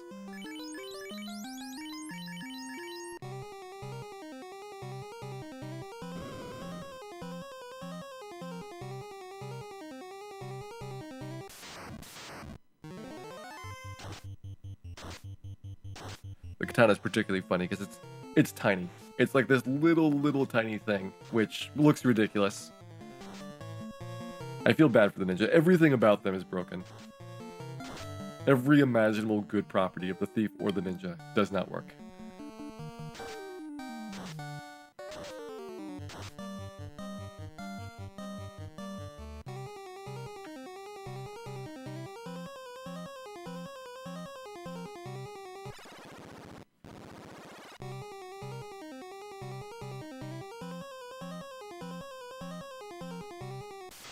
We'll get our vampire fight. 5 vampires, we'll take that. Fire 2 here, save it for Whiz Vamp. I think we want to save it for Whiz Vamp. Fire 2 and Zeus them. I mean, they don't have a lot of HP, so just a Fire 2 can kill them with like a 20% chance. There's 1 down, 2 down. A little bit better than average there.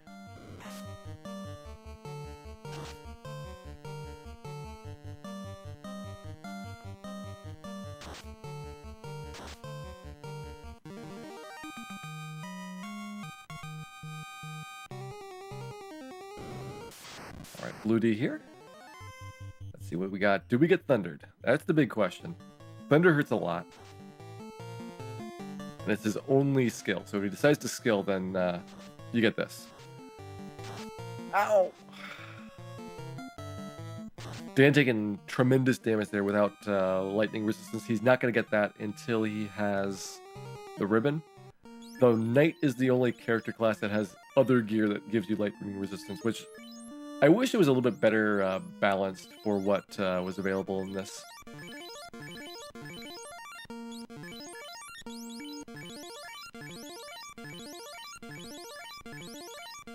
Alright, good thing we got plenty of heal potions.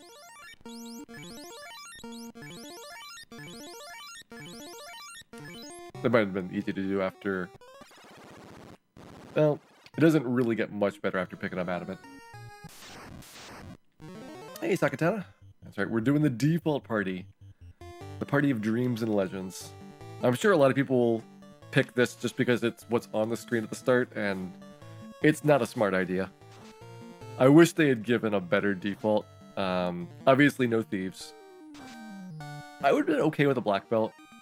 Just like another mage. Fighter black belt, red, red, or fighter black belt, red, white, if you want to have all 4 of them different. So many better combinations were possible. Alright, so... Who do we want to... I guess Cal's going to be the Bane bot. That works out for a lot of this trip in here. It's going to be weird because we do have a lot of physical attackers.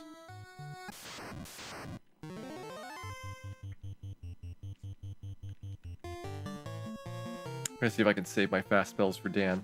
If Dan has fasts, then we can have Dan do the fasting and Cal get to baning as fast as possible. That'll make it a little bit more balanced for what style wins the day on Tiamat. Cal's been doing pretty good lately. I would say that he's gotten a surprising number of kills, but they all happen like the very last possible instant. Like we get 5 rounds in, Tiamat's at like 950 damage, and then Cal finally gets the Bane Sword to work. It's like such a wasted opportunity.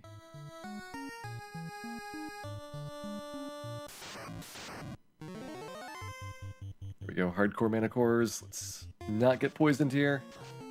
Right in the face. Dan took it right in the face. It's a poison needle attack in the remakes, so it actually does directly smack the person in the face when they get hit by it. It's one of the things that you miss out on in the original version with a very abstract way of representing spells and skills.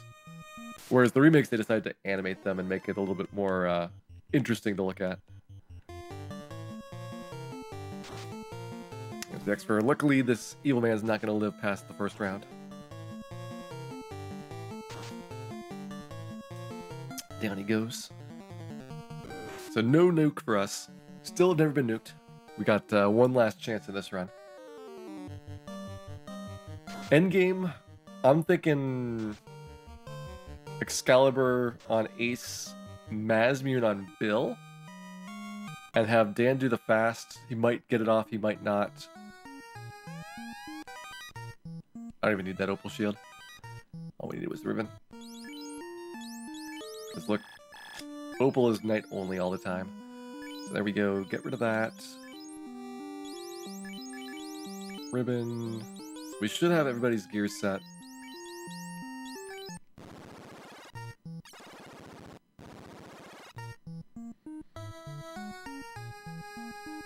We've got an extra cast at work. Does that help me? I don't think it does. Unfortunately, I don't think it helps. I was like, could we get the katana with that? But we cannot. It's so tight on the steps that I can't do anything without running into either war mech or sorcerers. Unless I delay a whole bunch of battles upstairs.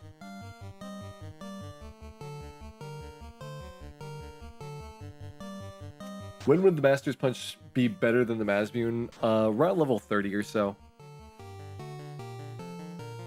It'll vary a little bit depending on what you're fighting, but Chaos has got one of the highest absorb ratings of the game. He's got 100, and there's only a couple of specialty monsters that are 255 that are special on that. Everything else, 100 is the cap. Chaos and Tiamat too.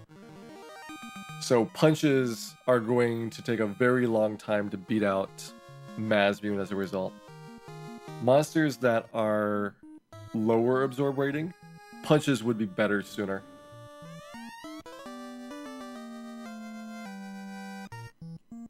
Yeah, the big thing with punching is you're just relying on critical hits, and he does have a very good critical hit rate, but so does the Mazmune.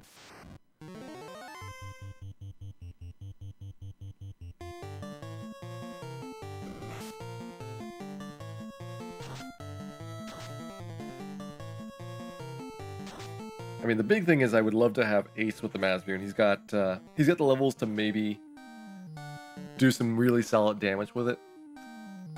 I just can't really justify, though, Ace with Mazmune and then really no secondary attacker for Chaos. It would work pretty well for the Fiend fights. Like, I would say Tiamat 2, Ace with the Mazmune would be good enough to clean up. Okay, there's level 19. We might go for 21. Not totally decided yet. We got a couple strats we could do on Temple of Fiends. 21, I think, is where I get my 5th tier spell charge.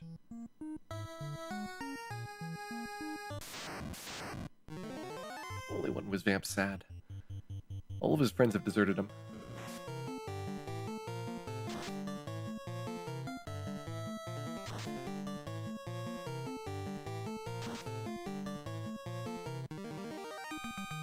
Does Red Mage have better defense than Ninja? No. Ninja gets to use most of the fighter gear. So there is a large supply of armor pieces that he can wear now.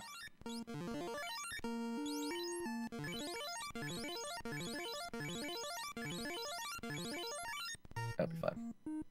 Got one encounter left here, which is Guard Sentry potential. Guard is optional, Sentry is the guaranteed one. And then upstairs, there's a bunch of Elemental and Nacho fights that generally are not too profitable. I can maybe take one of them, depending on how it plays out. You want to go ahead and Zeus. I guess you're going to fight. Maybe I should have used your Cure 2. You actually did really well with that physical attack. Uncommon for the physical attack to be at all noteworthy on his Sentry. He's got such a high defense score. It's just like off the charts good.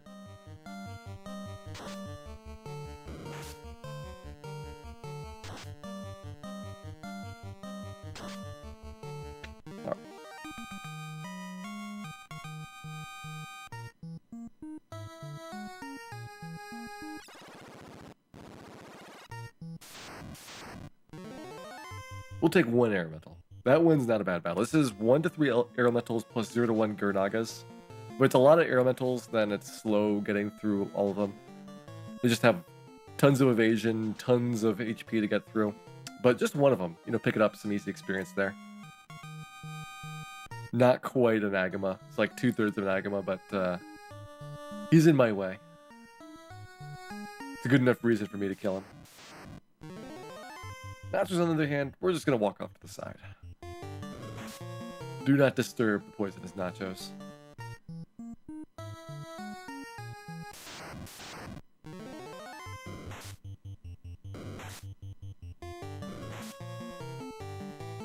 That was a lucky sequence. Very little damage there. Alright, making up for it. Again, the strategy here, get the fast off, and then we're going to Bane with Cal. Let's see if Cal can beat out a huge number of melee attackers.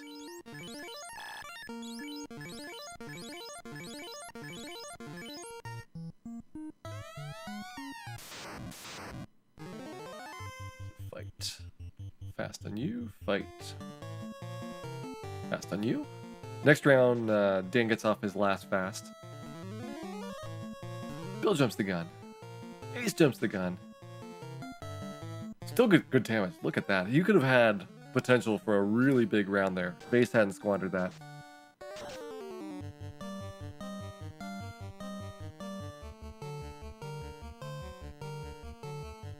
What is the NA in Nocho short for? Nathan. Nathan Ocho.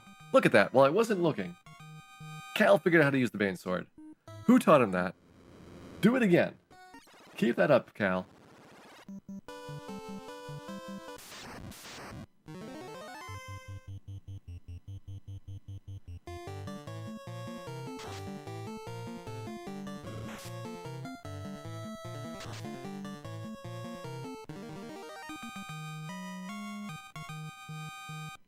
Ninja with the guitar, you do not want these nachos. They've been outside in the sun, in the rain. They're really disgusting. They've gotten slimy. They weren't even good nachos to begin with. That's probably why they were abandoned.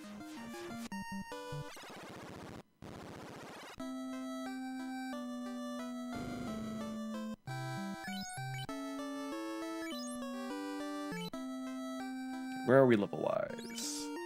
19.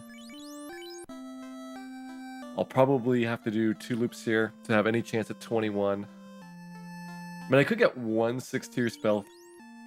No. I could get 1 6-tier spell for Cal. Level 20, he would get it.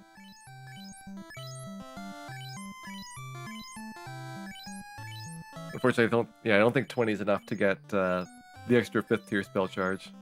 That's so close, too.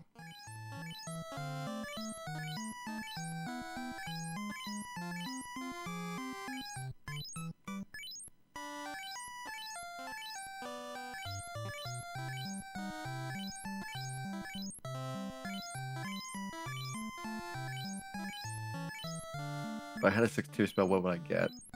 But I want to get Invis too. Buff everybody else. When I get Fog too, 100 Absorb. The problem is, most of my party does not have the Ruse spell. That makes it very difficult to deal with Kraken 2, other than going like full offense on him.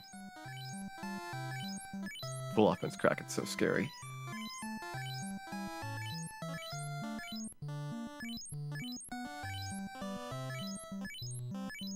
What other challenges are we going to have? So the challenges for NES are going to be a surprise. We're going to do each weekend 1 or 2 challenges depending on how long some of them are. I think all of them can be done in one sitting. But just in case, we'll do the longer one on Saturday. And then I've got a shorter one planned for most of the Sundays. But we're not going to reveal them until the night of the stream. Item Shop Owner Solo Challenge. I don't know, that guy looks like he's got some pretty big fists. His fists are like the size of Ace's entire face. That might do some serious damage.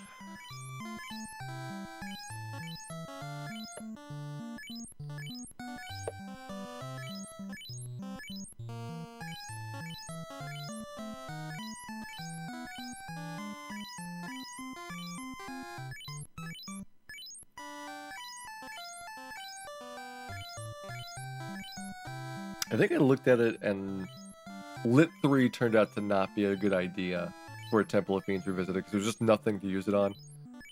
The only monster I think is weak to lightning is Frosty, and you're running from those.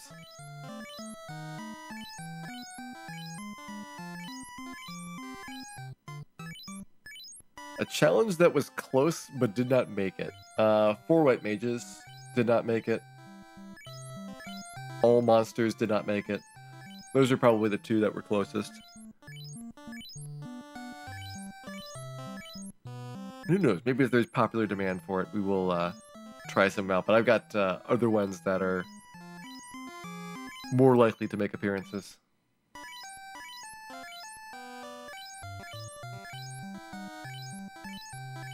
Cannot carry anymore. We're out of room.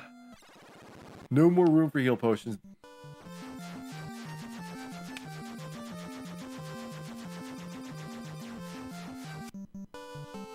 All boxes. I did all treasures, but I did not touch every treasure chest. All squares to walk on. All war mechs. These are things that are still left and will be left undone for our challenge weekends. 3 thieves, 1 white mage. That's not selling it. That is not selling it well at all.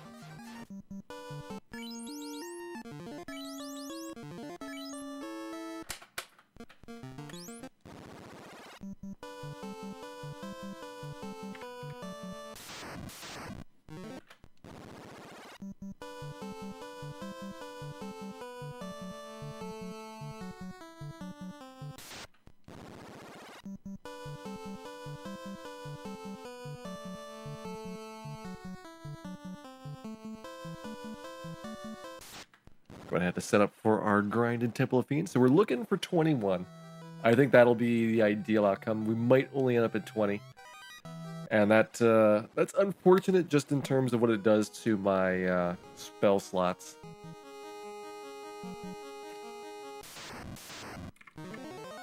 Okay, a lot of chimeras. Good start. We'll see if we can get away with 1 Ice 2 spell. This might be a bad idea. But given that we do have a free round, we can at least adjust if it turns out to not be working.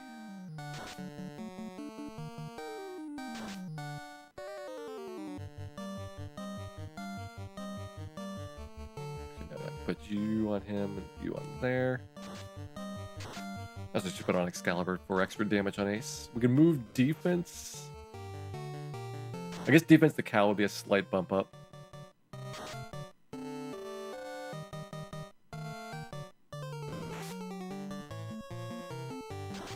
Actually, let me check Dan. What is he like on accuracy? Defense puts him up a multiplier that would be definitely worthwhile. 71, so no, it does not help. Cal, 68 also does not help. It's going to be a little bit more base damage, but that's very small compared to what a multiplier would do. I'm going to trade that to you. So you got Bane in your second slot.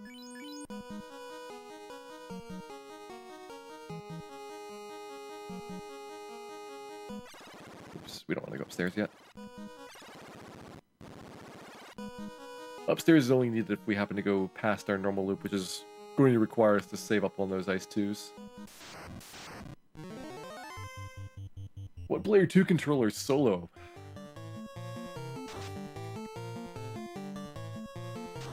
I mean, I guess you could race against yourself with different parties to see which one is going to be superior.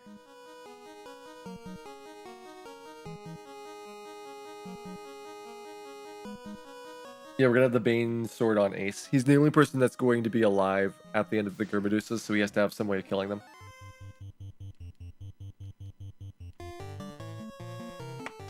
That's for after we do this grind. We have to get our levels first. No heal potions. That's gonna be a challenge. You would want a lot of white mages for that one. Even with 4 white mages, you tend to use a lot of heal potions because they don't have much armor.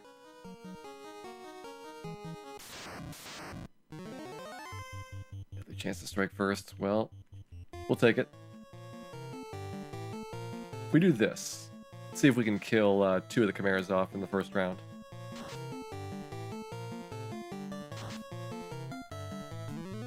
No shops at all. I did no weapons or armor shopping in the remakes. It'd be a lot more feasible to get a challenge like that in the remakes done. Because you could at least get recovery items from other stuff.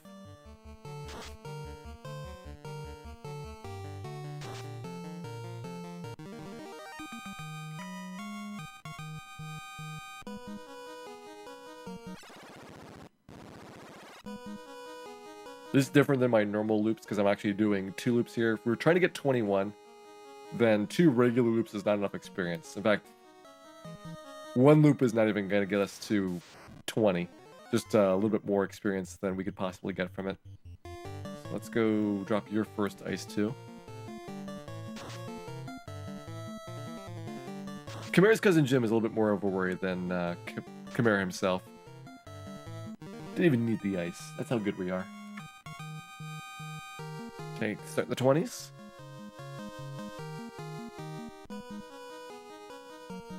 Let's explore down here. We never get to check out these little crevices. Maybe there's Wormex hidden in there. Maybe this is where Wormek hides when he's not on the bridge. Nope, it's just a lot of wolves. That's not as fun. So let me do punch. Nah, there's enough damage coming our way with the Frost Wolves that we'll go all out on the attack spells.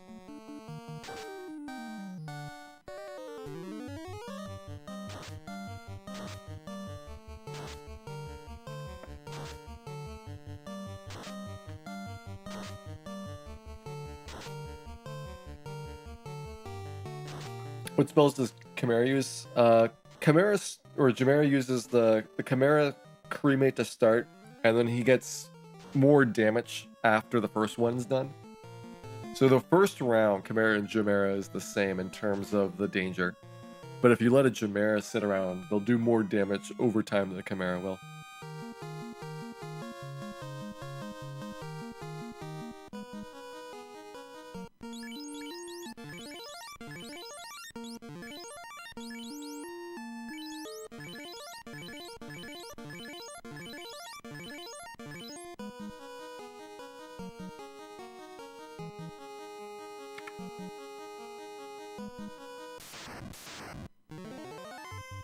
Alright, so last time we ended up not needing spells. Let's try that again. Only 2 of them. It's 1 to 2 for each of Chimera and Chimera. Ooh, we left the Chimera alive, but decided not to do the breath. So we're good.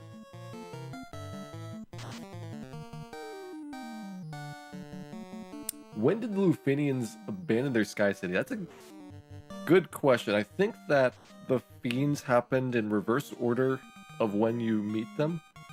So like Tiamat was the first one to appear, then Kraken, then Carrie, then finally Lich at the very end. So if Tiamat took over the Sky Castle early on, that would kind of suggest that it was closer to 2,000 years ago for that.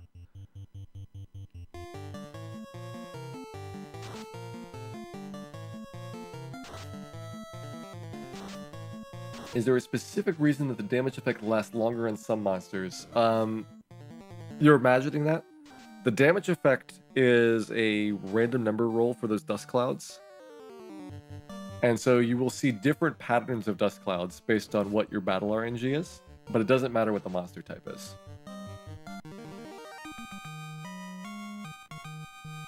There definitely is differences though. So if you notice that the dust clouds are different between hits, that's at least the first observation in there. And then what causes it is just the battle RNG that you're on. Okay, that is a lot of zombie Ds. Let's go ahead and drop another fire 2 for this. This floor right now is basically Chimera, Chimera, and Zombie D, and that's it. Which is a nice stretch. Way better than Frosty's. I mean, I could get more Chimeras and Purple Worms downstairs, but I like these fights generally. Maybe I would rather take Purple Worms than these guys. It would save me a little bit of resources.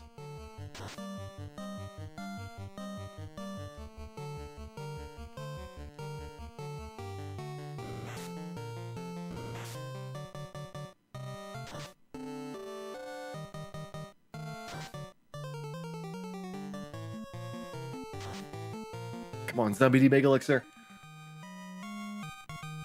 No Mega Elixir drop. Mega Elixir and Zombie D is a rare drop in GBA, and if I get it, then I don't have to go and pick up a replacement recovery item in Temple of Fiends. I can grab the one in Phantom's room, and there's a few other ones that you could also think about as alternatives for it.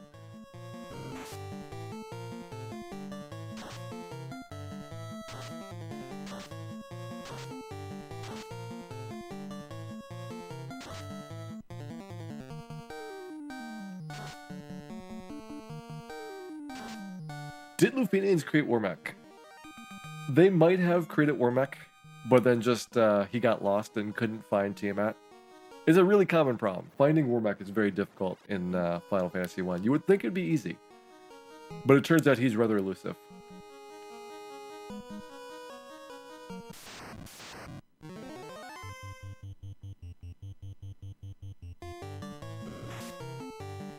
This should be enough. I'm going to check my experience after this and see how far into the next loop we need to go for 21.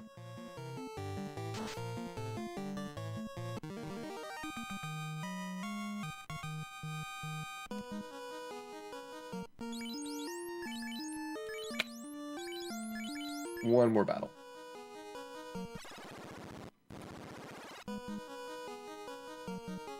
6,000 is like really pushing the far edge of what I need. Okay, so if you ice 2, you're gonna punch, you're gonna ice 2. We might kill the Chimeras, but unlikely. We have to get very good rolls on these ice 2s. 230 is a good one. What percentage of the encounter tables have I memorized? I don't think like a huge amount of it, but a lot of the common stuff that comes up in the runs is, after a while, something that you get a feel for. Like, I barely touch the back end of it. Like, almost all of the time that you see these runs going, it's within the first, at most, like, 20 to 30 encounters after power on. So there is 256 values in this encounter table before it wraps around. And that is, like, way beyond what you're ever going to see in a speedrun.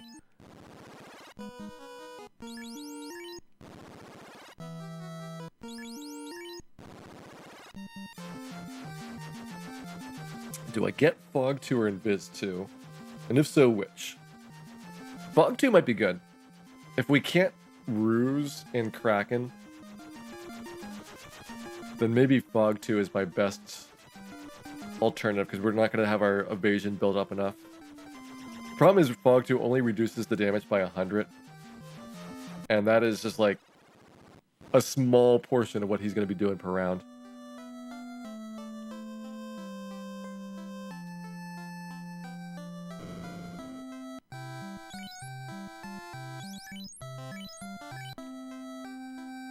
Do I live up to the last fight? No, we're going to get the level here after we go back to Temple of Fiends.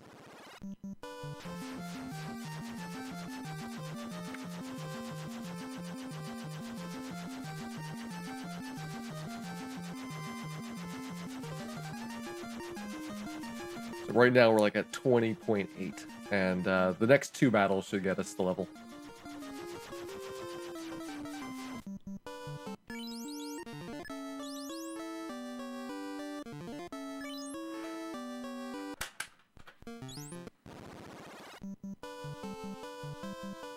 What's the difference between Invis 2 and Fog 2? So the Invisra line is increasing your evasion. The Fog line is increasing your absorb rating. Fog 2 is like 12 absorb to everybody in the party. Invis 2 is 20 evasion to everybody in the party.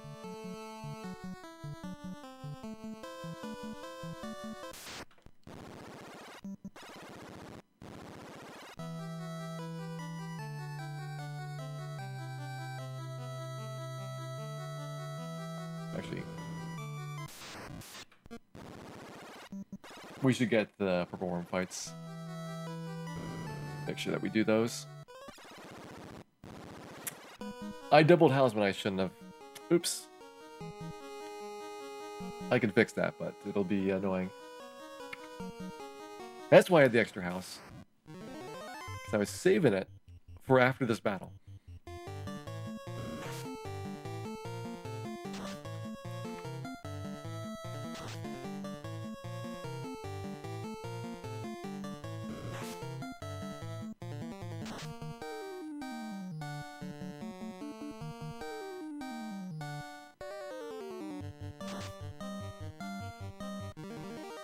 There is 4 Agamas.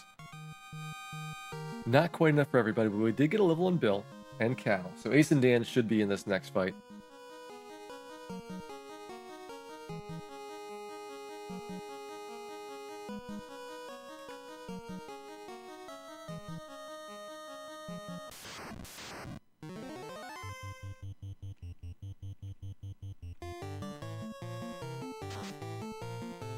What were Ace and Dan down for?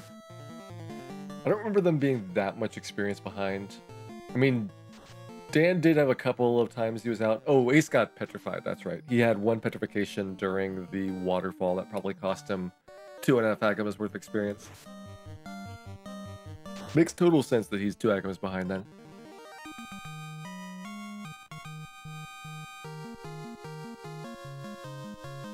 Okay, everybody's 21. Let's call that good. We're gonna find out if this is enough. So we got our 4th, 5th tier spell charge, which is really critical.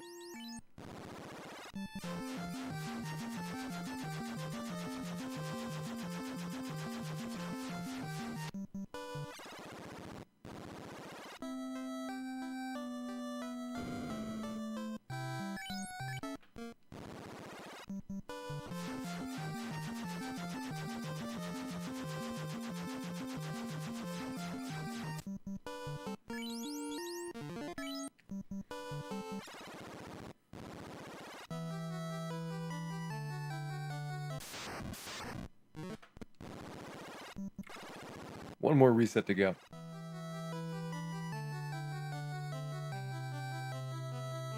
So who thinks we're gonna make it? Who thinks that Dan has what it takes to bring down chaos? I think he's got a shot, but he's gonna need to perform to his outermost limits.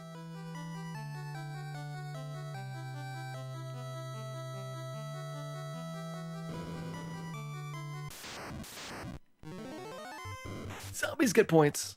Look at that. All you zombie fans.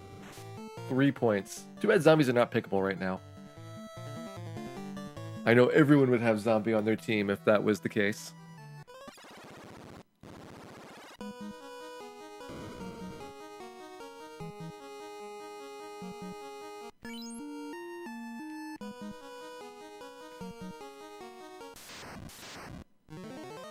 Good. Chance to strike first. We have to conserve our heal potions so hard here. With only one set of mages, it's gonna be very rough for healing.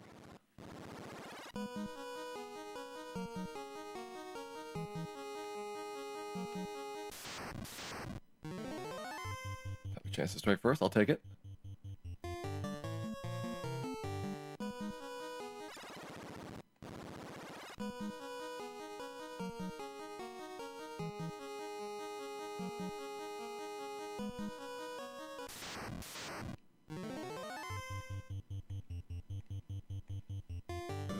Alright, if anybody dies, I guess Dan is the best choice. Maybe...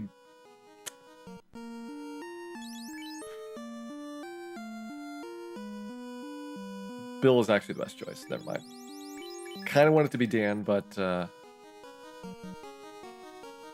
think I'd rather have a ninja in this battle than a black belt. It's close though. And we don't want anybody to die, because our very limited supply of life spells cannot take it. Actually, black belt didn't do too bad. That was some good damage there with the punches.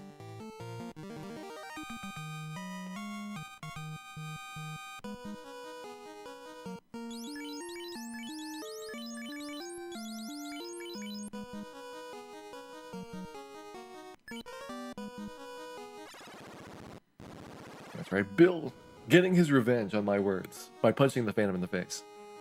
If only the Phantom gave you tons of experience like a Super Eye would. Instead, it gives you one experience and 1 gold point. But there's another 110,000 gold in his room if you need gold.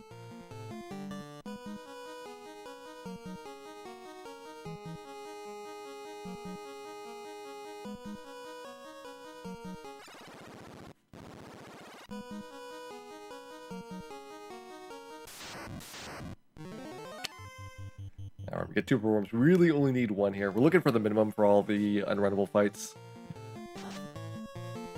The most useful thing would be getting a little bit of a HP for Ace, I think. He really doesn't have much that is going to significantly help him.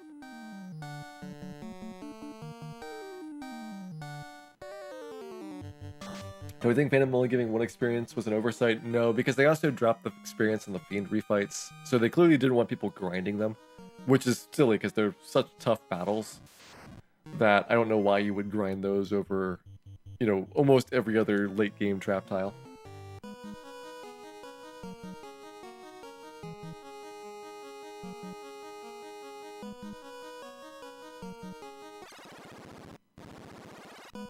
And it's very unusual to need gold at this point. Like, the game throws gigantic handfuls of gold at you every single battle in the late game, so even if you want to get, like, all the 8th tier spells, you can get the money for that relatively quickly.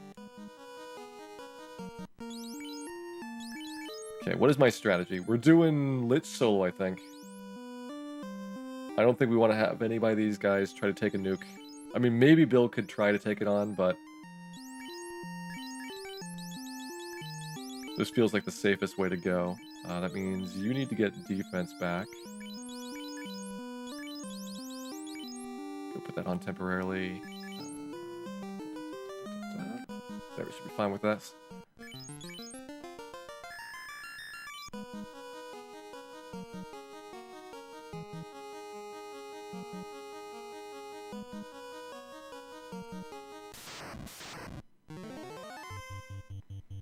I mean, if it was all casters getting all the spells, even that is like, what, 180,000 gold per character? And you can easily max out your gold before you're going to get like 35 in your levels.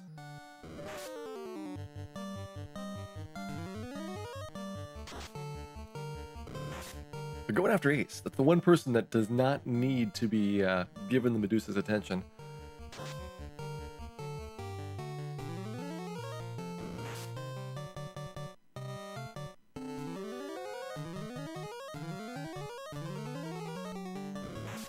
Get some bonus healing with the heal staff.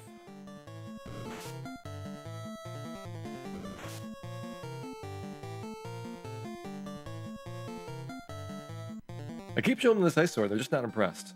I don't know what to do. I would be impressed if I had a sword made of ice. Like, just saying. I would consider that a significant accomplishment. Cal's back up, Cal's back down.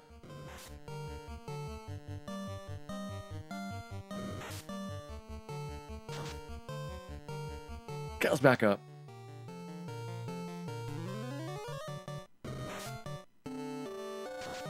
There he goes. Alright. Solved our Cal problem. Oh, that does not work at level 18. They cannot paralyze Ace in that case. But now we're stun locked. Waiting for this to cycle around. 1 in 4 chance of breaking out of it every round. So we could be here for a while.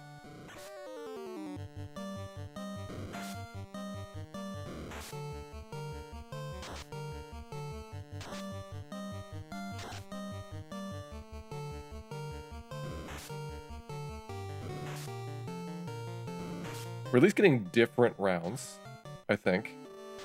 So we are not in a loop. There we go. Let's try to Bane again.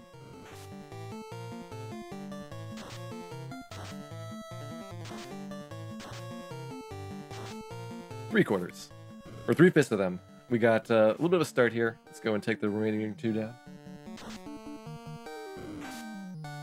How did you have the wrong Gur monster? Unfortunate.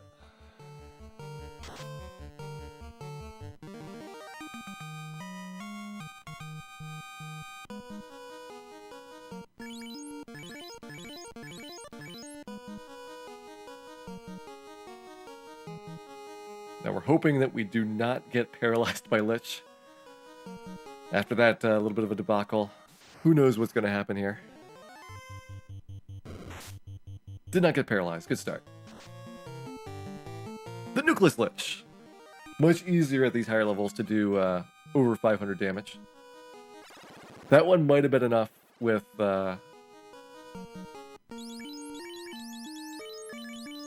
his normal level, but hard to tell.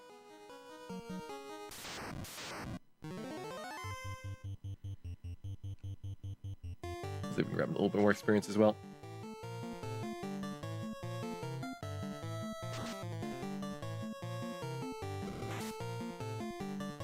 Putting on the opal helmet so that Ace has more physical defense, which really helps with this floor as well as Kraken's floor. Ace getting 22 here. So we basically got an entire level just from like 2 battles. Some more Agamas. He's also got fire metals coming up, so this is being really greedy on experience, but you know what? I'm looking for those levels to make a difference in the late game.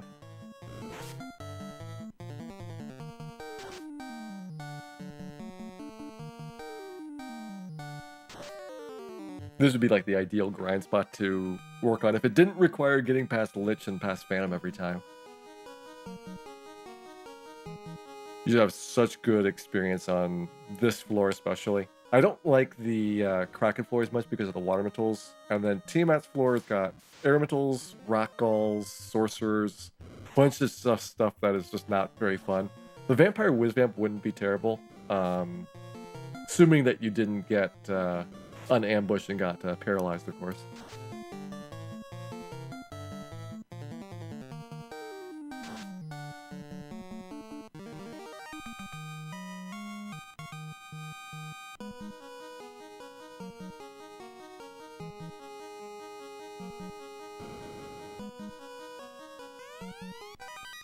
There's Pro Cape for Cal.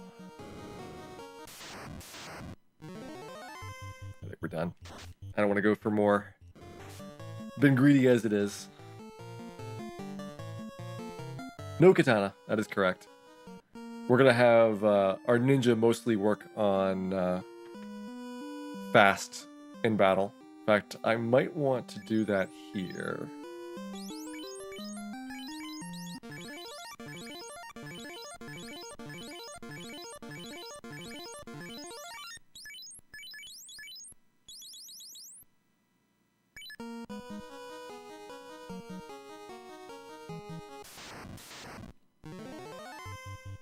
Fight. Fast on Ace. By doing the fast, it greatly reduces the chances of Carrie getting enough damage in here to be able to kill us. Do you even have anything to do? No, you don't. Might have wanted to give Dan the defense sword there. Alright, we got her.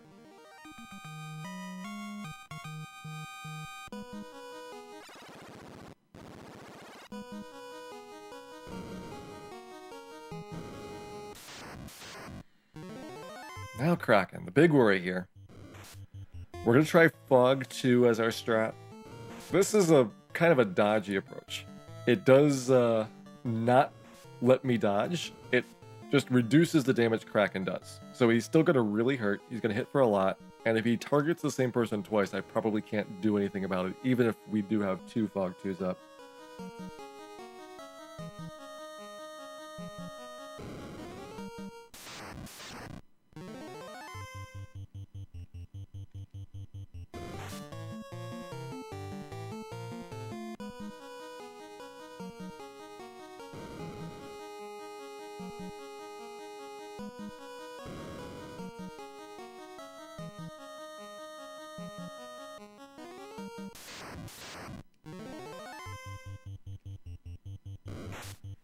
Keep the Red Mage stoned. It's pretty dangerous overall. It does make it so that Kraken can't kill him. But I think I want to have everybody for this fight.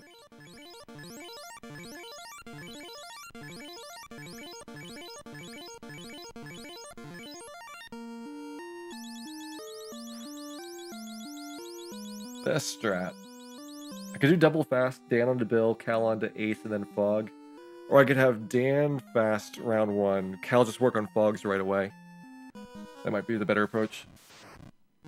This is gonna hurt, regardless of what happens. We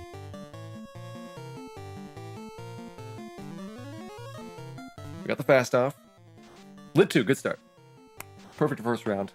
I mean, perfect would be Ink, but I'll take Lit 2.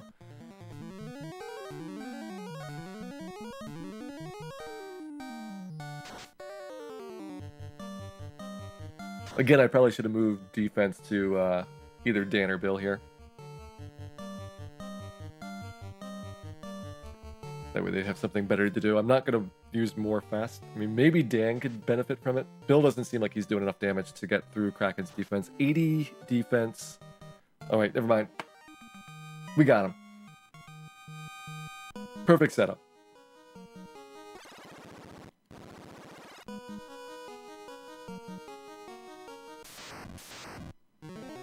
I just need to keep talking about how Bill is gonna suck, and then he can prove me wrong, and I'll still be happy with that.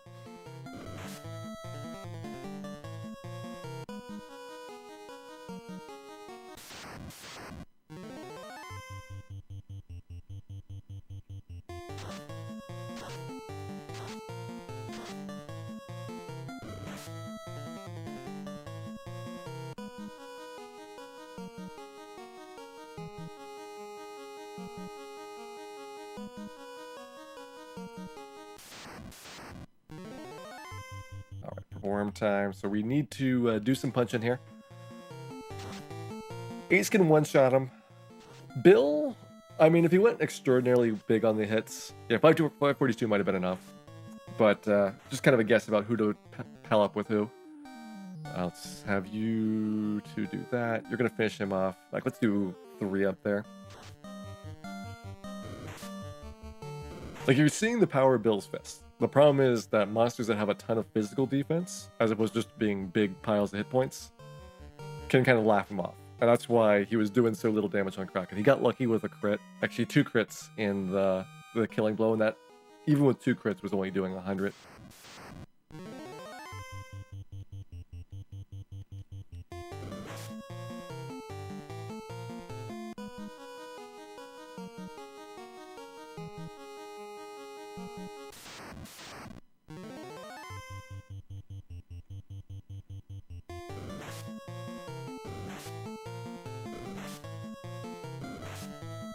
We need some healing. Go ahead and drop a bunch of heal potions. We, because of the Nucleus Lich, have a ton of heal potions here. No worries about running out at all. That was the other big thing. The Nucleus Lich set us up so well that even if somebody died on Kraken, I wouldn't be at all pressured for healing at the end of it. Whereas normally a party like this, without more spell slots to work with, would have a real big struggle for things like that. We're gonna let Dan have the Mazmune temporarily. Temporary, though.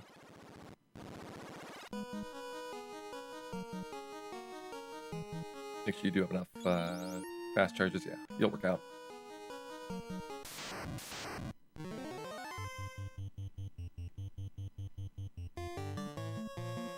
Kind of puts a lot of pressure on Cal to get some stuff done. I would love to have him Fog 2 again. We're going to try this. So you're going to fast Dan first. I'm going to try to just race Tiamat here.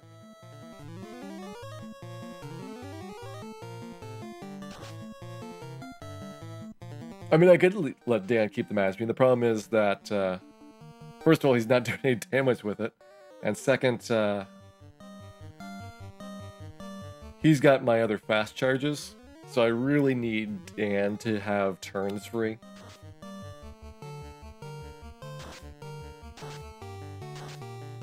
Don't kill Cal. There you go. Even that was a pretty stinky blow for a Mazmune hit. Dan might not have enough physical strength to be able to power through with the Mazmune.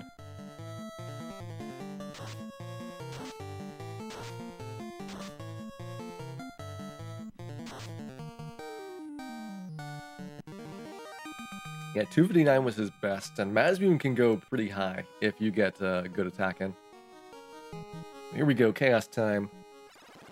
How do I want to do this? I've been tossing this over like the whole night, like, what do I actually do on Chaos to make this go well?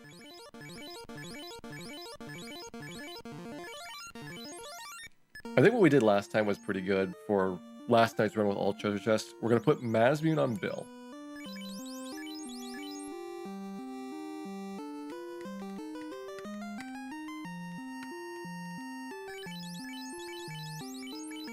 Put Dan in charge of the party, because he's got to have something important to do.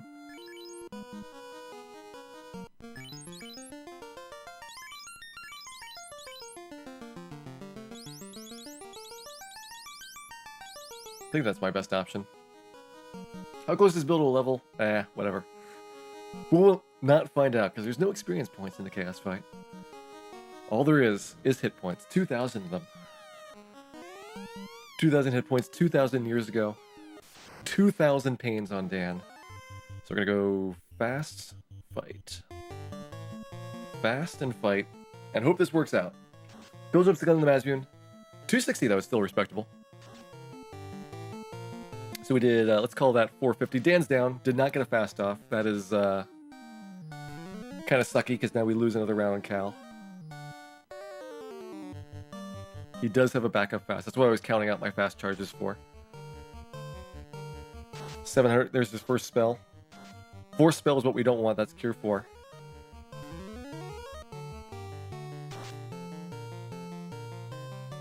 We're on pretty good pace here to this point. I'm going to drop a Cure 2 on Cal, try to keep him at full.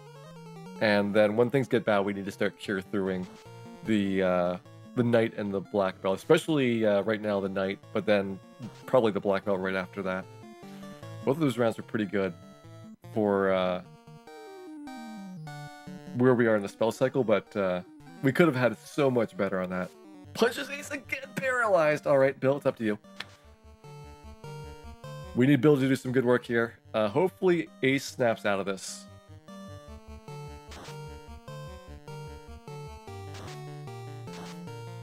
This is why I gave the Mazmune to Bill, so that if Ace were to be taken out of the fight, we would have the potential to come back on it. He likes punching Ace. That's all I can say. Bill, you need to do more damage here. I'm getting kind of worried. Punches Cal now! He's a mean punching machine. Terminated. A mean terminated machine as well. 453.01. Barely 3/4 of our party was about to die. Bill had no qualms.